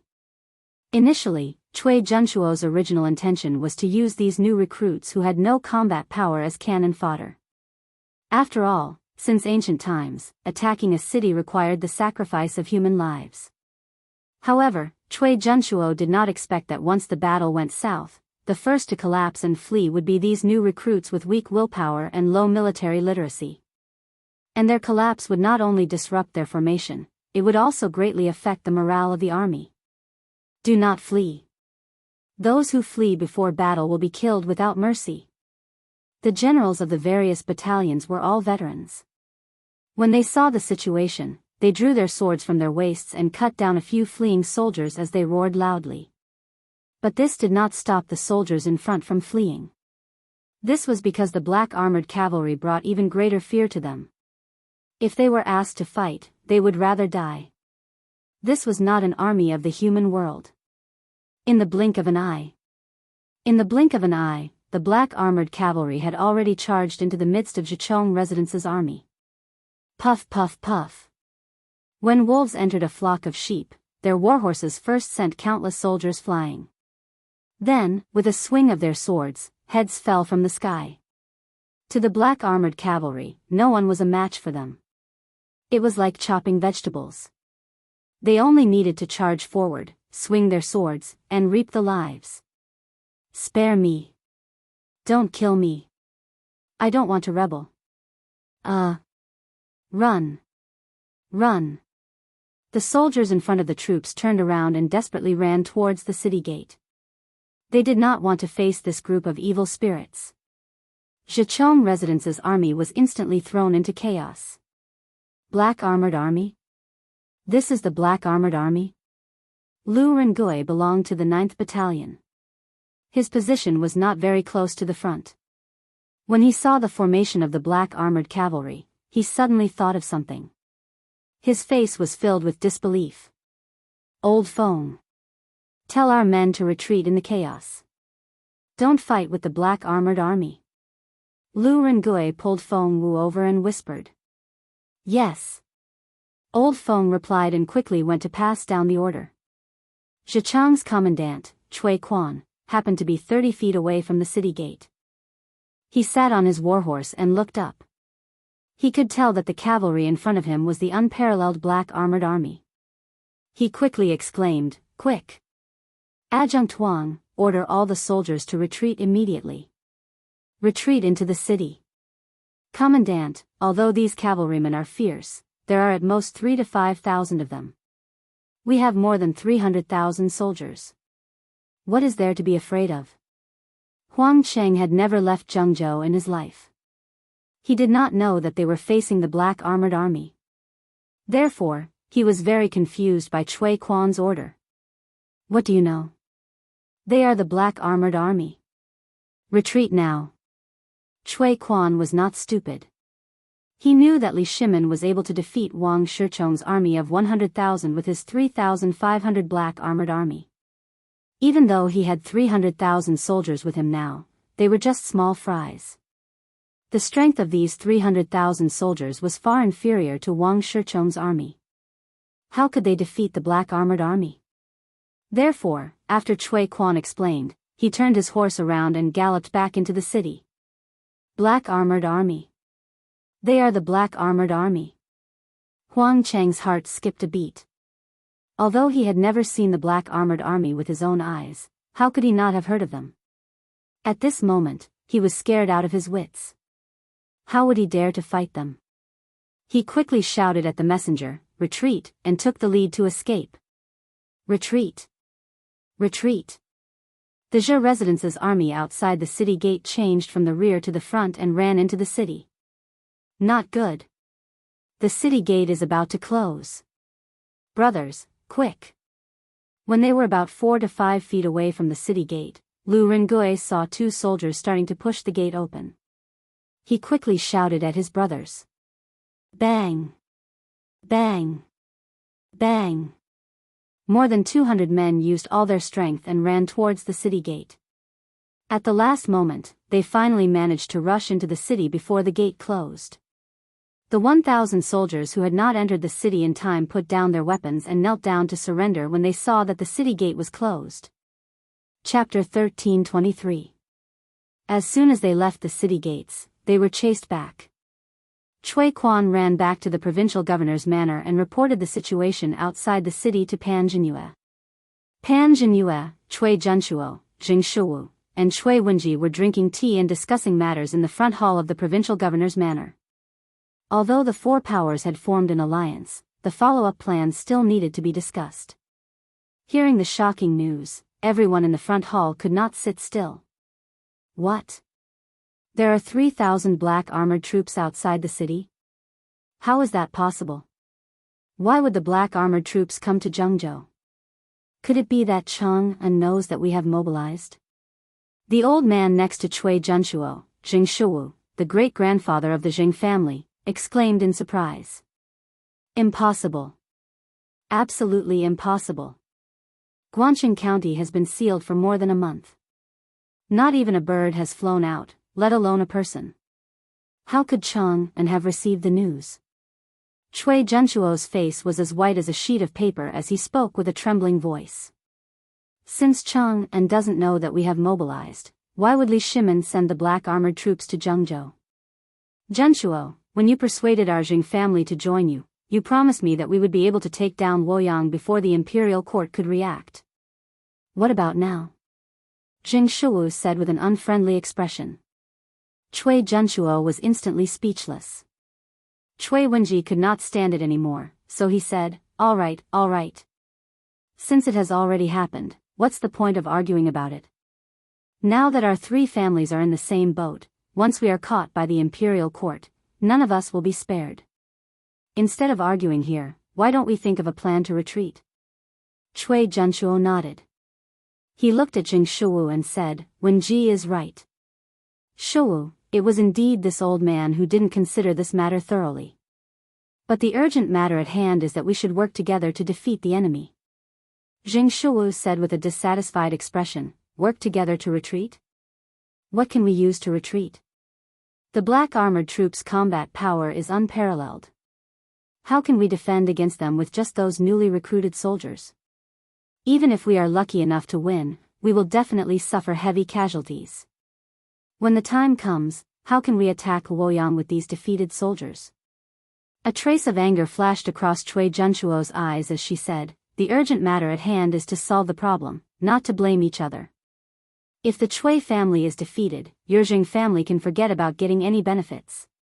Shu Wu, if you really want to defeat the enemy, then send out your Cui family's 30,000 secret guards as well. Our three families together have a total of 80,000 secret guards. Only then can we have the power to fight against the imperial court. Cui Junshuo, what do you mean? Are you blaming my Jing family for not doing our best? Aren't the provisions and armors of 300,000 soldiers supported by our Jing family? If you're thinking about my Jing family's shadow guards, then why are your Cui family's shadow guards cowering in the back and not daring to make a move? Everyone is well aware of what you're planning. Stop pretending to be selfless. Hearing the hidden meaning in Cui Junshuo's words, Jing Shuwu was instantly enraged. His Jing family had been living well in Guan City, but after Cui Junshuo returned to Jianghu, the Jing family was dragged into this mess. Now, if things went wrong, the entire Jing family would be wiped out. How could Jing Shuwu not be angry? 3 Grand Dukes, we can't go through the south gate. Can we go to the other gates? Pan Jinhua interrupted. Yes. Then let's go to the east gate. They only have 3,000 cavalrymen. It's impossible for them to set up an ambush at every gate. Cui Junshuo suppressed her anger and ordered. When the other 2 old men heard this, they did not express any objections. Seeing this, Cui Quan bowed and said, yes. Grand Duke. This general will lead the army out of the east gate and take a detour to attack Luoyang. With that, he cupped his fists and turned to leave. He was truly convinced by the quarrel between the 3 old men in the room. At this time, he felt a trace of regret for choosing to rebel with Pan Jinhua. The aristocratic families were already rotten. Half an hour later, Cui Quan reorganized the army and went out of the east gate of Guan City. However, as soon as he went out of the gate, he was stunned. He saw at least tens of thousands of soldiers waiting outside the city. Cui Quan, where are you? Quickly get off your horse and surrender. At this time, in the army camp outside the city, an old general came out and shouted at the army outside the city gate. So it's the pacifier. Sir, you are really fast. Cui Quan came out and was shocked when he saw the person. The person opposite him was the pacifier of Hunan province. Renkin. Cui Quan's heart sank. Renkin laughed and said, hee hee, Cui Quan, His Majesty already knows that you want to rebel. He ordered this old man to lead the troops of 10 provinces to encircle and suppress you. Now that things have come to this, if you can put down your weapons and turn to the light, perhaps His Majesty will spare your lives. If you continue to follow behind the Chui family and do treacherous things, only death will await you. This official hopes that you will think carefully. As soon as these words were spoken, the soldiers in Jianghu were immediately thrown into chaos. The soldiers all panicked. Since ancient times, the common people had a natural fear of the imperial court. Now that they heard that the imperial court already knew that they were going to rebel and even sent a large army to encircle them, these people, especially the new recruits, immediately wanted to kneel down and surrender. Silence. Chui Quan saw that the morale of the army was in chaos and quickly shouted, "Since you have joined the camp of the House of Subjugation, you have already betrayed the imperial court. If you fall into the hands of the imperial court, only death will await you. What you can do now is to resist with the Chui family to the end." After that, he looked at Ren Kan and said angrily, "The pacifier really has a good tongue. With just a few words, you have disturbed the morale of my army. If you have the guts, let's fight face to face." Ren Kan waved his hand and said, This official is old and not good at fighting and killing. If Commandant Chui wants to lead the army into battle, this official's 100,000 soldiers are more than welcome to join. Ha! Kill! Kill! Kill! As soon as he finished speaking, the 100,000 soldiers behind Ren Kan shouted, "Kill!" in unison. Their voices shook the sky and their momentum was like a rainbow. Chui Quan's expression changed. After a long silence, he waved his hand and said, "Retreat. Return to the city. Adjunct Wang, lead 50,000 soldiers and guard the east gate." Yes. Chui Quan did not dare to take the risk. The soldiers led by Ren Kan were all seasoned soldiers. If they fought face to face, his 300,000 soldiers might not be able to win. He decided to send someone to the provincial governor's office to report the situation here. At the same time, he planned to lead the army to the west gate. There were people at the south and east gates, but there should not be anyone at the west gate, right? The gate opened and Chui Quan led the army out. However, the black mass of the army that greeted him made him feel a sense of despair. "Where is Chui Quan? Come out and answer me." An old general shouted at Chui Quan. "Who are you?" Chui Quan said coldly as he rode out. I am the provincial governor of Sui province, Wang Yu. I am here under the imperial order to encircle you rebels.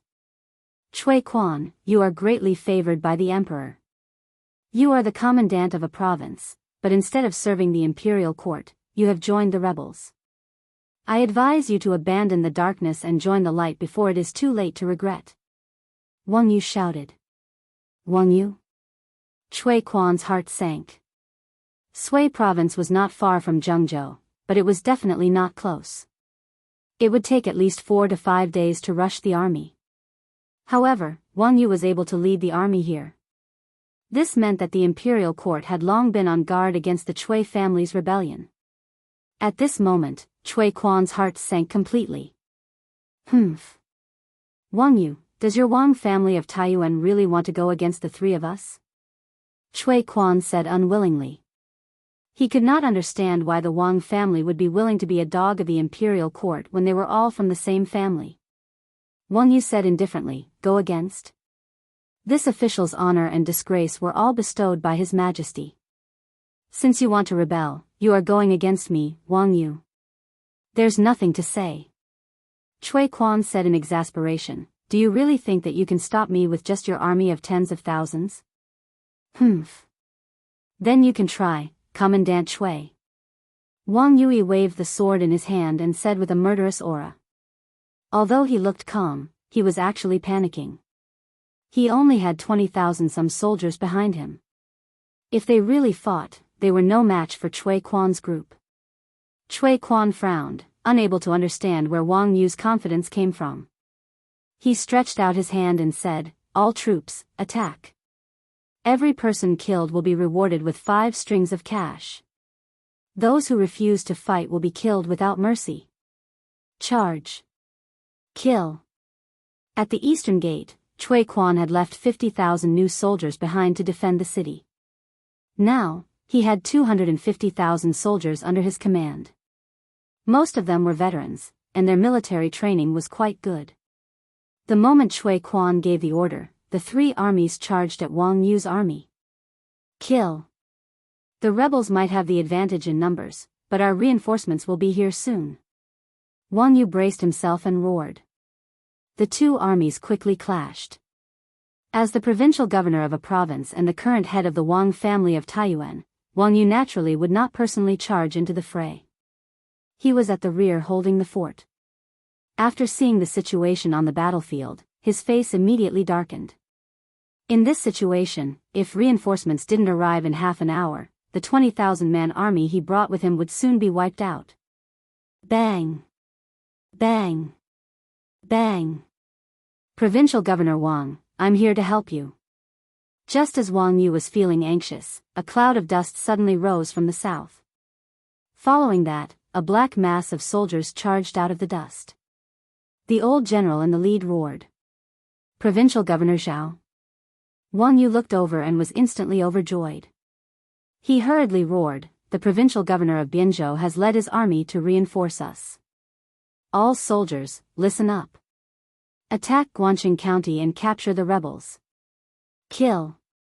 Wang Yu's army's morale was high, but Cui Quan's army was panicking. Retreat. Retreat into the city and defend the city gate. Cui Quan looked toward the east and estimated that there were at least 70,000-80,000 reinforcements. At this point, the only 3 city gates of Guangqing County were blocked by the Imperial Court Army. Cui Junchuo's plan to attack Luoyang was officially declared a failure. Chapter 1324. Guangqing County was surrounded on 3 sides, and Cui Quan's army had lost 2 battles, losing over 6,000 soldiers. Cui Quan left behind 150,000 soldiers to guard the 3 city gates, while the rest stayed within the city to maintain order. Arriving at the provincial governor's manor, Cui Quan told Cui Junchuo and the rest about the situation outside the city. The few of them were shocked, and Cui Junchuo's face was as white as paper. How is that possible? According to what you said, there are over 100,000 soldiers outside the city, and there are even soldiers that Wang Yu brought from Sui province. Doesn't that mean that the imperial court already knew that we were going to attack? But Guangqing County had sealed the city gates for over a month, so how did the news get out? Jing Shuo's face was dejected as he muttered, "It's over. It's all over.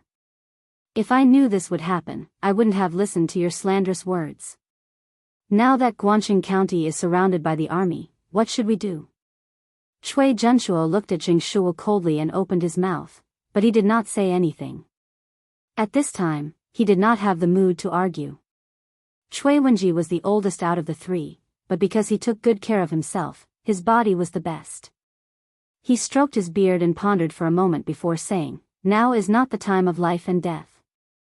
There are only 100,000 soldiers outside the city, and we have 300,000. Furthermore, our Cui family and Xingyang family have not gone all out, and we can still mobilize 50,000 hidden guards and thousands of death warriors.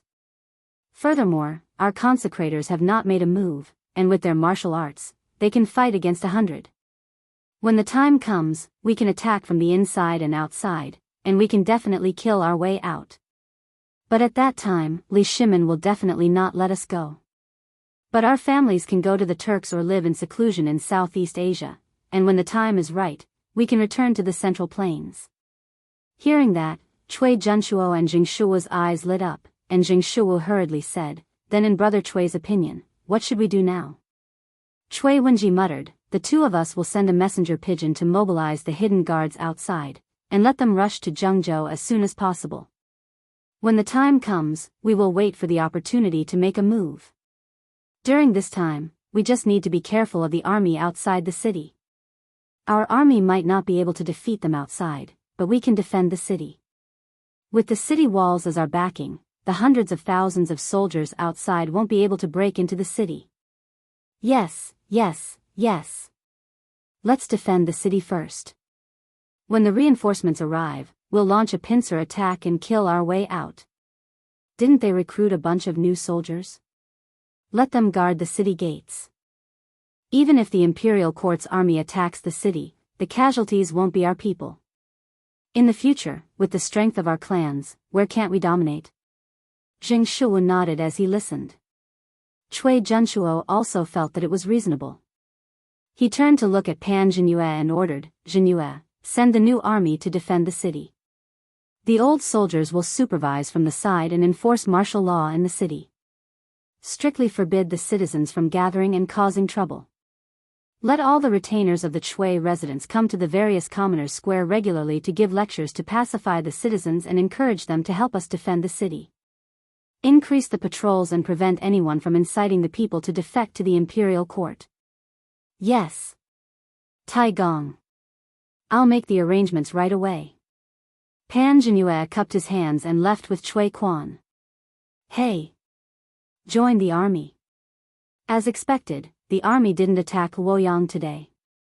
Wei Zhuqing is really good at foresight.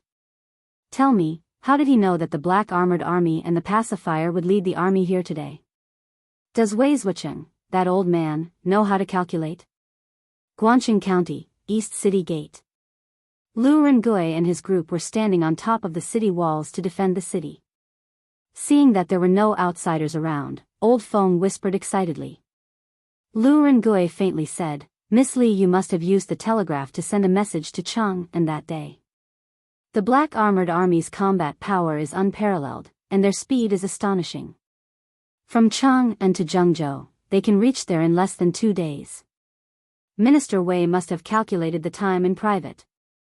As for the pacifier, it shouldn't be hard for him to gather 100,000 soldiers in 2 days. Oh.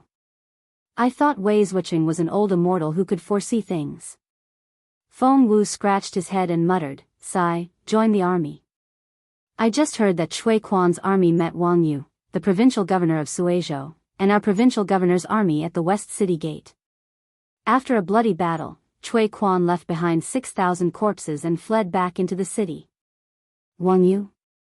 Suizhou is more than 400 miles away from Zhengzhou. Why would he appear in Zhengzhou now?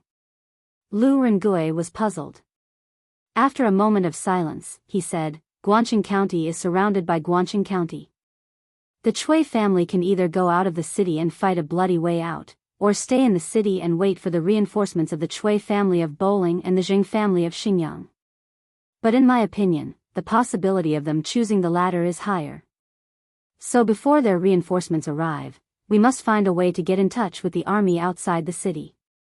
Otherwise, the Cui family may really escape this time. I'll find a way to go back tonight and discuss with Wei Zhuqing. You help me cover it up. Feng Wu nodded and said, don't worry, join the army. It's cold at night. I don't think anyone will come to patrol. Just go. Outside the city.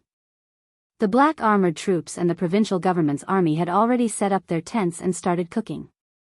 Apparently, they were planning to set up camp outside the city.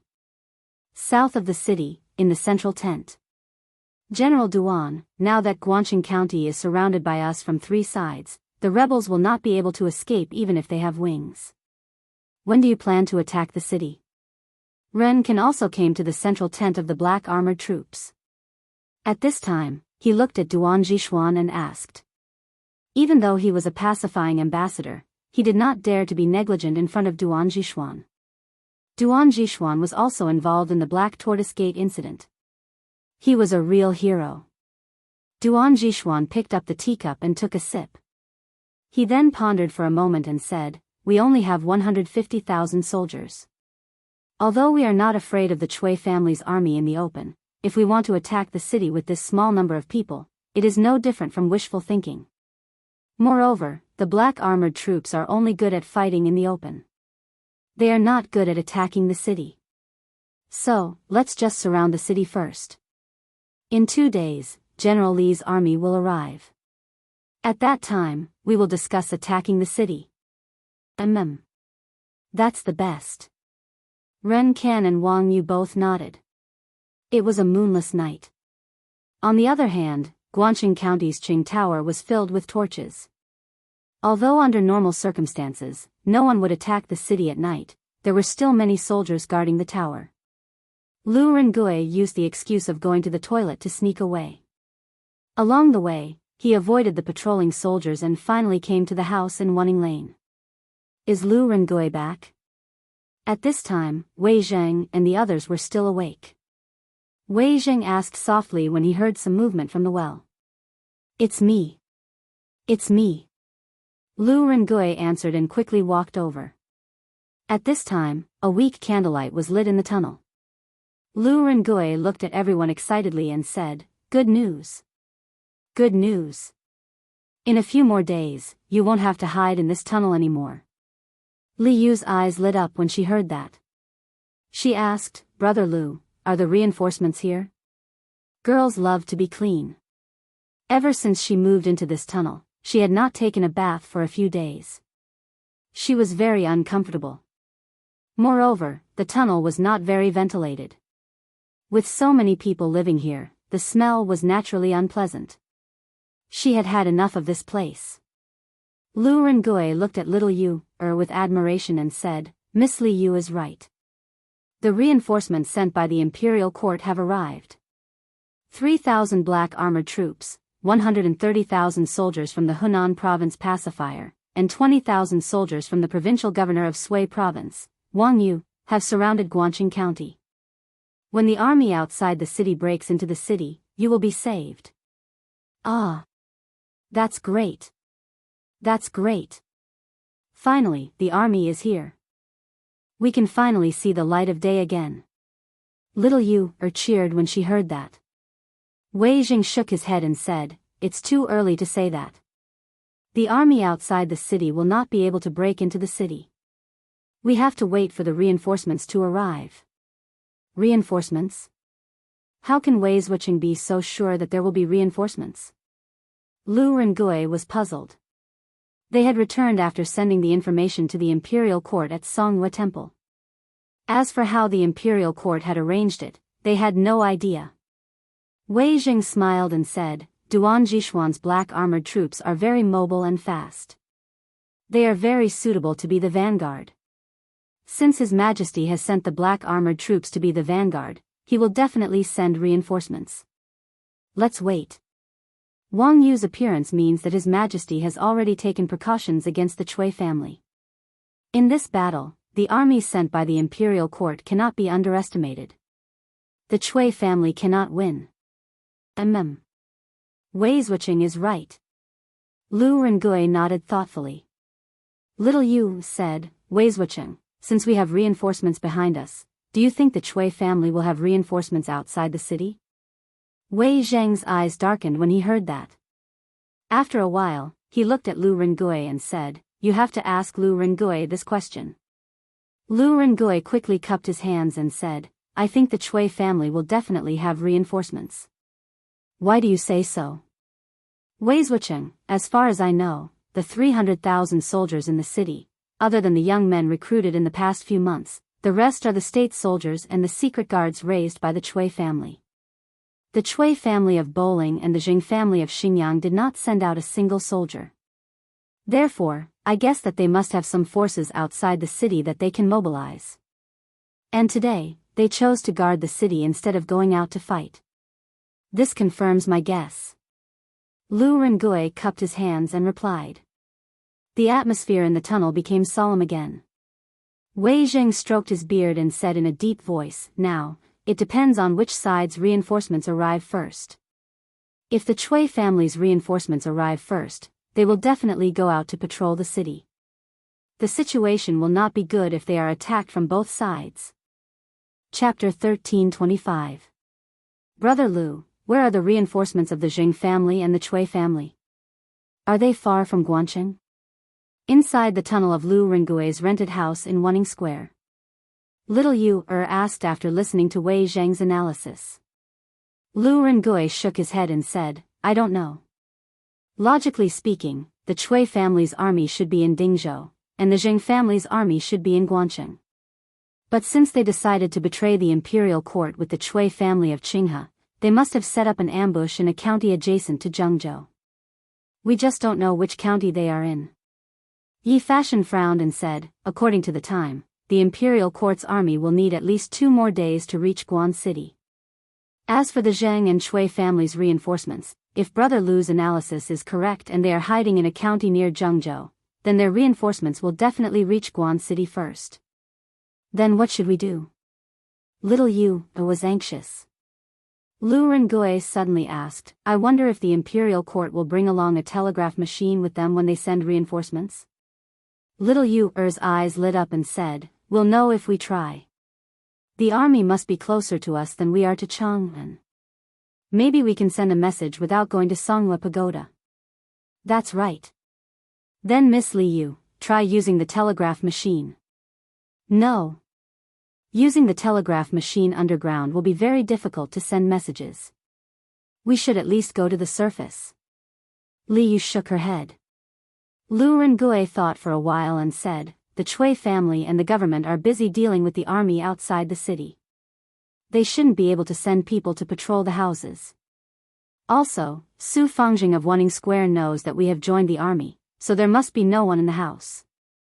Once the gate is locked, normal people won't be able to break in. So why don't you all disguise yourselves and stay in the backyard? But don't light candles at night, and don't go out during the day. Wei Jing frowned and said, no. If we all stay there, there will be too many targets. Once someone breaks in, we won't even be able to hide. Let Miss Li Yu stay there alone. She needs to keep in touch with the army. Also, if someone breaks in, she can hide easily. Although he also wanted to stay there, he didn't want to give himself away at such a crucial moment. Yes. Indeed, we should focus on the big picture. Yi Minglei nodded in agreement. Seeing this, Lu Rengui could only say, then, Miss Li Yu, you can bring your telegraph machine to the attic in the backyard. If the imperial court or the reinforcements send a telegram, you will know in time. Little Fishy pouted and shook her head.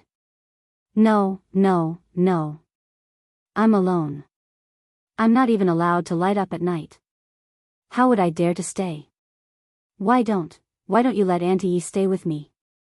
She did want Yi Fashion to go up, but this was such a big backyard. How could a man and a woman live together? Therefore, Li Yu thought about it seriously and decided to invite Yi Minglei's wife to accompany her. Madame Yi looked at Yi Minglei and saw him nod. She smiled and said, all right then. Since that's the case, I'll go up and stay with Miss Li Yu for a few days. After that, Li Yu, Madame Yi, and Lu Rengui took the telegraph and climbed to the ground.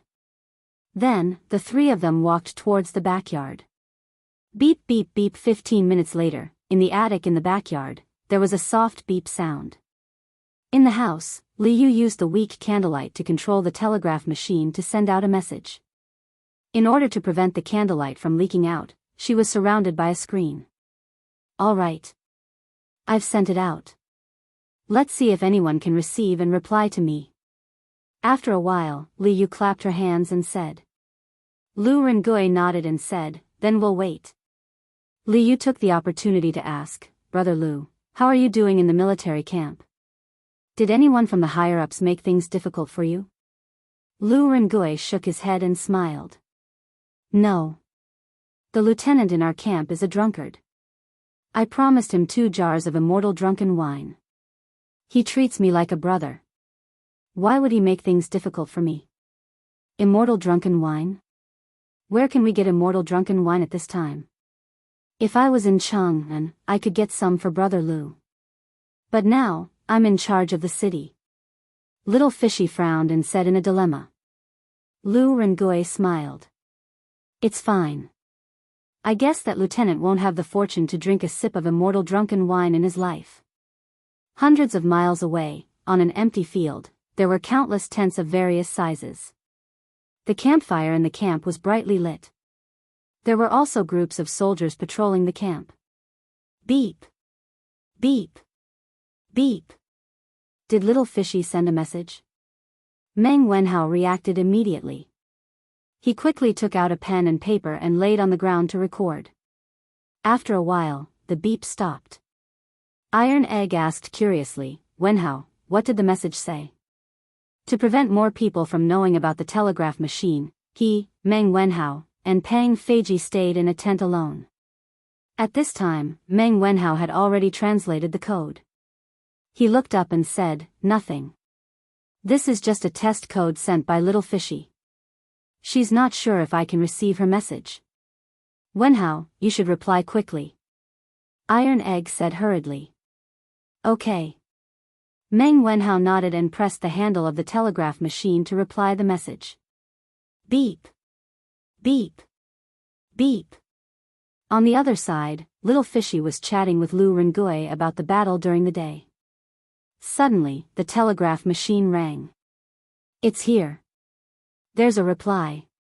Little Fishy exclaimed and quickly recorded the message. After a while, she stood up and said, "Brother Lu, it's the reinforcements sent by the imperial court. They are now 30 miles east of Luoyang in the wilderness. They should be about 100 miles away from us. The general manager this time is Duke Wei, Li Jing." Lu Rengui heard and frowned. "Duke Wei is leading the army? 100 miles?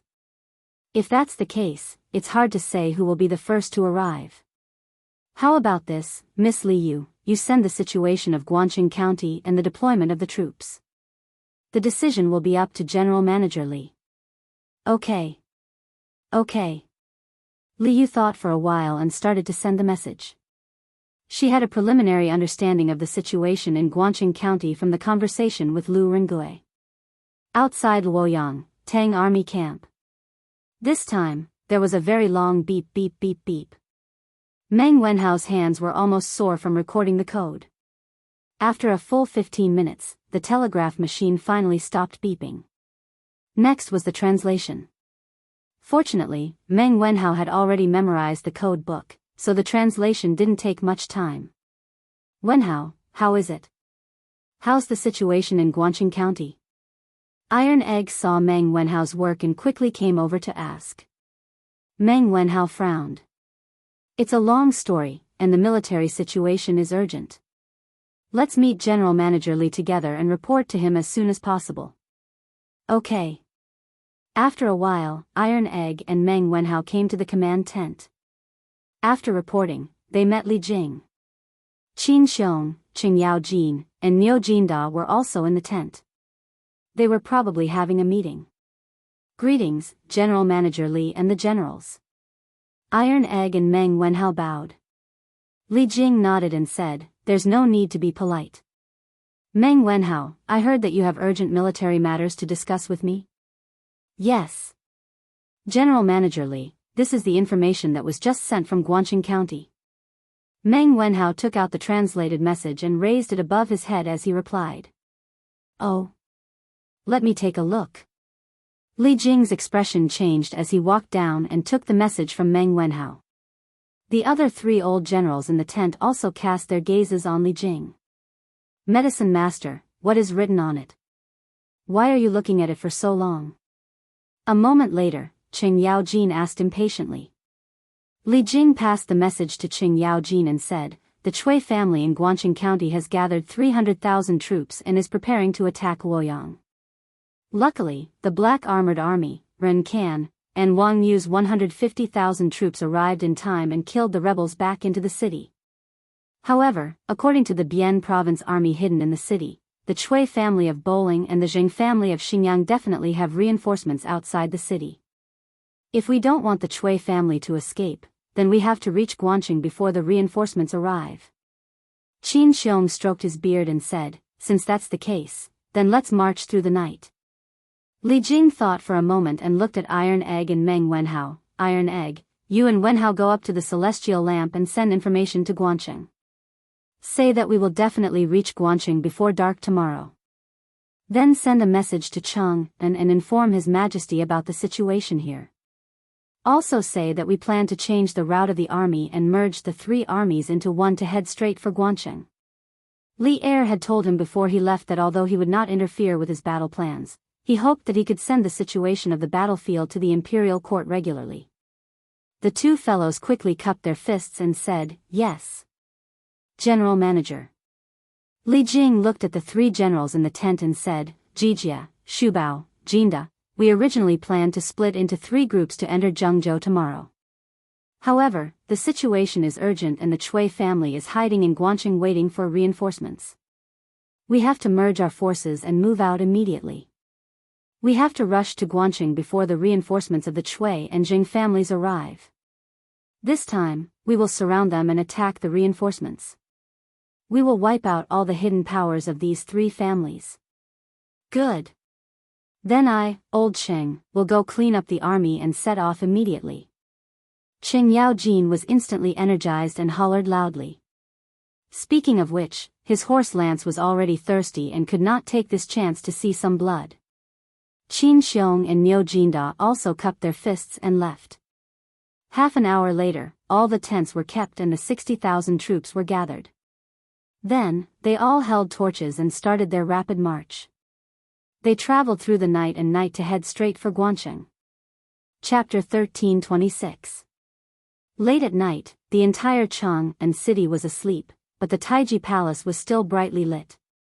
Li Er was looking at the sand table in front of him thoughtfully with his hands behind his back. Yes, it was a sand table. Ever since Li Zishuan created the Yanhuang College sand table last year, the sand table was finally used in war for the first time. Reporting. Your Majesty, Prince Wei has something urgent to report. At this moment, a chamberlain rushed in and bowed. Li Er's eyes flashed. He turned around and said, "Let him in. In the future, there's no need to inform Qin Ke when she comes to Ganlu Hall." Understood. The eunuch cupped his hands and left. Not long after, Li Tai walked in with a letter. He raised the letter above his head and said, "Reporting to Imperial Father, the frontline army sent an urgent report." "Imperial Father, please take a look." "Oh. Let me take a look." Li Er impatiently walked to Li Tai's side, took the report, and began to read it carefully. Jianghu has a 300,000 army? Chui Zhenshuo, that old thing, probably conscripted all the youths in Jianghu, right? Fortunately, Duan Jishuan, Ren Kan, and Wang Yu arrived in time. Otherwise, Luoyang would be in danger. After a while, Li Er put down the report and whispered to himself. Li Tai stood at the side in silence. He had personally translated the telegram. Even if Li Er didn't say it, he knew the contents. "Qin Ke, what do you think?" Li Er glanced at Li Tai, who was beside him, and asked. His son used to like to hang around him. Li Er knew why. It was nothing more than fighting for favor. However, ever since Li Tai went to Yanhuang College, this child was obsessed with strange things. He heard that the Prince Wei's residence had built a laboratory to fiddle with strange things. The little fatty who used to hang around him every day and call him "Father, Father" was gone. Every time he thought of this, Li Er felt gratified, but he couldn't help but feel a little lonely. "Imperial Father, this son doesn't dare to have any opinions on the matters of the country. This son believes that with Imperial Father's wisdom and martial prowess, a mere rebel army is like a grasshopper after autumn. They won't be able to survive for more than a few days. If Imperial Father has nothing else, then this subject will take his leave first. If there are any urgent reports from the front lines, this subject will report to Imperial Father again." Li Tai cupped his hands and said. From the day the army left the capital, he was asked for leave. He was asked by Li Er from Yanhuang College back to Chang and to be in charge of communications with the front line. He was quite interested in this, so he came back half-heartedly. However, what he was interested in was the first practical use of a new technology like the telegraph, not the situation at the front line. To put it bluntly, he was now a technical geek. "All right then. Qin Ke, you've worked hard these days."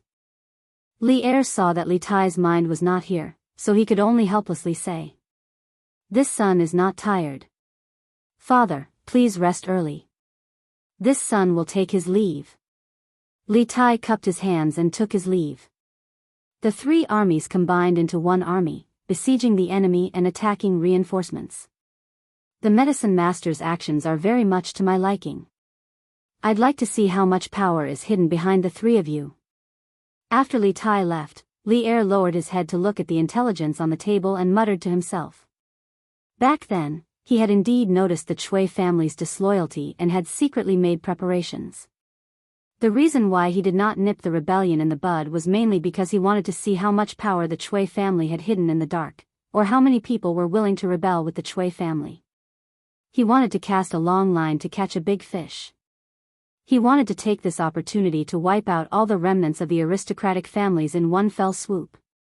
Li Jing's strategy of besieging the enemy and attacking reinforcements was exactly what he wanted. However, after this battle, Jianghu is bound to lose a large number of young and strong laborers, and the people's livelihood will wither. I'm afraid it will be difficult to fully recover in the next 10 years. What should we do? A moment later, a hint of worry appeared on Li Er's face as he sighed softly.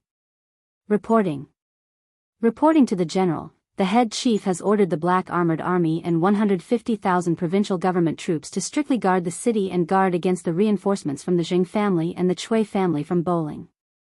The head chief is leading 3 armies to travel through the night and will arrive before nightfall. The next day, a messenger rode a fast horse to the Black Armored Army's tent in the south of Guangqing County. He cupped his fists and reported to Duan Jishuan. When Duan Jishuan heard this, he suddenly stood up and said, "You said that the rebels in the city have reinforcements near Jianghu? Is the information accurate?" Obviously, he also realized that if the Chui family's rebels were to form a pincer attack, it would be extremely disadvantageous for them. Reporting to the general, the head chief obtained the information from within Guangqing County, and it is extremely reliable. I hope the general can deal with it carefully, the messenger replied and then fainted immediately. He was really too tired after rushing all the way here on a fast horse. Quick! Someone come and help him to the tent to rest. Duan Jishuan hurriedly shouted outside the tent. Then, 2 soldiers came in and carried the messenger away. Duan Jishuan then ordered, Wu Feng, Jing Cheng, immediately send out scouts to scout along the south of Jianghu. If you find the enemy, come back immediately and report to me. Yes, sir. The 2 generals cupped their fists and immediately left. Duan Jishuan thought for a moment and followed them out of the tent. Someone, prepare the horses and follow me to the East Gate camp. Hiya! Hiya! Quick, quick, quick! Follow me. Everyone behind me. We must reach Guangqing County before nightfall. On the official road in the north of Shuzhou, an army of more than 10,000 people was galloping. The general in front was riding a war horse and the soldiers behind were chasing after him. Hey! I heard that the 300,000 soldiers in Guangqing County were surrounded by 150,000 soldiers outside the city. If you ask me, that Chui Quan is really useless. If I were to lead the army, I would definitely kill the imperial army. Hee hee. Next to the army, there was a small group of people who were not wearing military armor. They were all holding strange weapons, and their appearance was even more unrestrained. They were dressed rather casually, as if they were not going to the battlefield, but rather to attend some grand event. They were the Jianghu experts that the Chui and Jing families had been keeping all these years. The rest of them were the secret guards of the Chui and Jing families. Who would have thought that the 2 families would hide their troops in Shuzhou, which was south of Jianghu? Hey! Iron Fist Wang, you are really shameless. I heard that the imperial court had sent the Black Armored Army this time. With your mediocre skills, I don't think you can last more than 3 rounds with the Black Armored Army. Another shifty-eyed man chuckled. Bah! Huaxiajian, if you say one more word, do you believe that I will cut off your manhood so that you can go and harm other people's maidens? Hey, hey, hey! What a joke! What a joke! Brother Iron Fist, don't mind me. In Guangqing County. Since yesterday, when the commoners knew that the army was outside the city, there were more and more people who were dissatisfied with the Chui family in private. But because the provincial governor's troops had not only strengthened the city's defense, they had also increased the patrols in the city. They had also caught a few groups of people who were spreading rumors, so the commoners did not dare to talk nonsense anymore. As the saying goes, if you do not explode in silence, you will perish in silence. Some things, the more oppressed, the more they would rebound. The longer the silence, the stronger the rebound would be. For example, the public opinion. A formless anger was brewing in Guangxing County. However, those who were still immersed in their dreams of killing their way out of Guangxing County did not feel this anger. Sigh. Now that the imperial court's army has surrounded Guangxing County, but the Chui family is still dreaming of dominating the city. It's fine if they are dreaming, but it has caused us, the commoners, to suffer. In a few more days, when the imperial court's reinforcements arrive, they will attack the city. And us, the new soldiers guarding the city gate, will definitely die. On the east side of Guangxing County, Lu Rengui looked at the densely packed military tents and sighed deeply. And behind him on his right, there was a soldier holding a javelin in his hand. When the guard heard this, his face twitched imperceptibly. However, due to his fear of the general in the camp, he did not say anything. Seeing Lu Rengui shake his head and turn to leave, he finally could not help but say, "Brother Ren, please wait." "Oh. It's Captain Wang of the 6th Battalion. Just now, you didn't hear anything, right?" Lu Rengui's face flashed with a trace of surprise, followed by fear. He carefully probed. That soldier shook his head and said, "The wind was strong just now, I didn't hear anything."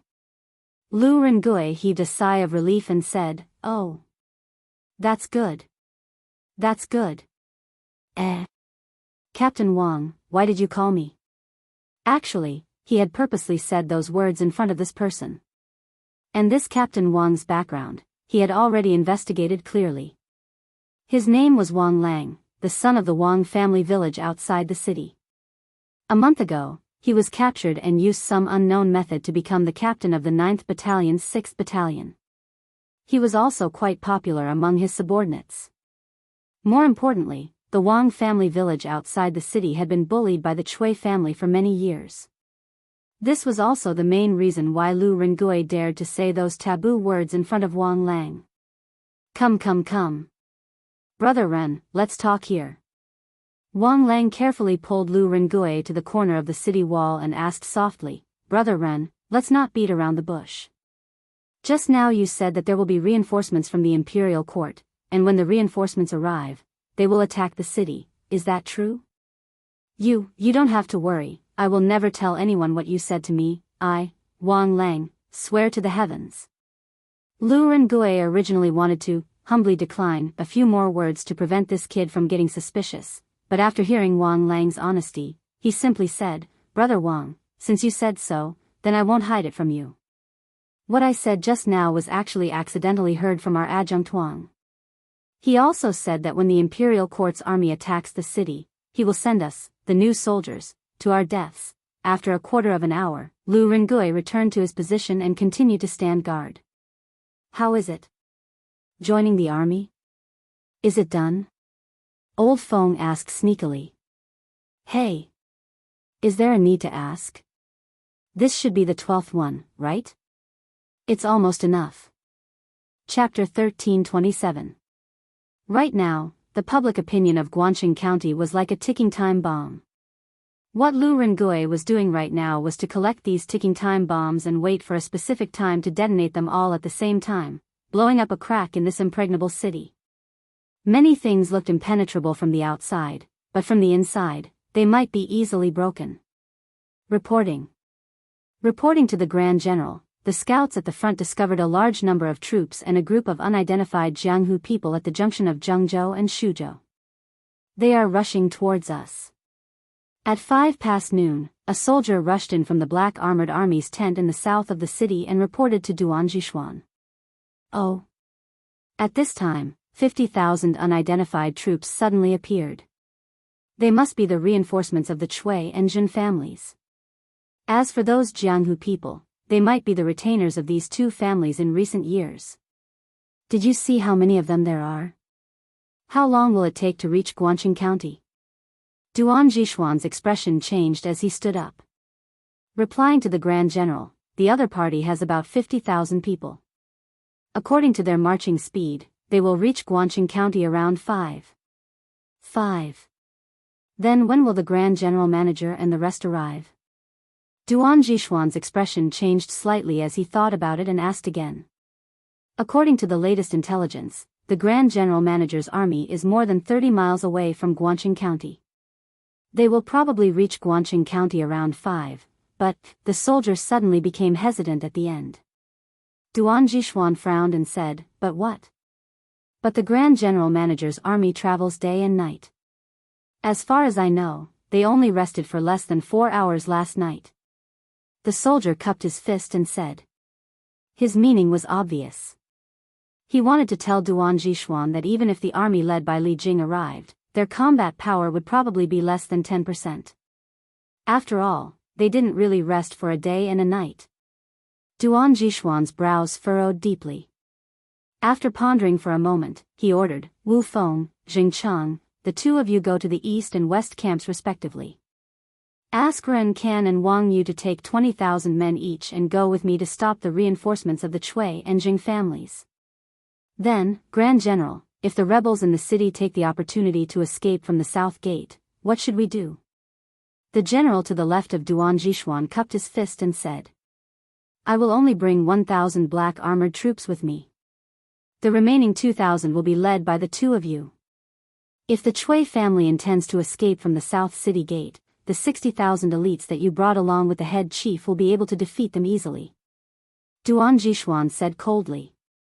Wu Feng and Jing Chang looked at each other, and then they cupped their fists and said in unison, "Understood. Report the military situation here to the general director while you're at it." In the end, Duan Jishuan instructed. "Here. Reporting. Reporting to the three great-grandpas, the two young masters have sent a letter saying that our reinforcements have arrived 40 miles outside the city.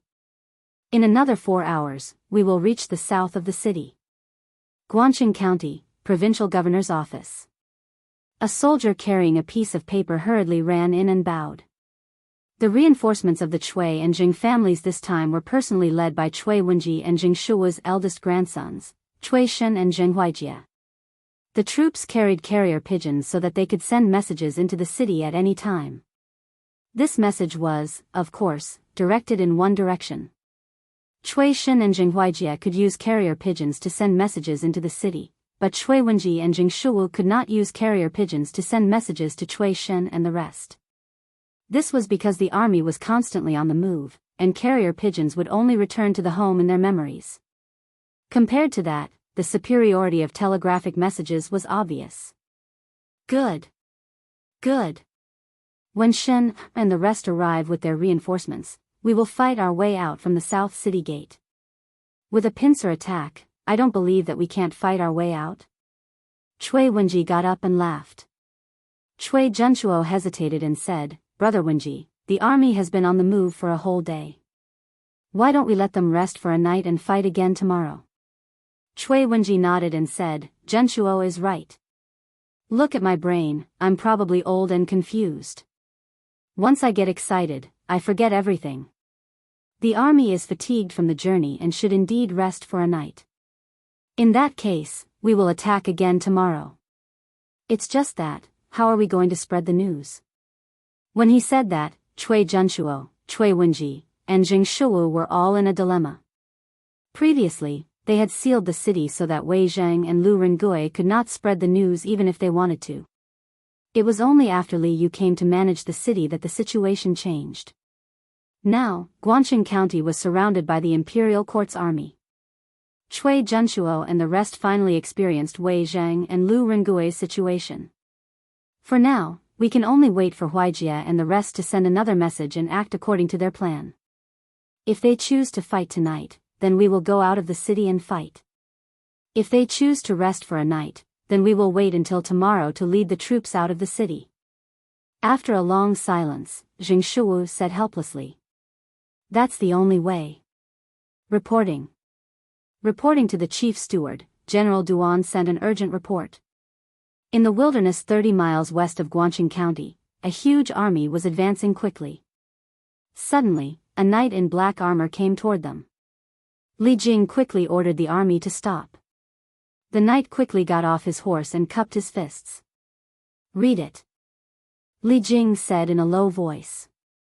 Reporting to the chief steward, General Duan found the reinforcements of the Chui and Jing families 40 miles south of Guangqing County, as well as the martial arts experts and death warriors that the two families have raised. General Duan took 20,000 soldiers from the east and west gates and brought 1,000 black armored soldiers to ambush them. General Duan said that the chief steward and the rest must be tired after traveling through the night. When the time comes, we only need to help in the south of the city to stop the rebels from escaping. The black armored soldier cupped his fists and said. Defense was always more energy efficient than taking the initiative to attack. Duan Jishuan's arrangement was reasonable and there was nothing wrong with it. Bastard. What does Duan Jishuan mean? What do you mean by tired? He is looking down on us old generals. Motherf *Ker, you want to steal old Cheng's credit? Impossible. Chief Steward, I request for an order to bring 1,000 elites to stop the reinforcements of the Chui and Jing families. When Qing Yao Jin heard this, he was instantly furious. He cupped his fists at Li Jing and said angrily. Jijia, don't be rash. General Duan is right, the army has traveled for a day and night, the men and horses are tired. Qinxiong pulled Qing Yao Jin and stopped him. Li Jing frowned and did not say anything. After a while, he stretched out his hand and said, Give me the map. Yes. A soldier at the side quickly handed over the map. Li Jing opened it and pointed at a location on the map. He said to Qing Yao Jin, Qinxiong, and Niu Jinda. The reinforcements of the Chui and Jing families should be around Mi County, and they are less than 30 miles away from us. Since they are the last trump card of the Chui and Jing families, their fighting strength cannot be underestimated. Furthermore, there are many martial arts experts and death warriors. I'm worried that Duan Jishuan's men are not their match. Jijia, you bring 5,000 elites and support Duan Jishuan. When the time comes, you will act according to the situation. After I stabilize the defense line at the 3 gates of Guangqing County, I will bring people to support you. Qing Yao Jin laughed when he heard this. Ha. Good. Don't worry, head chief, old Cheng, will kill all the rebels. Qinxiong said anxiously, Manager, it's easy for Jijia to take risks. I will go with him. Guangqing County has you and Jinda, so there shouldn't be any accidents. When Qing Yao Jin heard that, his face fell. However, Qinxiong was talking about him, so he did not dare to talk back. Li Jing thought about it and said, That's great. A moment later, Qinxiong and Qing Yao Jin chose 5,000 elites from the 60,000 army and rushed towards Mi County. We will be able to see Guangqing County in an hour. Huaijia, should we find a secluded place outside the city to rest for the night or launch an attack directly? On the road north of Mi County, the reinforcements of the Chui and Jing families were rushing. Cui Shen, who was at the front, opened his mouth. Zheng Huaijia rubbed his thighs that were almost scraped open. He had always been a spoiled brat, so he had never suffered so much. If it weren't for the Jing family's crisis, he wouldn't have gone through so much trouble to come here personally. After hesitating for a moment, he said, Why don't we launch the attack tomorrow? The soldiers have walked for a day and should be tired. Cui Shen nodded and said, That's good. I will send someone to send a message to grandfather. The army continued to move forward. At this moment, there was a mountain path in front of them. The mountain path was not very narrow and could allow 4 horses to walk side by side. The hills on both sides were not very steep and there was a dense forest growing on the hills. Young master, please tell the army to be on high alert and be careful of an ambush. An old man beside Cui Shen, Wang Taishou, who had said that he would lead the army to kill the black armored army, came to Cui Shen's side and said solemnly. Cui Shen frowned, Ambush? At this time, they will ambush me. Kung. Kung. Kung. Kill. Before Cui Shen could finish his sentence, countless soldiers suddenly rushed down from the hills on both sides. They held Mo swords in their hands and charged toward the Chui and Jing armies with an indomitable will. Ambush. Draw your swords and fight. Remember to maintain the formation. Wang Taishou shouted. Then, he and a few other experts surrounded Cui Shen and Jing Huaijie in the middle to protect them. The two armies soon engaged in battle. As they did not know where the enemy came from and whether they would have any reinforcements, Cui Shen and Jing Huaijie ordered the army to advance as they fought. They planned to get out of this mountain path first and get rid of the terrain that was disadvantageous to them. Soon, they saw the mountain path. Once they got out of this mountain path, there would be a vast plain in front of them. At that time, they would be able to fight the enemy head-on. Bang bang bang. Just as Cui Shen and his army were about to get out of the mountain path, everyone suddenly felt the ground tremble. Then, a group of black armored cavalry appeared on the plain outside the mountain path. They were emitting a strong and cold murderous aura, like a group of death knights from hell. Black armored army? Young master, it's the black armored army. But why are the black armored troops here? Wang Taisho said with a face full of fear. Chapter 1328. 2 in 1 chapter. Black armored troops. Isn't the black armored troops stationed outside of Guangxing County? Why are they here? When Cui Shen and Jing Huaijie heard that the enemy was the black armored troops, their faces turned green with fear. The black armored troops were known for their unparalleled combat prowess. The two of them had never been on the battlefield before, but this was their first encounter with the black armored troops. How could they not be terrified? Young masters, there is no need to worry. The black armored troops only have about 1,000 men. Let the experts from the Hall of Worship and the men of sacrifice from the Kamikaze battalion meet them. As for the troops on both sides of the mountain path, let the shadow guards deal with them. If we can take down 1,000 black armored troops, the south side of Guangxing County will be defenseless. At that time, we will have a better chance of rescuing old grandfather and the rest. Taizhou Wang was also panicking at the start. However, when he saw the number of black armored troops, he calmed down and tried to persuade them. Hall of Worship Wang is right. Let's do as he says. At this moment, Cui Shen and Jing Huaijie were in a state of being out of their wits. Iron Hand Wang's words were like a life-saving straw, letting them see some hope, so they desperately climbed up this life-saving straw. Yes. Young master. Taizhou Wang clasped his hands and shouted, "Brothers from the Hall of Worship and the men of sacrifice, follow me to meet the black armored troops." Yes. Following a chorus of voices, hundreds of Jianghu people dressed in various colors rushed out from the army. Together with 3,000 to 4,000 warriors dressed in black, they charged straight at the black armored troops. You are courting death. Listen to my command, charge with me. Duan Jishuan saw that the opposing army dared to take the initiative to meet the black armored troops head-on. He roared angrily and urged his horse forward. With a lance in one hand, he charged forward at an even faster speed. Kill! 1,000 black armored troops roared in unison and charged forward. The war horses neighed and their shouts shook the heavens. The Hall of Worship and the men of sacrifice from the Cui and Jing families felt that it was not 1,000 men charging at them, but tens of thousands of ferocious beasts. This was the unparalleled black armored troops. After so many years of training, the black armored troops of today was much better than the black armored troops of Li World. Bang bang bang. Duan Jishuan's warhorse sent countless soldiers from the Cui and Jing families flying. Wang Taizhou panicked when he saw this. He said to the two people beside him, Chu Xiaofeng, Hua Shejian, you two come with me to deal with Duan Jishuan. Ah. Iron Fist Wang, you're sending us to our deaths. I'm not going. Hua Xiajian mocked as he swung his sword to block the black armored troops around him. Wang Taizhou panicked and shouted angrily, Hua Shejian, can you be a little more mature?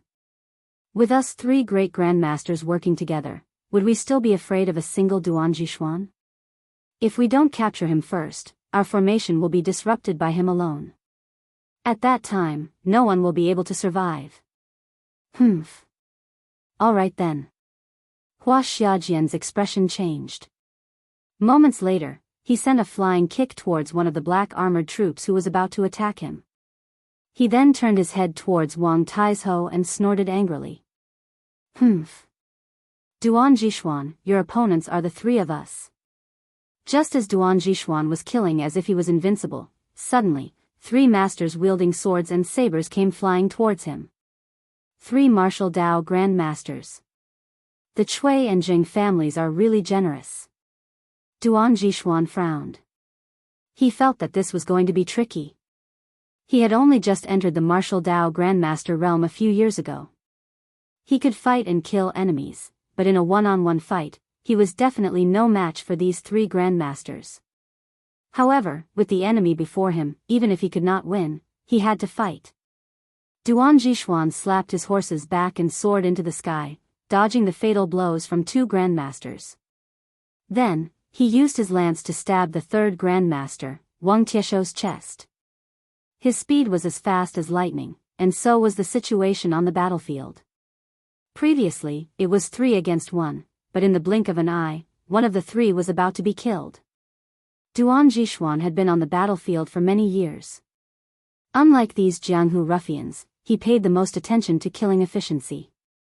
His moves looked simple, but often, the simplest move was the fiercest killing move. His lance moved forward without hesitation. Wang Taizhou was in the air and had no time to dodge. Ah! Duan Jishuan. How dare you! At the moment of life and death, Wang Taizhou roared. His hair moved without wind. He channeled his strength into his sword and swung it to block this sure-kill lance. Clang! There was a sharp sound of metal clashing as the sword and lance clashed together. But at this moment, there was a cracking sound. What shocked Wang Taizhou was that the long sword that he had always regarded as a treasure actually had a crack on it. Duan Jishuan sneered. Humph. To think that ordinary iron would dare to block this general's lance. Go to hell. With a crack, the long sword in Wang Tiesho's hands suddenly split into 2 halves. Duan Jishuan's lance continued to stab at Wang Tiesho's chest. Humph. Duan Jishuan, it's not that easy to kill me. Wang Taizhou growled. Then, he did something that made everyone speechless. He actually used both hands to grab Duan Jishuan's lance. Clang! Just when the onlookers thought that there would be the sound of a sharp blade piercing into flesh, there was a sound of metal clashing on the horse lance. Duan Jishuan's horse lance was actually blocked by Iron Hand Wang with his bare hands. Ha! Duan Jishuan, now you know why the Jianghu people call me Taizhou, right? What are you 2 still standing there for? Hurry up and attack. Wang Taizhou sneered and shouted at Hua Xiaojian and Chu Xiaofeng. Master Wang, we're here to help you.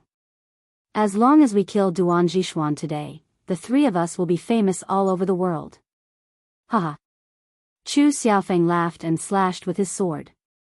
Hua Xiaojian was not willing to be left behind. He also hurried over to help. Duan Jishuan frowned. He wanted to injure one of the Grandmasters when they were not prepared. Then, he would go and stall for time with the other 2 Grandmasters. After all, the Grandmasters were too powerful. If he did not hold them back and let them kill him, the black armored army might lose a few hundred men. But now that his sneak attack did not work, the enemy must be prepared. He would have to face the pressure of the 3 Grandmasters head-on. It was no different from suicide. Half an hour ago. Guangqing County, Provincial Governor's Mansion. Reporting to the 2 Grandmasters, a portion of the soldiers from the 3 directions outside the city have been transferred to the south of Guangqing County. A provincial government soldier hurriedly ran into the main hall of the provincial governor's office and reported. What? To the south of Guangqing County? Isn't that where our reinforcements are? Cui Wenji stood up and said. Pan Zhenyue thought for a while and said, Grandmasters, could it be that they have discovered the traces of our reinforcements and sent their soldiers to stop them from reaching Guangqing County? Zheng Shuo nodded and said, yes, it's very likely. Duan Jishuan scouts are the best in the world. It shouldn't be difficult for them to discover that our reinforcements are from Shuzhou. Cui Junshuo looked at the soldier and asked, let me ask you, how many soldiers have been transferred to the east, west, and south gates? The messenger cupped his fists and replied, in reply to Tai Gong, I can't see the exact number. However, about 20 to 30,000 soldiers have been deployed from the east and west gates. As for the south gate, it seems that more than 1,000 black armored soldiers have been deployed there. Cui Zhenchuo's eyes lit up and said, more than 1,000? That means there are only about 2,000 black armored army left at the south gate? Wenji, Shuwu, the east and west gates are still there. But there are only about 2,000 black armored army left at the south gate. Although the black armored army's combat power is unparalleled, they won't be able to withstand the combined attack of 300,000 soldiers. We will concentrate on breaking through the south gate and then rendezvous with the reinforcements brought by Shen, and Huaijie. Cui Wenji thought for a while and saw Jing Shuwu nodding. He replied, all right. We will transfer most of the soldiers and break through the south gate. If the other two gates send reinforcements to the south gate, we will lead the rest of the soldiers to escape from the east and west gates. He was indeed an old fox. This was what it meant to attack in the east and attack in the west. Cui Zhenchuo nodded and said, that's the best. Jinyue, Cui Quan, go and make the arrangements quickly. Half an hour later, the south gate of Guangqing County opened. Cui Quan led 150,000 soldiers and the guards stationed at the south gate and charged towards the 2,000 black armored army outside the city. Soldiers, we are the black armored army. We will win. Kill. Duan Jishuan's lieutenant, Wu Feng, roared and led the black armored army to charge forward. Pay attention to the formation, don't fall behind. Duan Jishuan's other lieutenant, Zheng Cheng, shouted from behind. Reporting. Lord Pacifier, the rebel army has found out that the south gate is empty. Cui Quan led 100,000 soldiers and charged out from the south gate. I don't think the black armored army can hold on for much longer. East City Gate, Central Army Tent. The messenger hurriedly ran in and bowed to Ren Ken. What? The rebel army has left the city? Ren Ken was shocked and immediately became anxious. He said, there are only 2,000 black armored troops at the south gate. Although the black armored troops have unparalleled battle prowess, how can they fight against the hundreds of thousands of rebels in the city? Men, quickly. Gather the soldiers and reinforce the black armored army. Lord Pacifier, you can't do that. You can't do that. A middle-aged officer to the left of Ren Ken hurriedly stood up to stop him. Cui Zhenchuo has only mobilized a few 100,000 soldiers this time. The other few 100,000 soldiers are obviously still waiting for an opportunity to make their move. Once we send too many people to the south gate, the main force of the rebels will definitely escape from the east gate. At that time, the ones who let Cui Zhenchuo and Pan Jinyue go will be us. Lord Pacifier, please think twice before you act. Ren Ken frowned and said coldly, Captain Meng, in your opinion, should we stay put and watch as the black armored army is annihilated and the Cui family escapes from the south gate? You must know that the black armored army is the army that His Majesty values the most. If His Majesty finds out that we watched the black armored army being destroyed without doing anything, then our sins will be even greater. Captain Meng was speechless. He clasped his fist and said, Lord Pacifier, Lord Pacifier. Pacifier, there are currently 55,000 soldiers guarding the east and west city gates. We can only deploy 5,000 soldiers each to reinforce the black armored troops. This way, we won't weaken the defense of the east and west city gates by much. Moreover, with 2,000 black armored troops and 10,000 prefecture soldiers, even if we lose, we won't lose so quickly.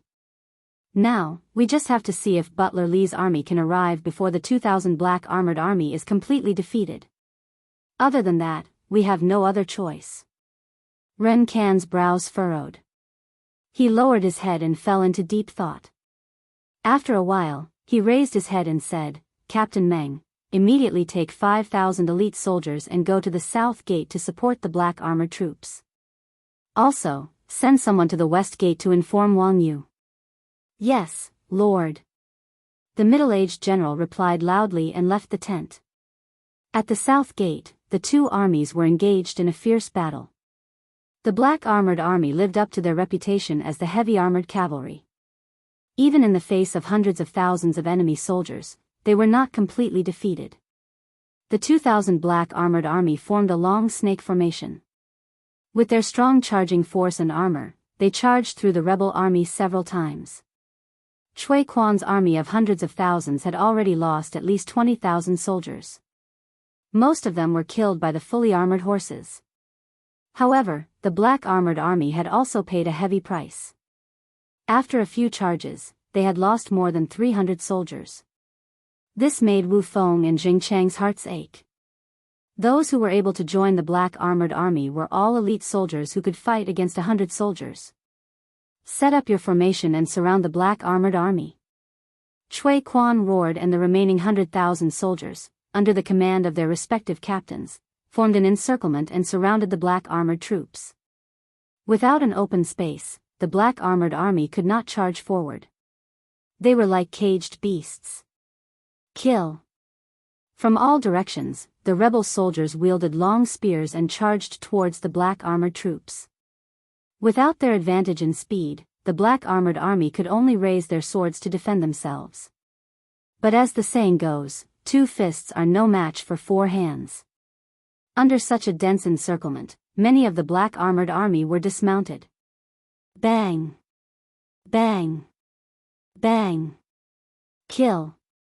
Suddenly, 2 armies of thousands of soldiers appeared from the east and west. The rebel army panicked. Wu Feng made a prompt decision and shouted, "Charge out from the east! Kill!" Soon, the eastern side of the rebel army's encirclement was attacked from both inside and outside. It did not take long for a gap to be torn open. The black armored army was finally able to charge forward again. Together with the 10,000 soldiers, they started to fight the rebel army again. However, the hundreds of thousands of soldiers that Cui Quan brought with him were not just a motley crew. There were also 20,000 Cui family's shadow guards. Coupled with the fact that there were so many of them, the black armored army and the 10,000 soldiers from the provincial government showed signs of defeat. Hee hee. Looks like we've won. We can leave Guan City from the south gate now. On the city gate tower, Cui Junchuo heaved a long sigh of relief after she saw the situation of the battle below. Bang! Bang! Bang! Soldiers, follow me. We're going to save the black armored army. Just when Cui Junchuo thought that the situation was settled, a black mass of soldiers suddenly rushed out from the wilderness to the west. The leader was a large number of people holding long lances, riding horses and galloping towards them. Niu Jinda. Li Jing. How is that possible? Chapter 1329. Cui Junchuo, Cui Wenji, Jing Shuwu, Pan Jinyue, and the rest were devastated when they saw Li Jing and Niu Jinda leading at least 60,000 soldiers to the south gate. Just a moment ago, they were still overjoyed that they had won the battle and could finally break out of the encirclement. However, the army led by Li Jing and Niu Jinda had extinguished the flames of hope in their hearts. The 2,000 black armored troops and 10,000 prefecture soldiers had already caused them such heavy losses. Now that the Tang military god was leading 60,000 soldiers, how were they supposed to fight back? In terms of reputation, Li Jing was much more powerful than the black armored troops. The Tang military god had never lost a single battle since his debut. Cui Quan was also a little dumbfounded at this moment. He looked at the tanned and thin veteran who called himself Old Niu and was shocked. Could this be Langyi County's old Niu Jinda? Then, wouldn't the army he brought be the elites from the capital? Who would be able to withstand this? Reinforcements are here. Generals, listen up. Follow me and kill. Kill every last one of them. Wu Feng was overjoyed when he saw the army coming from the west. He shouted loudly. Kill! Kill! Kill! Hearing that the reinforcements were here, the black armored troops' morale was boosted, and they charged even more fiercely at the rebels. At this moment, Niu Jinda had already led his soldiers over. As soon as they came into contact, 4 to 5 rebels were sent flying by him. Then, he swung his sword left and right, and more than a dozen soldiers were killed by his sword in an instant. He was unparalleled in bravery. Roar. Kill. Kill. Kill. Although the army behind Nyojinda had been traveling for a day and a night, and their bodies were extremely tired, they still couldn't help but feel their blood boil when they saw this scene. Their bodies were instantly filled with a primordial energy, and they forgot all their fatigue and launched a fearless charge. To Cui Quan, the current situation on the battlefield could be said to have taken a sudden turn for the worse. Very soon, his army of over 100,000 was scattered and utterly defeated. Beat the gongs to retreat. Quick! Beat the gongs to retreat. Order everyone to return to the city immediately. Cui Junshuo, who was watching the battle from the city gate tower, hurriedly ordered. Cui Wenji and Jing Shuo looked at each other, shook their heads, and said nothing. Obviously, they also thought that Cui Quan's men couldn't defeat Li Jing's men. Yes. A soldier rushed out hurriedly. Clang, clang, clang. Not long after, a sound similar to the sound of a gong sounded from the city gate tower. It was written in Sun's Han army, Sun Zi's Han army, advance at the sound of the drum, sound, sound, retreat. East, west, north, north, north, east, east, east, west, north, north, north, and central central. Because technology was west west and west, west, yong, west west, west west west west, sun west. When the, and, when, the, and the Sunday were. When Sun, Li heard the after Wang heard the Sun, army, and Sun, and Wang, sounded, Sun heard of the retreat. Yei and retreat. Sun. S wait. Phone. When thus heard the sound of the thus to, the, when twos, to, s. He didn't have the courage to fight against a famous general of the great Tang like Nyojinda, much less win. If he could retreat, he would do so with all his might. Commandant. Why do you want our 2 battalions to bring up the rear? A young general roared unwillingly. Commandant Song, this is an order. Cui Quan looked at the young general coldly and said, the rest of the soldiers, listen to my order. Retreat. Retreat into the city. After saying that, he turned his horse around and took the lead to escape. The remaining 100,000 rebels hurriedly followed behind Cui Quan and ran toward the city gate. Although the thousands of soldiers in the 13th and 14th battalions were unwilling, they could only stay behind to stop the imperial court's army. The rebels on the battlefield were getting fewer and fewer. Not long after, only these 2 battalions were left. Just as the commandants of these 2 battalions were about to bring their troops back to the city, they saw that the wooden bridge over the moat had been put away, and the city gate was gradually closing. Ah! Cui Quan, you'll die a horrible death. When Commandant Song saw this, he knew that his 2,000 men had been abandoned. He immediately let out an indignant roar. At this moment, Nyojinda had already surrounded the 2,000 men with his army. He said coldly, put down your weapons and surrender immediately. Then, I might spare your lives. Thank you, General Nyo.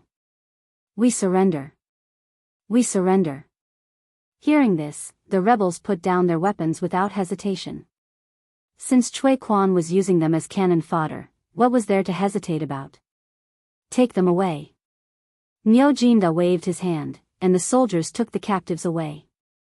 At this moment, Nyojinda looked at Cui Junshuo and the others on the city gate tower and shouted, Cui Junshuo, you've committed treason and disregarded the imperial court's favor. I advise you to surrender as soon as possible. Otherwise, you'll die without a complete corpse. Cui Junshuo was disheartened. Li Jing and Nyojinda's appearance made him lose all hope of winning. However, things had already come to this. If he retreated, he would die. If he advanced, he would also die. There was no turning back. Nyojinda, it's impossible for me, Cui Junshuo, to surrender. There are still 200,000 men in the city. If you and Li Jing want to attack the city, then come at me. Cui Junshuo's eyes flashed with viciousness. Even if there was no chance of winning, he would drag the entire city down with him. Humph. Old bastard, you really don't know what's good for you. Niu Jinda said angrily. All right, Jinda, quickly clean up the battlefield. Then, bring the rest of the black armored troops to support Xu Bao and Ji Jie. Leave this to me. At this moment, Li Jing walked up and patted Niu Jinda on the shoulder before speaking softly. Oh. Okay. I'll do it now. Niu Jinda was shocked. Only then did he remember that there were still two armies fighting in the south. He cupped his fists in response and quickly went to find the black armored troops. In the southern suburbs of Guangqing County, the 50,000 shadow guards from the Chui and Jing families and the 40,000 soldiers from Duan Jishuan had suffered heavy casualties. However, the shadow guards from the Chui and Jing families still had the upper hand. As for Duan Jishuan's black armored troops, the Chui and Jing families' hall of worship and camp of sacrifice, the situation was even more one-sided. More than half of the black armored troops were either dead or injured. As for Duan Jishuan himself, he was severely injured. His light armor was stained with blood from both the enemy and himself. It could be said that if the battle continued like this, the people that Duan Jishuan had brought with him would be completely annihilated. So what if the black armored troops were brave and powerful? The hall of worship of the Chui and Jing families were all elite fighters. As for the camp of sacrifice, they were all assassins who were not afraid of death. In terms of combat power, the black armored troops were not that strong. Moreover, the enemy outnumbered them by a few times. Hey! Black armored troops? Didn't you say that 3,000 black armored troops could defeat 100,000 soldiers? Why is the general of the black armored troops so weak? Wang Taizhou threw a punch at Duan Jishuan and sent him crashing to the ground. This man did not know the saying that all villains die because they talk too much. So, he wanted to mock them and show off his strength. Pfft! Duan Jishuan supported himself with his lance and stood up unsteadily. He looked at Wang Taizhou and said coldly, "The black armored troops' reputation is not for trash like you to judge. Let's see how long you can be so arrogant when my reinforcements arrive." Haha. Reinforcements? If you have reinforcements, why are they taking so long? Why don't you call for your reinforcements to come quickly? Wang Taizhou sneered.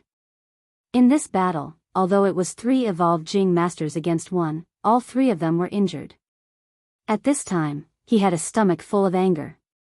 Now that he had beaten Duan Xuanji to the ground with great difficulty, of course he wanted to show off his prestige as the victor. Bang! Bang! Bang! Suddenly, a series of hurried footsteps came from outside the mountain. Wang Taizhou, Cui Shen, Jing Huaijia, and the rest were shocked. Oh no! Their reinforcements are here. Cui Shen said in a panic. Ha! How dare the remnants of the noble families resist the imperial army? Soldiers, charge with me, old Sheng. Kill every last one of them. Qing Yaojin held a lance in his hand and took the lead to rush over. Kill! Kill! Kill! The 5,000 elites that Qing Yaojin and Qin Xiong had brought with them also charged forward. Damn it! They really have reinforcements. Then you can go to hell first. Wang Tieshou's face darkened. He cursed himself for saying such a thing. He used his leg to pick up a saber beside a dead soldier and slashed it at Duan Jishuan's neck with one hand. Ha! How dare you, old man! At the crucial moment, Qing Yaojin roared and threw out the stallion in his hand. His target was Iron Hand Wang. Wang Taizhou did not dare to take it head-on. He quickly dodged, and the lance stabbed into the ground. It was obvious how powerful Qing Yaojin's attack was. Whoosh! In just a short while, Qing Yaojin and Qin Xiong had arrived and stood in front of Duan Jishuan. General Duan, take care of yourself. Leave these 3 to me and Jijia. Qin Xiong looked at Duan Jishuan and said. Duan Jishuan clasped his fist and said, "Thank you, General Qin." "Thank you, General Cheng." Qing Yaojin laughed. "Hey! Little Duan, next time you encounter something like this, don't force yourself. You're a good fighter. If you die in the hands of these idiots, it won't be worth it. Duan Jishuan was immediately choked by this shameless old man. Alright, Jijia. Focus on the enemy first. Qin Xiong pulled out his sword and looked at the three grandmasters in front of him. Alright. Haha. Today, I can finally show my skills. The three of you, old men, come at me together. Qing Yaojin picked up the lance that was inserted into the ground and laughed loudly. Qin Xiong. Qing Yaojin. Wang Taizhou, Chu Xiaofeng, and Hua Xiaojin's pupils shrank. Their faces were filled with shock. Hey! Cut the crap. Today, none of you can leave. Qing Yaojin did not waste any more time. He shouted and charged forward with his lance. Chapter 1330. Clang, clang, clang. On the mountain path, Qing Yaojin and Qin Xiong fought the three grandmasters from the Chui and Jing families together. The sound of weapons clashing echoed throughout the valley. Although in terms of overall strength, Qing Yaojin and Qin Xiong were weaker than Wang Taizhou, Chu Xiaofeng, and Hua Shijian, in the previous battle with Duan Jishuan, each of them had expended a lot of their qi and suffered some injuries.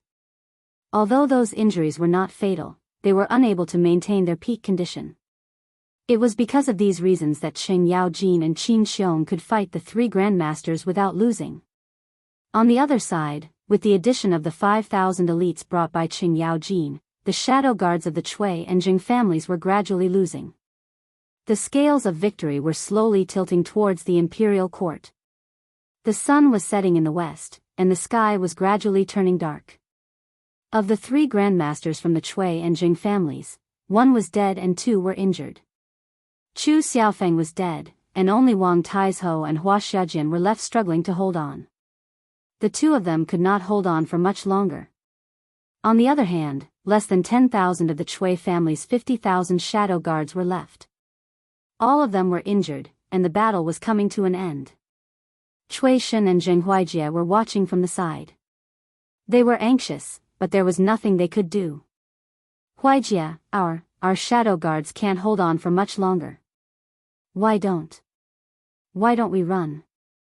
Cui Shen said with a pale face. He was afraid of death.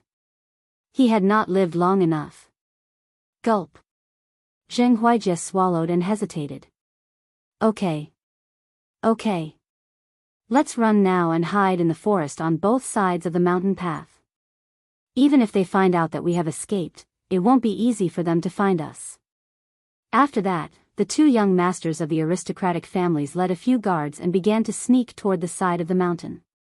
Dong, dong, dong. Just then, the sound of horses galloping came from outside the mountain path. A moment later, the clan people saw a group of black-armored knights galloping toward them. Shubao, Jijia. Jinda is here to help. Niu Jinda urged the warhorse beneath him to gallop over at a high speed. Black-armored troops. Black-armored troops again. The Chui and Jing families are done for. When Wang Taizhou saw Lai Jun clearly, he suddenly felt a wave of despair and said with a painful expression. At this time, he was truly in despair. He even wanted to give up resisting. Quick! Run! Another group of black-armored troops is here. Cui Shen heard the commotion at the entrance of the mountain path.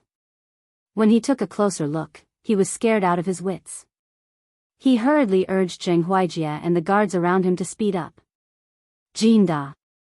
Don't worry about us for now. Those two should be the young masters of the Chui family and the Jing family. Capture them. Don't let them escape. Qin Xiong had already noticed Cui Shen and Zheng Huijie who were surrounded by a group of people trying to escape. He hurriedly said to Niu Jinda who was running over. Good. I'll go and capture those two kids right now. Niu Jinda looked in the direction Qin Xiong was pointing at, and then he shouted and urged his warhorse to gallop towards Cui Shen and Zheng Huijie. Young master. Hurry up and leave. Someone was chasing after them. I'll help you block them for a while. One of the guards beside Cui Shen saw Niu Jinda galloping over and said. Then he turned around with a solemn expression and went to meet the enemy with his weapon. Go. Go. All of you, go and block that person. The Cui family will help you take care of your family. Cui Shen panicked and hurriedly shouted at the rest of the guards beside him. Yes. Young master. The guards looked at each other, and a trace of despair flashed in their eyes. They cupped their hands and turned to rush out. Hey! You think you can stop me with just a few of you? Niu Jinda snorted coldly and did not slow down at all. He continued to gallop towards these few soldiers. These few soldiers did not see Niu Jinda move, but their weapons were already sent flying by the lance in Niu Jinda's hand. And they were also pushed back by this huge force. Niu Jinda did not kill them. Instead, he went straight for Cui Shen and Jinghuijie, who were running up the hill. In the blink of an eye, he had already caught up with them. He jumped down from his horse and knocked the two unconscious without any effort. Cui Shen's guards wanted to go forward to rescue them, but they were surrounded by the prefecture soldiers who had rushed over. At this moment, Qing Yaojin and Qin Xiong respectively found a flaw in Wang Taizhou and Hua Xiajian's defense and killed them with a single blow. Two grandmaster-level consecrators of the aristocratic families fell unwillingly just like that. The reinforcements of the Cui family and Jing family who had not fallen saw that their young masters had been captured and that their top fighters had died. Instantly, they lost the motivation to continue fighting and put down their weapons, kneeling on the ground and surrendering. Seeing this, Qin Xiong decisively gave the order to quickly clean up the battlefield and then regroup with the main force. In this battle, the Cui family and Jing family's consecrators were completely wiped out. Only 3,000 of the 50,000 secret guards were left, and they surrendered in the end. As for the imperial court, the black armored army suffered heavy losses. More than 500 war horses were lost, 512 soldiers were killed, and General Duan Jishuan was severely injured. Of the 40,000 prefecture soldiers, 3,568 were killed, and 5,032 were severely injured. All in all, it was a heavy loss. If Qin Xiong and Qing Yaojin had not arrived in time, the losses would have been even worse, or even completely wiped out. Jishuan, you are recovering from your injuries. The military situation is urgent. You made the right choice. The black armored army suffered heavy losses mainly because we underestimated the hidden power of these aristocratic families.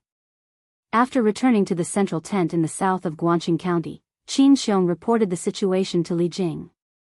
Duan Jishuan bowed to Li Jing and asked for forgiveness. Li Jing shook his head and comforted him gently. 3 grandmasters, hundreds of Qi transformation realm martial artists, and thousands of fearless men of sacrifice. With such a lineup, perhaps only the black armored army led by Duan Jishuan had the ability to fight against them. Although the black armored army suffered heavy losses in the end, Li Jing understood that it was not easy for them to fight to this extent with the military strength at that time. In the end, they had underestimated the strength and foundation of these millennium-old aristocratic families. Thank you, General Manager, for your mercy. Duan Jishuan saluted and then turned to leave with a sad face. In this battle, he won, but he also lost. General Manager, the identity of these 2 boys has been verified. They are the eldest grandson of the Cui family in Bowling, Cui Shen, and the eldest grandson of the Jing family in Xingyang, Jinghuijie. How should we deal with them? Niu Jinda pointed at Cui Shen and Jinghuijie on the ground and asked Li Jing. Li Jing thought for a moment and replied, take them down and guard them well. When the time comes, bring them back to Chang'an and hand them over to His Majesty. Okay. Niu Jinda heard and nodded. Qin Xiong asked, General Manager, when are we attacking the city? When Li Jing heard this, he could not help but frown. He said in a deep voice, although theoretically, our victory is already decided, and the Cui family probably knows this, they still want to resist stubbornly and even want to drag the entire city's people to be buried with them. Their thoughts can be said to be vicious. If we rashly attack the city, they will probably let the newly recruited young men and even some old and weak women and children go up to the city tower to defend the city. In this way, if we attack by force, countless innocent people will be injured. Once the battle ends, Jianghu will definitely be transferred to the people's livelihood, and it will not recover for 10 years. Therefore, the matter of attacking the city needs to be considered at length. I also have to report this to His Majesty. Let the soldiers rest for a night. Anyway, the rebel army in the city will not be able to escape for a while. Qinxiong frowned and thought for a moment, then nodded and said, General Manager's words make sense. Then let's rest for a night. Li Jing's prediction was right. Cui Junchuo had the intention of dragging the entire city to be buried with him. When Ji, Shu, you don't have to have any more hope. Since Li Jing is here, the reinforcements brought by Cui Shen and Huai Jie must have all been killed. They can't possibly defeat Li Jing's scheme. In the main hall of the provincial governor's mansion, everyone's face was gloomy. The atmosphere in the hall was very oppressive, so oppressive that it was difficult to breathe. Cui Junchuo shakily stood up and let out a long sigh. No. I don't believe that my Huai Jie will die just like that. Jing Shu shook his head with a pained expression. Cui Junchuo sighed and ignored him. Unexpectedly, Jing Shu suddenly stood up and walked quickly to Cui Junchuo's side. He grabbed his collar and said crazily, It's all your fault. It's all your fault. If you, Cui Junchuo, had not charmed me with your words back then, how would the Jing family have come to this point today? Cui Junchuo's body did not dare to move. Being pulled by Jing Shu like this, he immediately had some difficulty breathing. He quickly shouted at Pan Jinyue beside him, Quick! Jing Shu is crazy. Quickly capture him. Quick! What are you still standing there for? Pan Jinyue was originally hesitant, but seeing that Cui Junchuo was almost out of breath, he quickly waved his hand and ordered, Men! Capture old grandfather Zhang. Yes! Cui Junchuo, you dare to capture me? Jing Shu was quickly captured by the guards. He looked at Cui Junchuo in disbelief and asked. Humph. Why wouldn't I dare? Quick, take him away. Cui Junchuo said angrily. Now that the Cui and Jing family's reinforcements had been annihilated by Li Jing's men, he no longer needed to rely on the Jing family, so he naturally did not need to spoil Jing Shu anymore. Because the entire army in Guangqing County was his Cui family's people. Cui Junchuo, you're ungrateful, you'll die a horrible death. Cui Junchuo was quickly taken away, leaving behind a wave of vicious curses. Cui Wenji just watched and did not say a word from the beginning to the end because he could see the situation clearly. Jinyue, if Li Jing attacks the city later, let the new soldiers go up to defend the city. After the new soldiers are all dead, let the people in the city to defend the city. Even if the Cui family cannot win, I will make Li Jing lose a few teeth in Guangqing County. I will let the entire Guangqing County be buried with the Cui family. After a moment of silence, Cui Junchuo looked at Pan Jinyue and said word by word fiercely. After everyone in the hall heard this, they could not help but feel a chill in their hearts. Chapter 1331. 2 in 1 chapter. After cleaning up the soldiers and counting the casualties, there were many more tents of various sizes in the open space in the south of Guangqing County. Li Jing's 60,000 elites from the capital were able to set up camp. The generals of the army in the east and west naturally came to visit Li Jing, the general manager of the Hunan province army, and report the situation of the war in the past 2 days. After receiving the generals, Tai Dan walked in and bowed. Chief Steward, I was on the celestial lamp just now. I used the binoculars to observe the situation in the city and found that the 3 city gates were heavily guarded. There were also some elderly and children among the guards in the south of the city. They were all captured by the Cui family to guard the city. Li Jing frowned and said angrily, Cui Junchuo, that old bastard. Does he want all the people in the city to die with his Cui family? That's outrageous. At this time, he couldn't help but recall what Cui Junchuo said to Niu Jinda in the afternoon on the city gate tower. Niu Jinda, it's impossible for me, Cui Junchuo, to surrender. There are more than 200,000 soldiers in the city now. If you and General Manager Li want to attack the city, then come. Now it seemed that Cui Junchuo not only wanted to bury these 100,000 new soldiers with him, but also wanted all the people in the city to be his cannon fodder. That was simply insane. Yes. I know all of this. Iron Egg, you've been traveling day and night. Have an early rest. Iron Egg's grandfather and Li Jing were cousins, so strictly speaking, Iron Egg also had to call Li Jing granduncle. With this relationship, Li Jing was quite close to Iron Egg. Yes. Bruiser clasped his fists and left. In the tent, Li Jing closed his eyes and concentrated. After a while, he opened his eyes and wrote the situation here into a memorial. Then he asked someone to call Meng Wenhao and said, Meng Wenhao, send this letter to Cheng and City by telegram. Right now, Meng Wenhao and Iron Egg had become the core members of the entire army. They were in charge of the army's communication with the outside world. The rescue of Guanqing relied on the unparalleled transmission speed of the telegraph machine. Li Jing had fought in wars all his life, but he had never been so comfortable as this time. Grasping first-hand information at the first moment allowed him to calmly make various tactical arrangements to deal with the changes in the situation on the battlefield. This was more efficient and useful than strategizing. He had already secretly made up his mind. After returning to the imperial court, he would definitely suggest to Li Er to build a telegraph machine. With this thing, it would be extremely convenient to fight in the future. Think about it.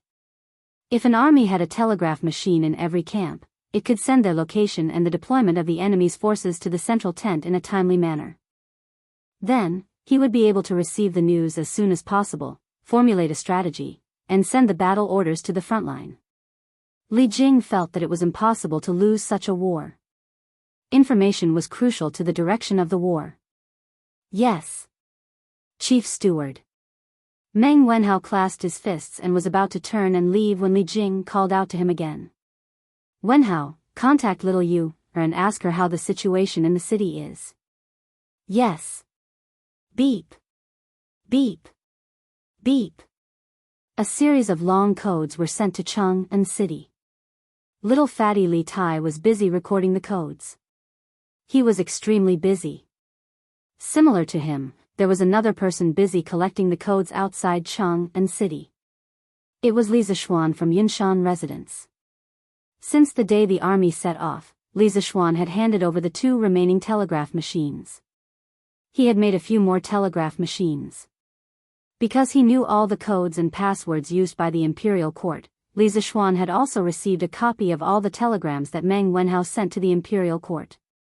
Because of this, although Li Zishuan had never left Yunshan residence, he knew the situation at the front line like the back of his hand. However, only God knew if what he did was considered as stealing the imperial court's military secrets. Wife, go and tell grandmother and grandfather that the imperial court has won a great victory in Guan City. The Cui family is at the end of their rope. The monk is not in any danger for the time being. Tell them not to worry. After copying the codes, Li Zishuan quickly translated them. After reading the information, he found Han Yushi and said softly, Yes, yes. Han Yushi nodded. Then, she hesitated for a moment and asked, Husband, Iron Egg. Is Iron Egg doing well over there? Li Zishuan smiled and said, Wife, don't worry. Iron Egg is with Uncle Li. He is safe. This time, he and Meng Wenhao have made a lot of contributions. When they return, His Majesty will reward them. Han Yushi heaved a sigh of relief and said, That's good. Husband, I will go and find grandfather and grandmother. Yes. Go. After watching Han Yushi leave, the smile on Li Zishuan's face disappeared. A trace of coldness flashed in his eyes. He muttered to himself, Cui Junchuo, I didn't expect you to be so vicious.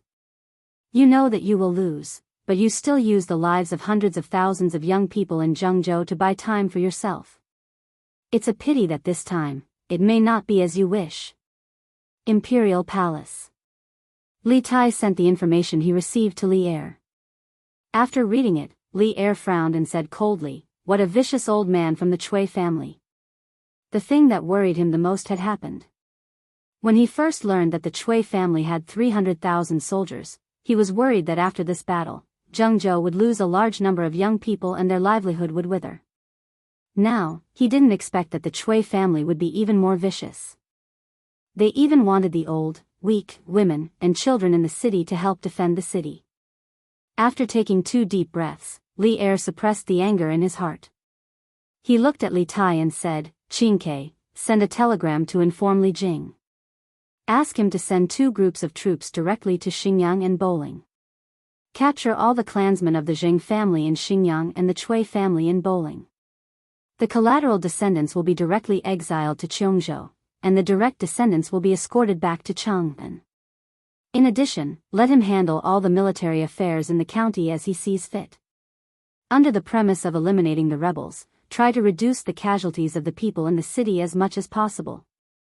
As Li Tai spoke, he asked the servants for a pen and paper to record at the side.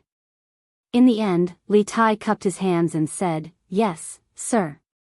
Tomorrow, I will go to the pagoda of Xingshan Temple and send the information to Supervisor Li."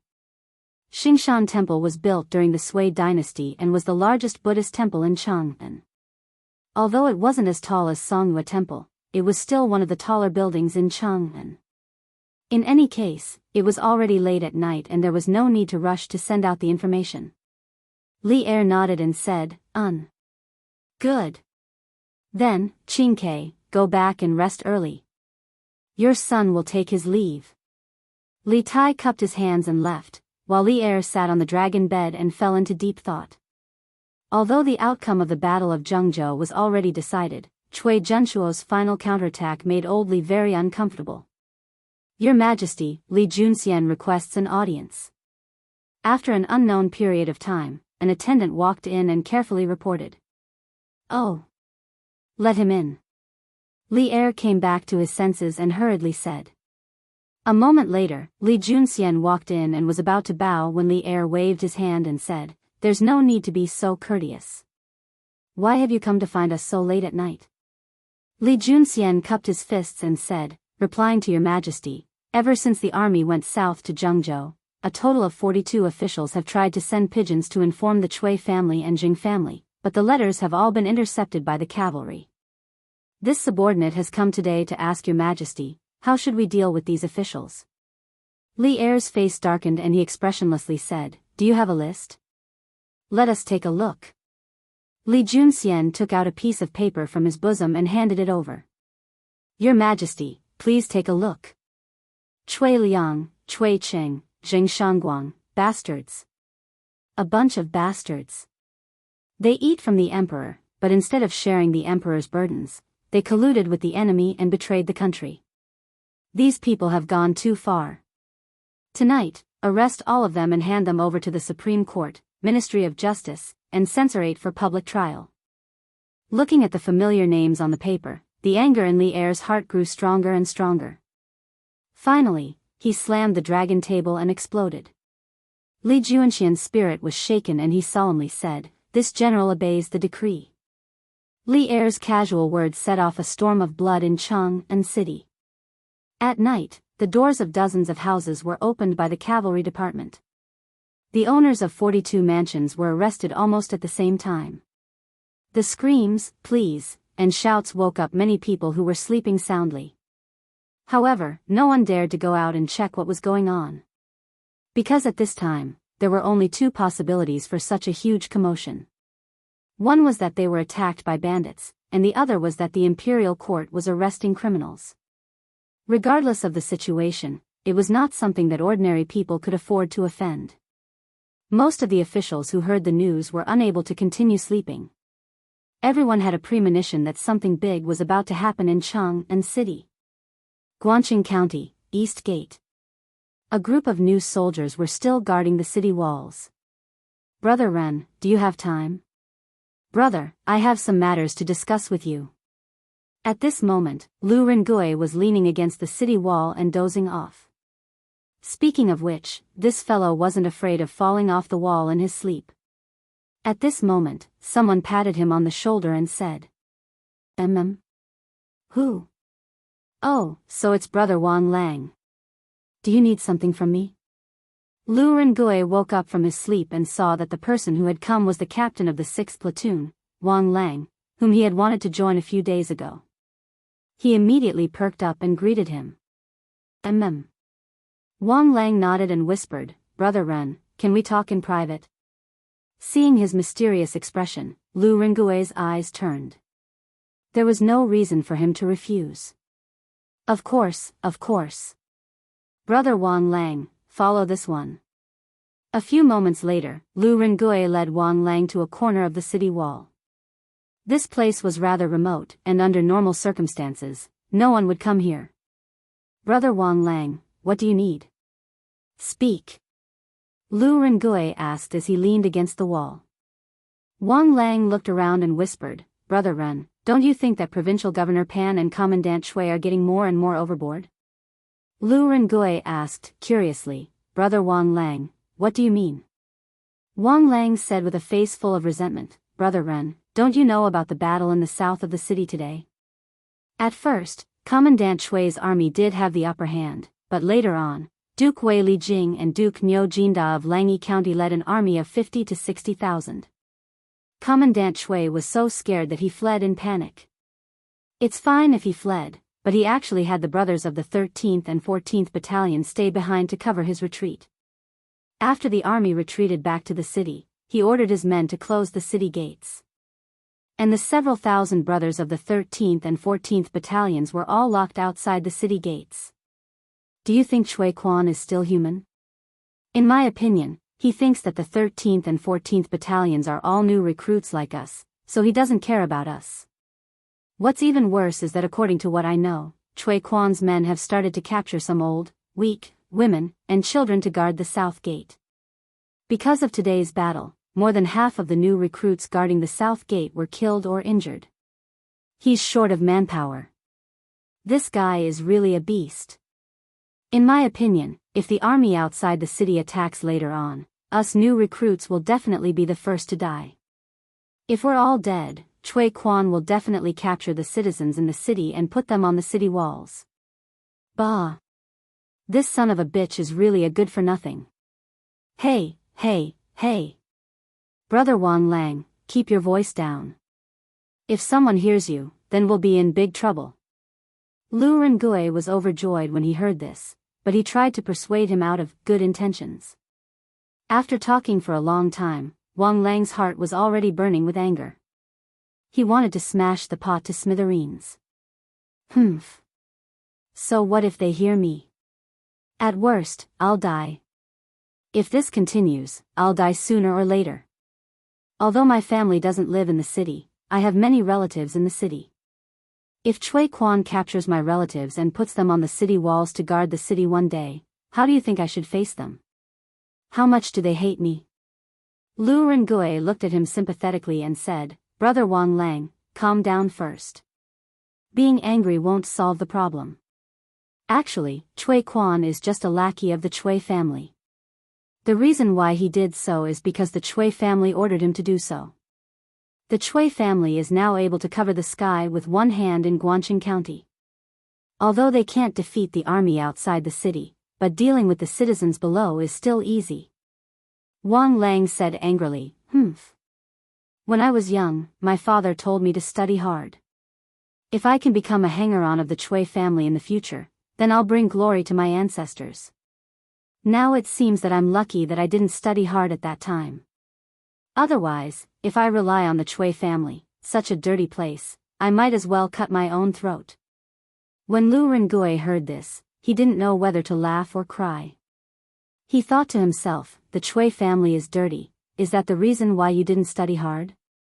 Brother Wang Lang, now we're all chess pieces under the Shui family. If they want us dead, what can we do? Lu Rengui pretended to sigh helplessly and said, "Bullshit. Brother Dinyo, I, Wang Lang, respect you as a man.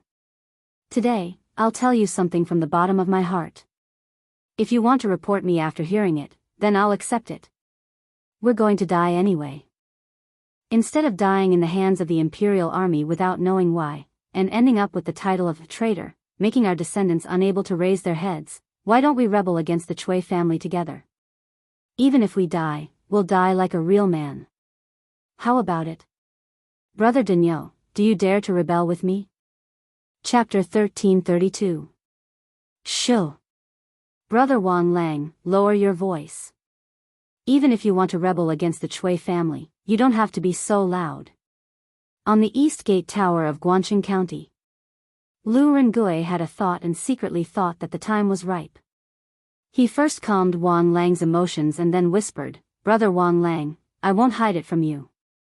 I, Lu Rengui, am also hot-blooded and have long disliked the Chui family. But so what?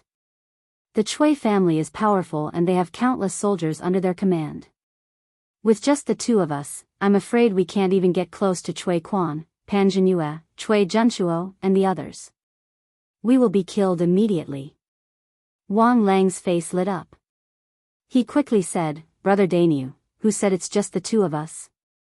Actually, the brothers in the 6th squad all want to rebel against the Chui family just like me.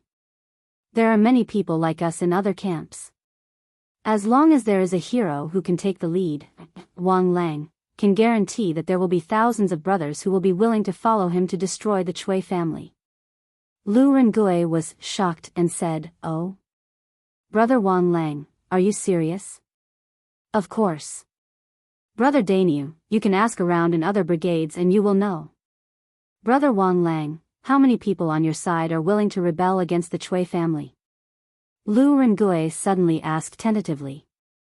Wang Lang said confidently, Brother Dainyu, I don't dare to say about other brigades, but as long as someone takes the lead to rebel against the Chui family, the 200 brothers in the 6th squad will definitely follow.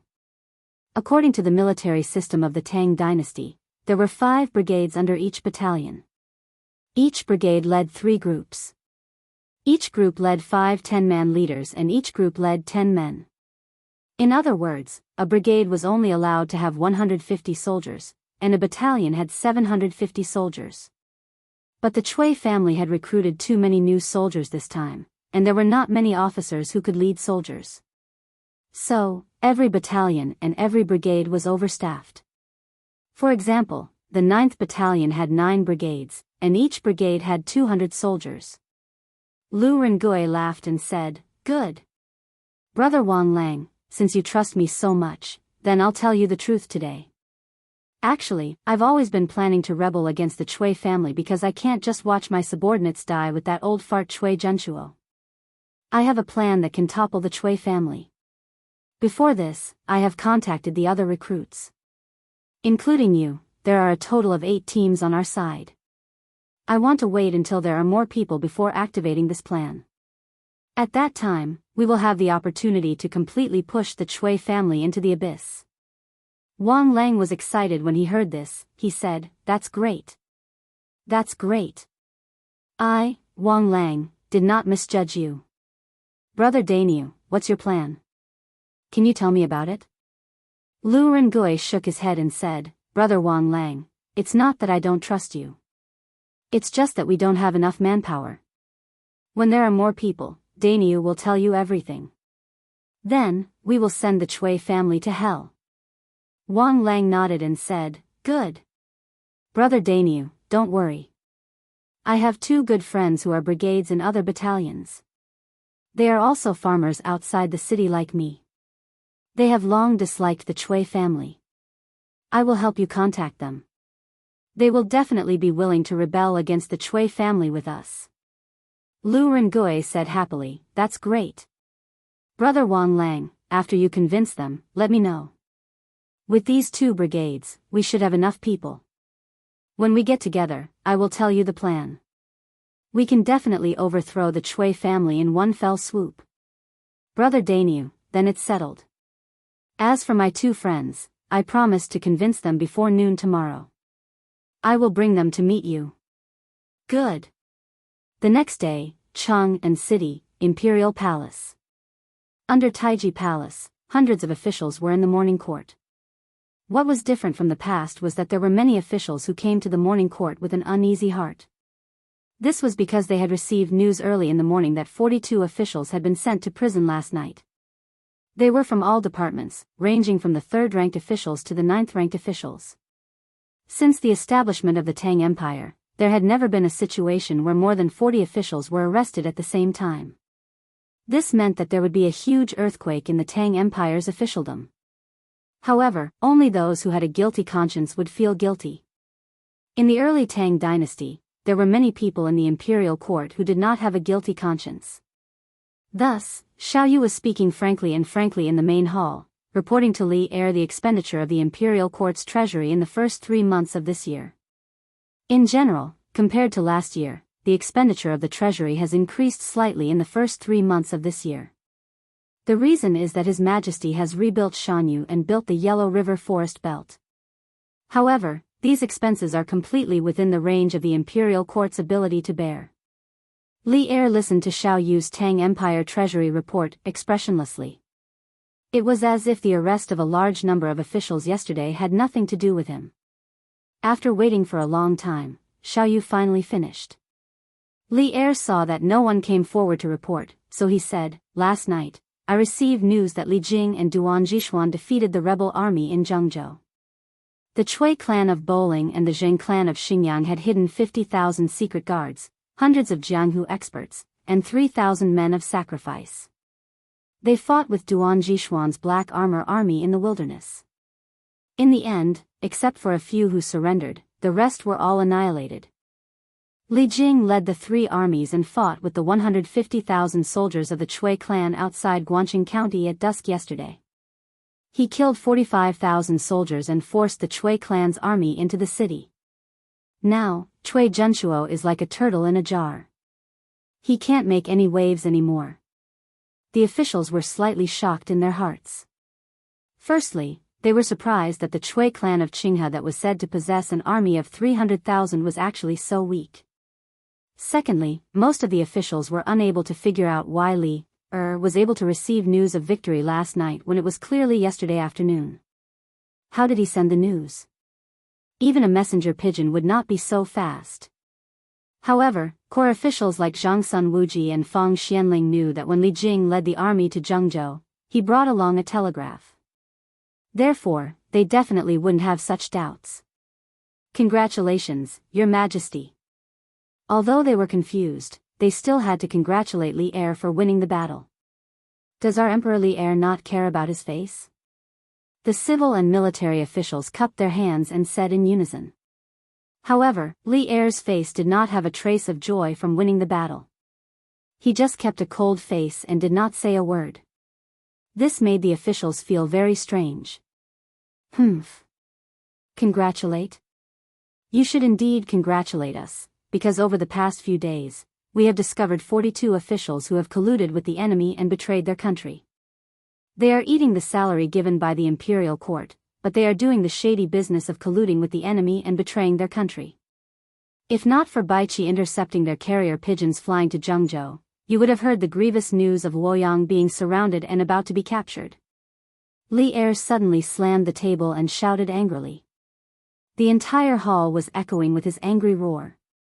The civil and military officials immediately kept quiet out of fear. None of them dared to breathe loudly. "Lu Dui." After a moment of silence in Taiji Palace, Li Er's cold voice came from above. "This old official is here." Lu Dui, the Chancellor of the Supreme Court, hurried forward and cupped his hands. Li Er coldly swept his gaze over all the officials in the court. Then he looked at Lu Dui and said, "In a moment, I will hand over all these officials and the intercepted letters to you. I give you 7 days to investigate these officials together with the Ministry of Justice and the Censorate. Find out if they have any accomplices. After 7 days, report to me the results of your investigation.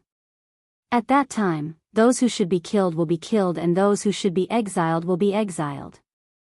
Lu Dui's heart trembled. He cupped his hands and said solemnly, "This official obeys the decree." The officials in the court felt a chill in their hearts. They knew that Li Er was going to start a massacre. "I would like to remind some people that you are officials of the Tang Empire first and then people of the aristocratic families. Without the Tang Empire, you are nothing." "Humph. Court is dismissed." After Li Er said this coldly, he got up and left in a huff. Now that he had almost wiped out 3 of the 5 families, he had the confidence to say these words. The officials looked at each other and sighed. Then, they left the hall and went about their own business. Little fishy, little fishy. At noon, in a private house in Wuning Square in the south of Guangqing County, a fierce-looking man took advantage of the fact that no one was around to jump over the wall and come to the backyard. Big brother Lu? Why are you back? Little fishy, who was taking an afternoon nap in the attic, hurried downstairs to welcome him when she heard the shouts below. Shoo! Lower your voice. I snuck out during lunchtime. Let's talk inside. Lu Rengui hurriedly whispered. Oh. Okay. Little fishy replied and led Lu Rengui into the house. Then, she said, Big brother Lu, you must have not eaten lunch, right? I still have some steamed buns left. Why don't you eat some to fill your stomach? Lu Rengui waved his hand and said, There's no time. I can't stay any longer. I came back to look for you today because of an urgent matter. I'll make it short and leave after I'm done. Little fishy hurriedly sat up straight and said, Okay, Big brother Lu, go ahead. I'm listening. Lu Rengui said, Little fishy, I've already convinced the captains of 10 teams. They are all willing to join me in the rebellion against Chui. I can mobilize 2,000 troops. I plan to bring these people to kill the soldiers guarding the gate at midnight tonight. Then, I'll open the city gates and release the drawbridge to let the army outside the city in. So, you have to inform Duke Wei outside the city in advance and let them prepare. Once midnight arrives, we'll work together and take down Guangqing City in one fell swoop. Understand? Little fishy said in surprise, Wow. Big brother Chui, you're amazing. You can actually gather 2,000 troops from the rebel army. Lu Rengui waved his hand and said, Okay, let's not talk about this first. Send out what I just said and see if Duke Wei agrees. I'll wait here. Hurry. Oh. Okay. But even if they receive the news, it will probably take a while before they reply. Big brother Lu, take advantage of this time to eat something. I'll go up and send the telegram now. Little fishy said and then went upstairs excitedly. If this plan succeeded, she would be able to escape Guangqing City and return to Chang'an. Lu Rengui sat alone downstairs, thinking about what to do at night. It would take a lot of effort, so he picked up the steamed bun on the table and started eating. Chapter 1333. 2 in 1 chapter. South of Guangqing County, Middle Army Tent. After lunch, Li Jing gathered all the generals together to discuss the plan to break the city. Everyone, His Majesty sent us a letter this morning. First, he asked us to capture all the disciples of Chui family in Bowling and Jing family in Xinjiang. Second, he asked us to solve the problem of Chui family in Qinghe. Although Chui Zhenshuo's power is gone, he obviously wants to hide in the city and drag everyone in Guangqing County to die with him. Now, many of the guards on the south gate are the old, weak, women, and children they captured. If we want to attack the city, on one hand, we have to consider the casualties on our side. On the other hand, it's inevitable that we have to kill those innocent people. His Majesty asked us to reduce the casualties of the people as much as possible under the premise of eliminating the rebels. Li Jing, as the general manager of the army, naturally sat on the highest seat. Qin Shubao, Qing Yaojin, Niu Jinda, Duan Jishuan, Sui Provincial Governor Wang Yu, Bian Provincial Governor Zhao Kai, and Hunan Provincial Governor Ren Kan were kneeling on the left and right. Qing Yaojin was furious. Humph. This Chui Zhenshuo is really a bastard. When I, old Qing, break through the city gates in the future, I'll definitely beat this old thing up and feed him to the dogs. Qing Yaojin had killed countless people in his life, but he only killed enemies. Old hooligans like Chui Zhenshuo who killed civilians were despised by old Qing. Qin Xiong's face sank. He thought for a while and said, if Chui Zhenshuo really wants to let the people defend the city, then we can't attack the city. His Majesty has always loved the people like his children. We can't fight against those people, right? Li Jing nodded. Shubao is right.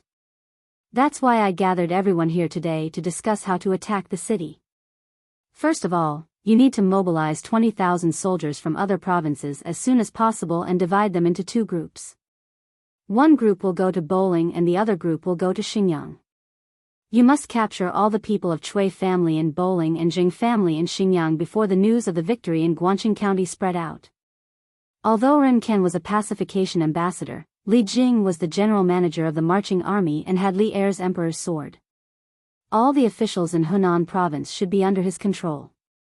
Therefore, when he heard Li Jing's words, Ren Ken quickly stood up and saluted. Yes, head chief. I, Ren Baqian, will immediately send someone to Qi province to gather the troops. Yes. Li Jing nodded and said, next, everyone, think about how to take down Guan City. We didn't bring much food with us on this expedition. Even if we can mobilize food from the nearby provinces and counties, the imperial court can't afford to drag it on for too long. Therefore, we must think of a foolproof plan as soon as possible. Hearing this, everyone in the tent frowned. Reporting. Chief Steward, young Master Meng said that he has something important to discuss with you. At this moment, a soldier came in from outside the tent and said carefully. Usually, outsiders were not allowed to disturb this kind of high-level meeting. However, Li Jing had already said that Meng Wenhao and Iron Egg were special figures in the army. Therefore, even though the guard knew that an important meeting was being held in the tent, he still forced himself to come in and report. Li Jing's heart skipped a beat. He quickly said, "Let him in." "Yes, sir." The guard received the order and left. After a while, Meng Wenhao walked in from outside the tent. Seeing so many people in the tent, he couldn't help but be stunned. Then, his expression became a little hesitant. "Greetings, head chief and generals." Meng Wenhao saluted. Li Jing nodded and said, "Yes." "Wenhao, I heard that you have something to ask me." "Say it." Meng Wenhao looked at the people around him. He knew Qin Xiong, Qing Yaojin, Niu Jinda, and Duan Jishuan, but he had never seen Wang Yu and the others. He didn't know if he should tell them the information he had just received. After all, this matter concerned the life and death of many people. Li Jing's eyes were very sharp. How could he not see the hesitation in Meng Wenhao's heart? He smiled and said, "Haha, Wenhao, you don't have to have any misgivings. Everyone in this tent can be trusted. In the battle yesterday, if any of them were missing, the rebel army in the city would definitely have killed their way out of the encirclement." Hearing this, Meng Wenhao looked embarrassed and saluted to the people around him. He said apologetically, "I was rude and offended the generals. I hope you can forgive me for being disrespectful." Ren Ken laughed and said, "Young master, you are so cautious. I guess you have very important information to tell the chief steward, right? It's never wrong to be cautious about such things. We are not unreasonable people. We will definitely not take it to heart." Wang Yu and Zhao Kai nodded in agreement. Seeing this, Meng Wenhao turned around and saluted to Li Jing. He said with a serious face, reporting to the chief steward, "I just received a telegram from Little Yu. It said that the Bian province army commander, Lu Rengui, has united 10 new recruits in the city who want to rebel against Chui. They can control 2,000 troops.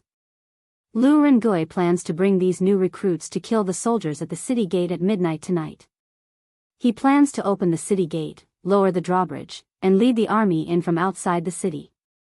I wonder what the chief steward and the generals think. They are waiting for my reply." "Oh. There is such a thing?" Li Jing was shocked.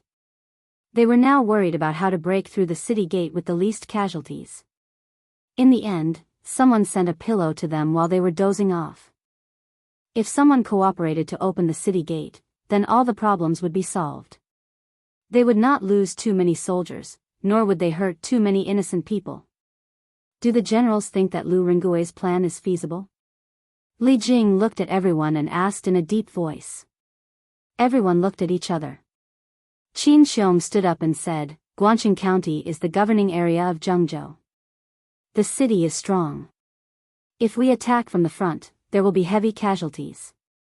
If we can really break through from the inside and then cooperate with the outside, it is undoubtedly the best plan to break the city. I think this plan is feasible. Bian Province Governor Zhao Kai smiled and said, Chief Steward, I also think this plan is feasible. Lu Rengui was the Bian Province Army commander and was his subordinate. At such a critical moment, Lu Rengui directly played the key role of one person to decide the situation. This made him, the Bian Province governor, very proud. Wang Yu curled his lips in annoyance. He thought to himself that Lu Rengui was also a talent. He would see if he could be transferred to Sui Province. He was willing to directly give him the position of commandant. Qing Yaojin, Niu Jinda, and the others did not have any objections. Seeing this, Li Jing said to Meng Wenhao, immediately reply to Lu Rengui. Tell him to open the city gate at midnight tonight and lower the drawbridge. The army outside the city will be prepared to enter the city in advance. Yes. Chief Steward. Meng Wenhao cupped his fists and left. In the tent, Li Jing immediately began his tactical deployment. Generals, listen up. Tonight at midnight, organize the troops and follow me into the city. However, each department needs to leave 10,000 troops outside the city to guard the city gates to prevent the rebels in the city from escaping. Yes, sir, Guangqing County, Wanning Square. Beep. Beep. Beep. Beep. It's here. It's here. It's finally here. Little Fishy waited for a long time before the telegraph finally rang again. She quickly took a pen and recorded the code. Speaking of which, the distance between the two telegraph machines was now only a city wall. There was no need to go to a very high place to send a telegram to each other. This undoubtedly created a great convenience for the communication inside and outside the city. After a while, Li Yu received and translated the code. Then, she went downstairs. Lu Rengui, who was downstairs, had already eaten his fill of steamed buns. How is it? Did Duke Wei agree? Lu Rengui asked anxiously. Little Fishy smiled sweetly and nodded. Yes, Wenhao just sent a telegram saying that Chief Steward Li and the rest felt that this plan is feasible. Tonight at midnight, the army outside the city will gather at the east gate. Once you open the gate, the army outside the city will flood in and destroy the Chui family. Good, good, good. Lu Rengui waved his fist excitedly and said, Okay, I will go back to the east of the city first. If I return late, I will probably take care of things. You and Wei Zhuqing must not go out tonight. After all, swords have no eyes in war. Do you understand? Yes, yes. I understand. Brother Lu, go quickly. Little Fishy smiled and replied. Lu Rengui clasped his fist and left hurriedly. Iron Egg, are you also going to enter the city with the army tonight? South of Guangqing County, outside the central military tent. Meng Wenhao and Iron Egg, the two special people in the army, were sitting on the celestial lamp to observe the enemy. Meng Wenhao looked at the situation in the city with his binoculars and asked Iron Egg. Yes. It is not easy to get a chance to go to the battlefield. How boring it is to stay in the camp every day. Tonight, we will enter the city with the army. Maybe we can kill a few of the Chui family's dogs. Iron Egg stroked a heavy mo sword and replied softly. Meng Wenhao put down the binoculars and looked at Iron Egg and said, But swords have no eyes in war. General Duan is so good at martial arts, and he was seriously injured yesterday. Tonight, the city will be very chaotic. If you are also injured, Yamacho and his wife will be very worried. Iron Egg shook his head and said, Master said that it is difficult to make progress by practicing martial arts on a daily basis. Only in real combat and in the face of a big crisis can there be a big breakthrough. My master was assassinated by Snake King. In a desperate situation, he comprehended Dao and broke through. That was how he became the youngest martial arts grandmaster in the Tang Empire. And my father, in his early years, followed General Qin to fight everywhere. Although he did not get an official position in the end, he is still a great hero in my heart. I want to be a master like my master and a great hero like my father. But how can I become a master if I am locked in a cage every day? How can I become a great hero? So tonight, I must enter the city and see for myself. Meng Wenhao was slightly moved. Everyone had different dreams. He wanted to learn martial arts well and become a useful person in the Tang Empire. He wanted to bring glory to his ancestors and let his father, mother, and sister live a good life. Iron Egg's dream was to become a master and a great hero on the battlefield. As a dream chaser, what reason did he have to stop Iron Egg? In that case, Iron Egg, you can go. I will wait here for your good news. Meng Wenhao said with a complicated expression. Yes, yes. Wenhao, don't worry. After entering the city, I will find little you, and the others. Then, I will let the army take them to a safe place. Iron Egg said with a big laugh. Thank you. Cui Quan, have you arranged the defense of all the city gates? We can't let anything go wrong. In the provincial governor's mansion, Cui Junshuo sat on the seat of honor and asked Cui Quan. Reporting to Grand Duke, rolling stones and hot oil have been prepared at all the city gates. Once the army outside the city attacks, there will be heavy casualties. Currently, there are 2 commoners who have been conscripted to guard the southern city gate. Along the way, there were 3 rebellions, but nothing else happened. Cui Quan bowed and replied. Oh. There were rebellions? Can they be punished severely? Cui Junshuo's eyes darkened as he asked. Cui Quan hurriedly said, reporting to Grand Duke, they have all been killed.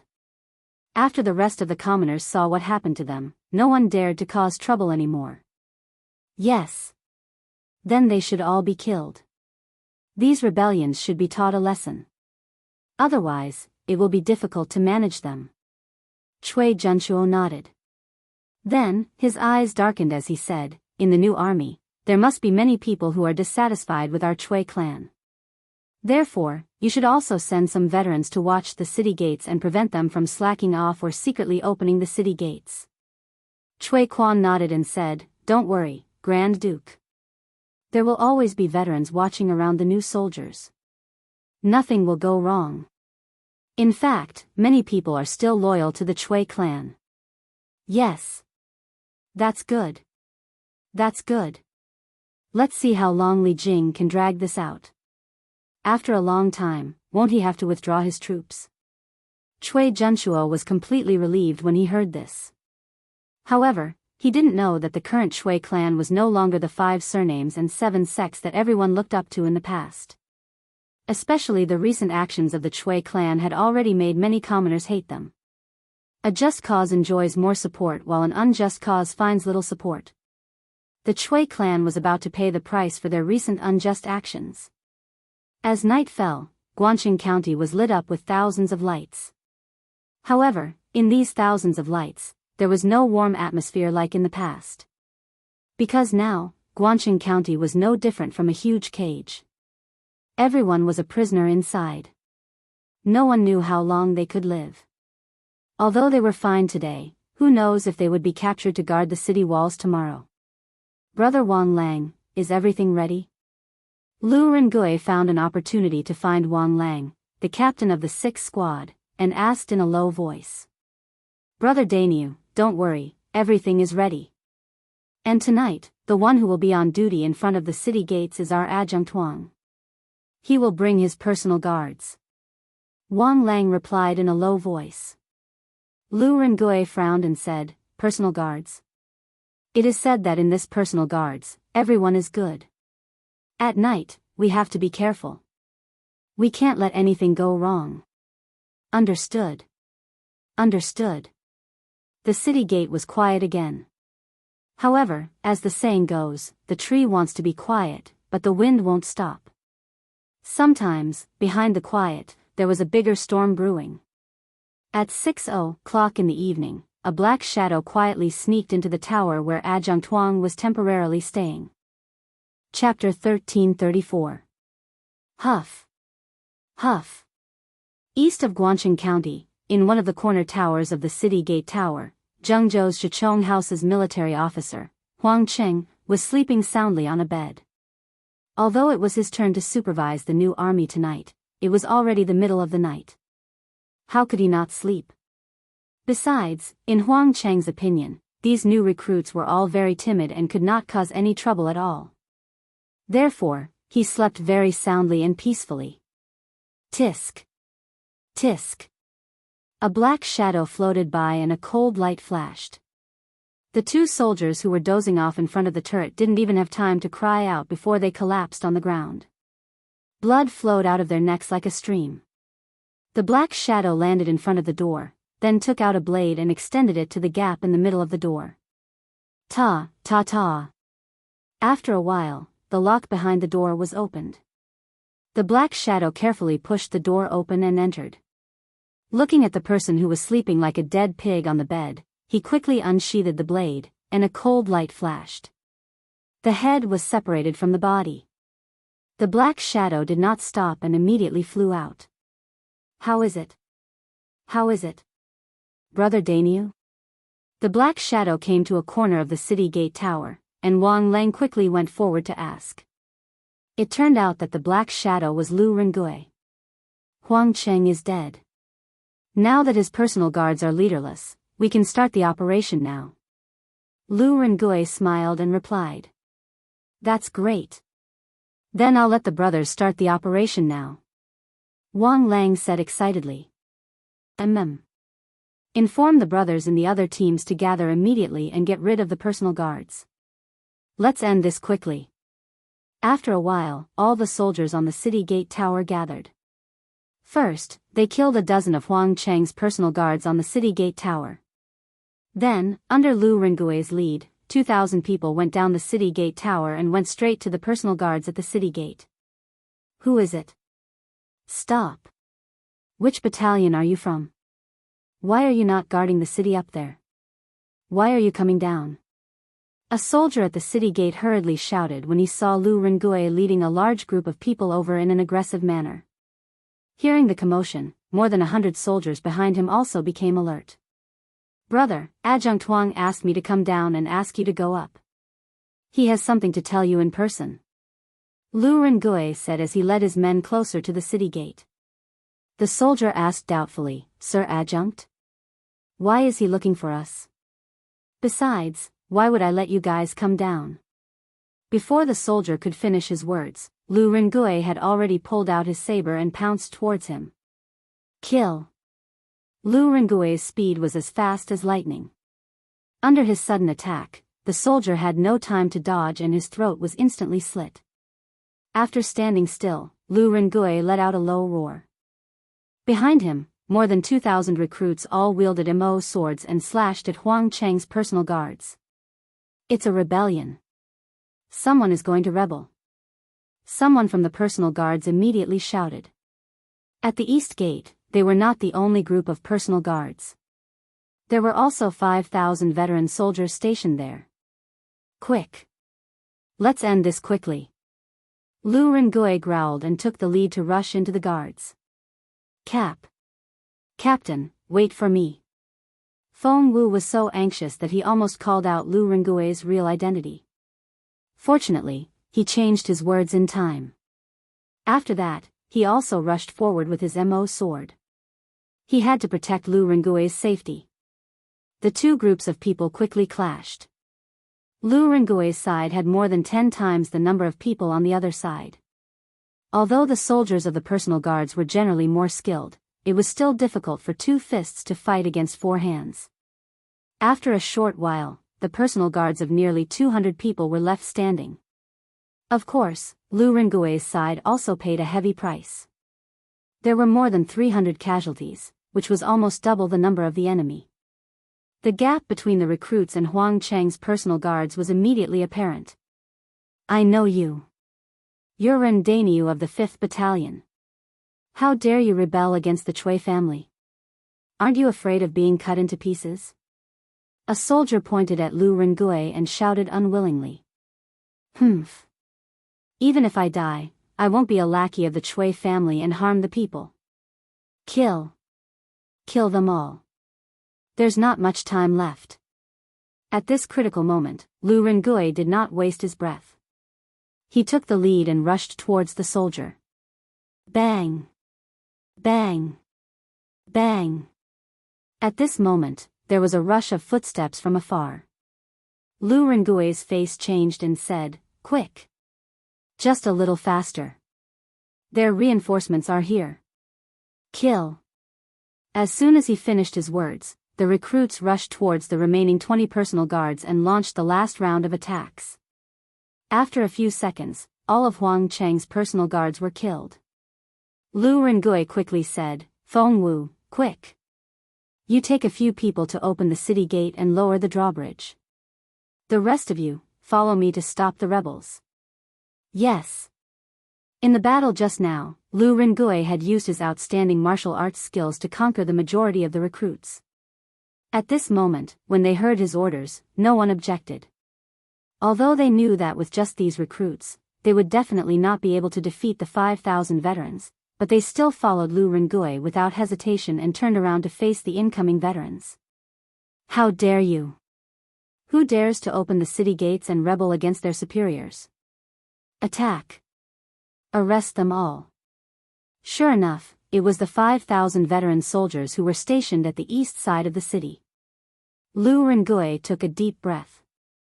He knew that he could not defeat them, but he had to buy time for Feng Wu.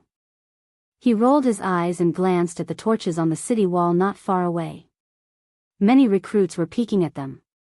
He shouted loudly, "Brothers who were forced into the camp by the Chui family, listen up.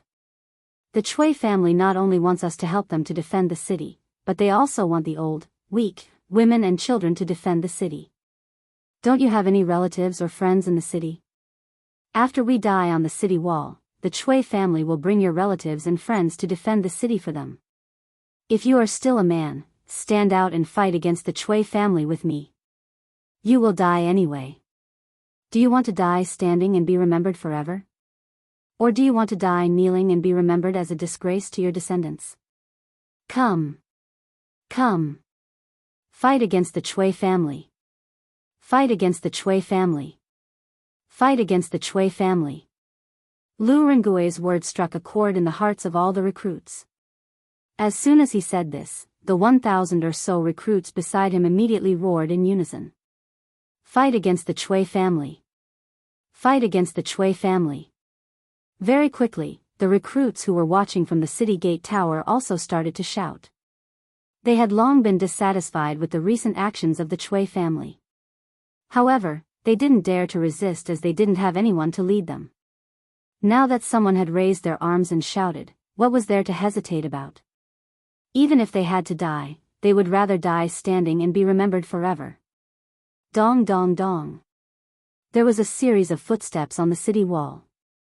It was obvious that the recruits were coming down the city wall. "Shut up. Go. Chop this bastard into minced meat." When the leader saw Lu Rengui's glib tongue trying to incite the other recruits to rebel, he quickly pulled out his sword and shouted, "Kill!" More than 5,000 old soldiers rushed forward and engaged in battle with Lu Rengui's 1,000 over recruits. Lu Rengui and his men were inferior in terms of numbers and strength. Naturally, they were forced to retreat. In just a few seconds, more than 10 of them were injured. Kill! At this moment, more than 500 recruits came down from the city wall. When they saw the battle at the city gate, they rushed up without hesitation. On top of the city wall, more recruits were rushing over. After a few minutes, the city gate was finally pushed open by Feng Wu and his men. At this moment, there were more than 5,000 to 6,000 new recruits. More recruits were coming after hearing the news. On the other hand, the 5,000 old soldiers were surrounded and nearly 1,000 of them were injured or killed. Do you people not want to live anymore? Rebel! Rebel! The provincial governor will not let you go. The Chui family will not let you go either.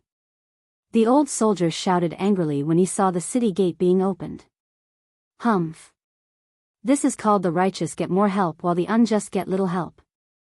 The Chui family is selfish and has done some heartless things. They have already lost the support of the people. Their retribution will come soon. Lu Rengui snorted and looked at the old soldier. Quick! Quick! Lower the drawbridge and let the Imperial Army come over. Feng Wu, who was at the city gate, quickly shouted to the soldiers around him. Yes! There was an ear-piercing screech, followed by the sound of the other end of the drawbridge falling to the ground. The drawbridge at the city gate was finally lowered. Quick! The city gate is open. Everyone, follow me. At this time, there were already more than 100,000 soldiers standing outside the city gate. Qing Yaojin shouted excitedly when he saw the city gate was open. He held his lance and urged his horse to gallop toward the city gate. Kill! Niu Jinda and Qin Xiong also followed closely behind. Bang! Bang! Bang! Hundreds of thousands of soldiers swarmed towards the east city gate of Guangqing County. The thousands of old soldiers in front of the city gate wanted to escape when they saw the army entering the city. However, they were blocked by the thousands of new soldiers and were quickly killed by the army of the imperial court that entered the city. Lu Rengui, take these new recruits and follow the army into the city to capture the leader of the rebels. Under Zhao Kai's lead, Qin Xiong saw Lu Rengui and ordered. Yes, sir. General, Cui Junshuo should be in the governor's mansion now. Pan Zhenyue should be in the provincial governor's mansion. Lu Rengui cupped his fist and said loudly. The new recruits next to him were dumbfounded. What is going on? Isn't this guy called Rendainu? Why is he called Lu Rengui? Also, how does he know the guards outside the city? Okay. Lu Rengui, take these people and follow General Cheng to the Cui family to capture Cui Junshuo and the others. I'll take them to the provincial governor's mansion. Qin Xiong gave a simple order and led the soldiers into the city. Lu Rengui bowed and shouted, Brothers, it's time to redeem ourselves. As long as we capture Cui Junshuo, we can redeem ourselves. Okay. Capture Cui Junshuo. At this time, Lu Rengui's identity was no longer important. To these new recruits, as long as they could redeem themselves and reduce their crime of defecting to the rebels, that would be enough. Hey! Let's go. I didn't expect you to incite so many new recruits to go against the Cui family with you. You're quite capable. Old Cheng, like you. Qing Yaojin looked at Lu Rengui with appreciation and then laughed.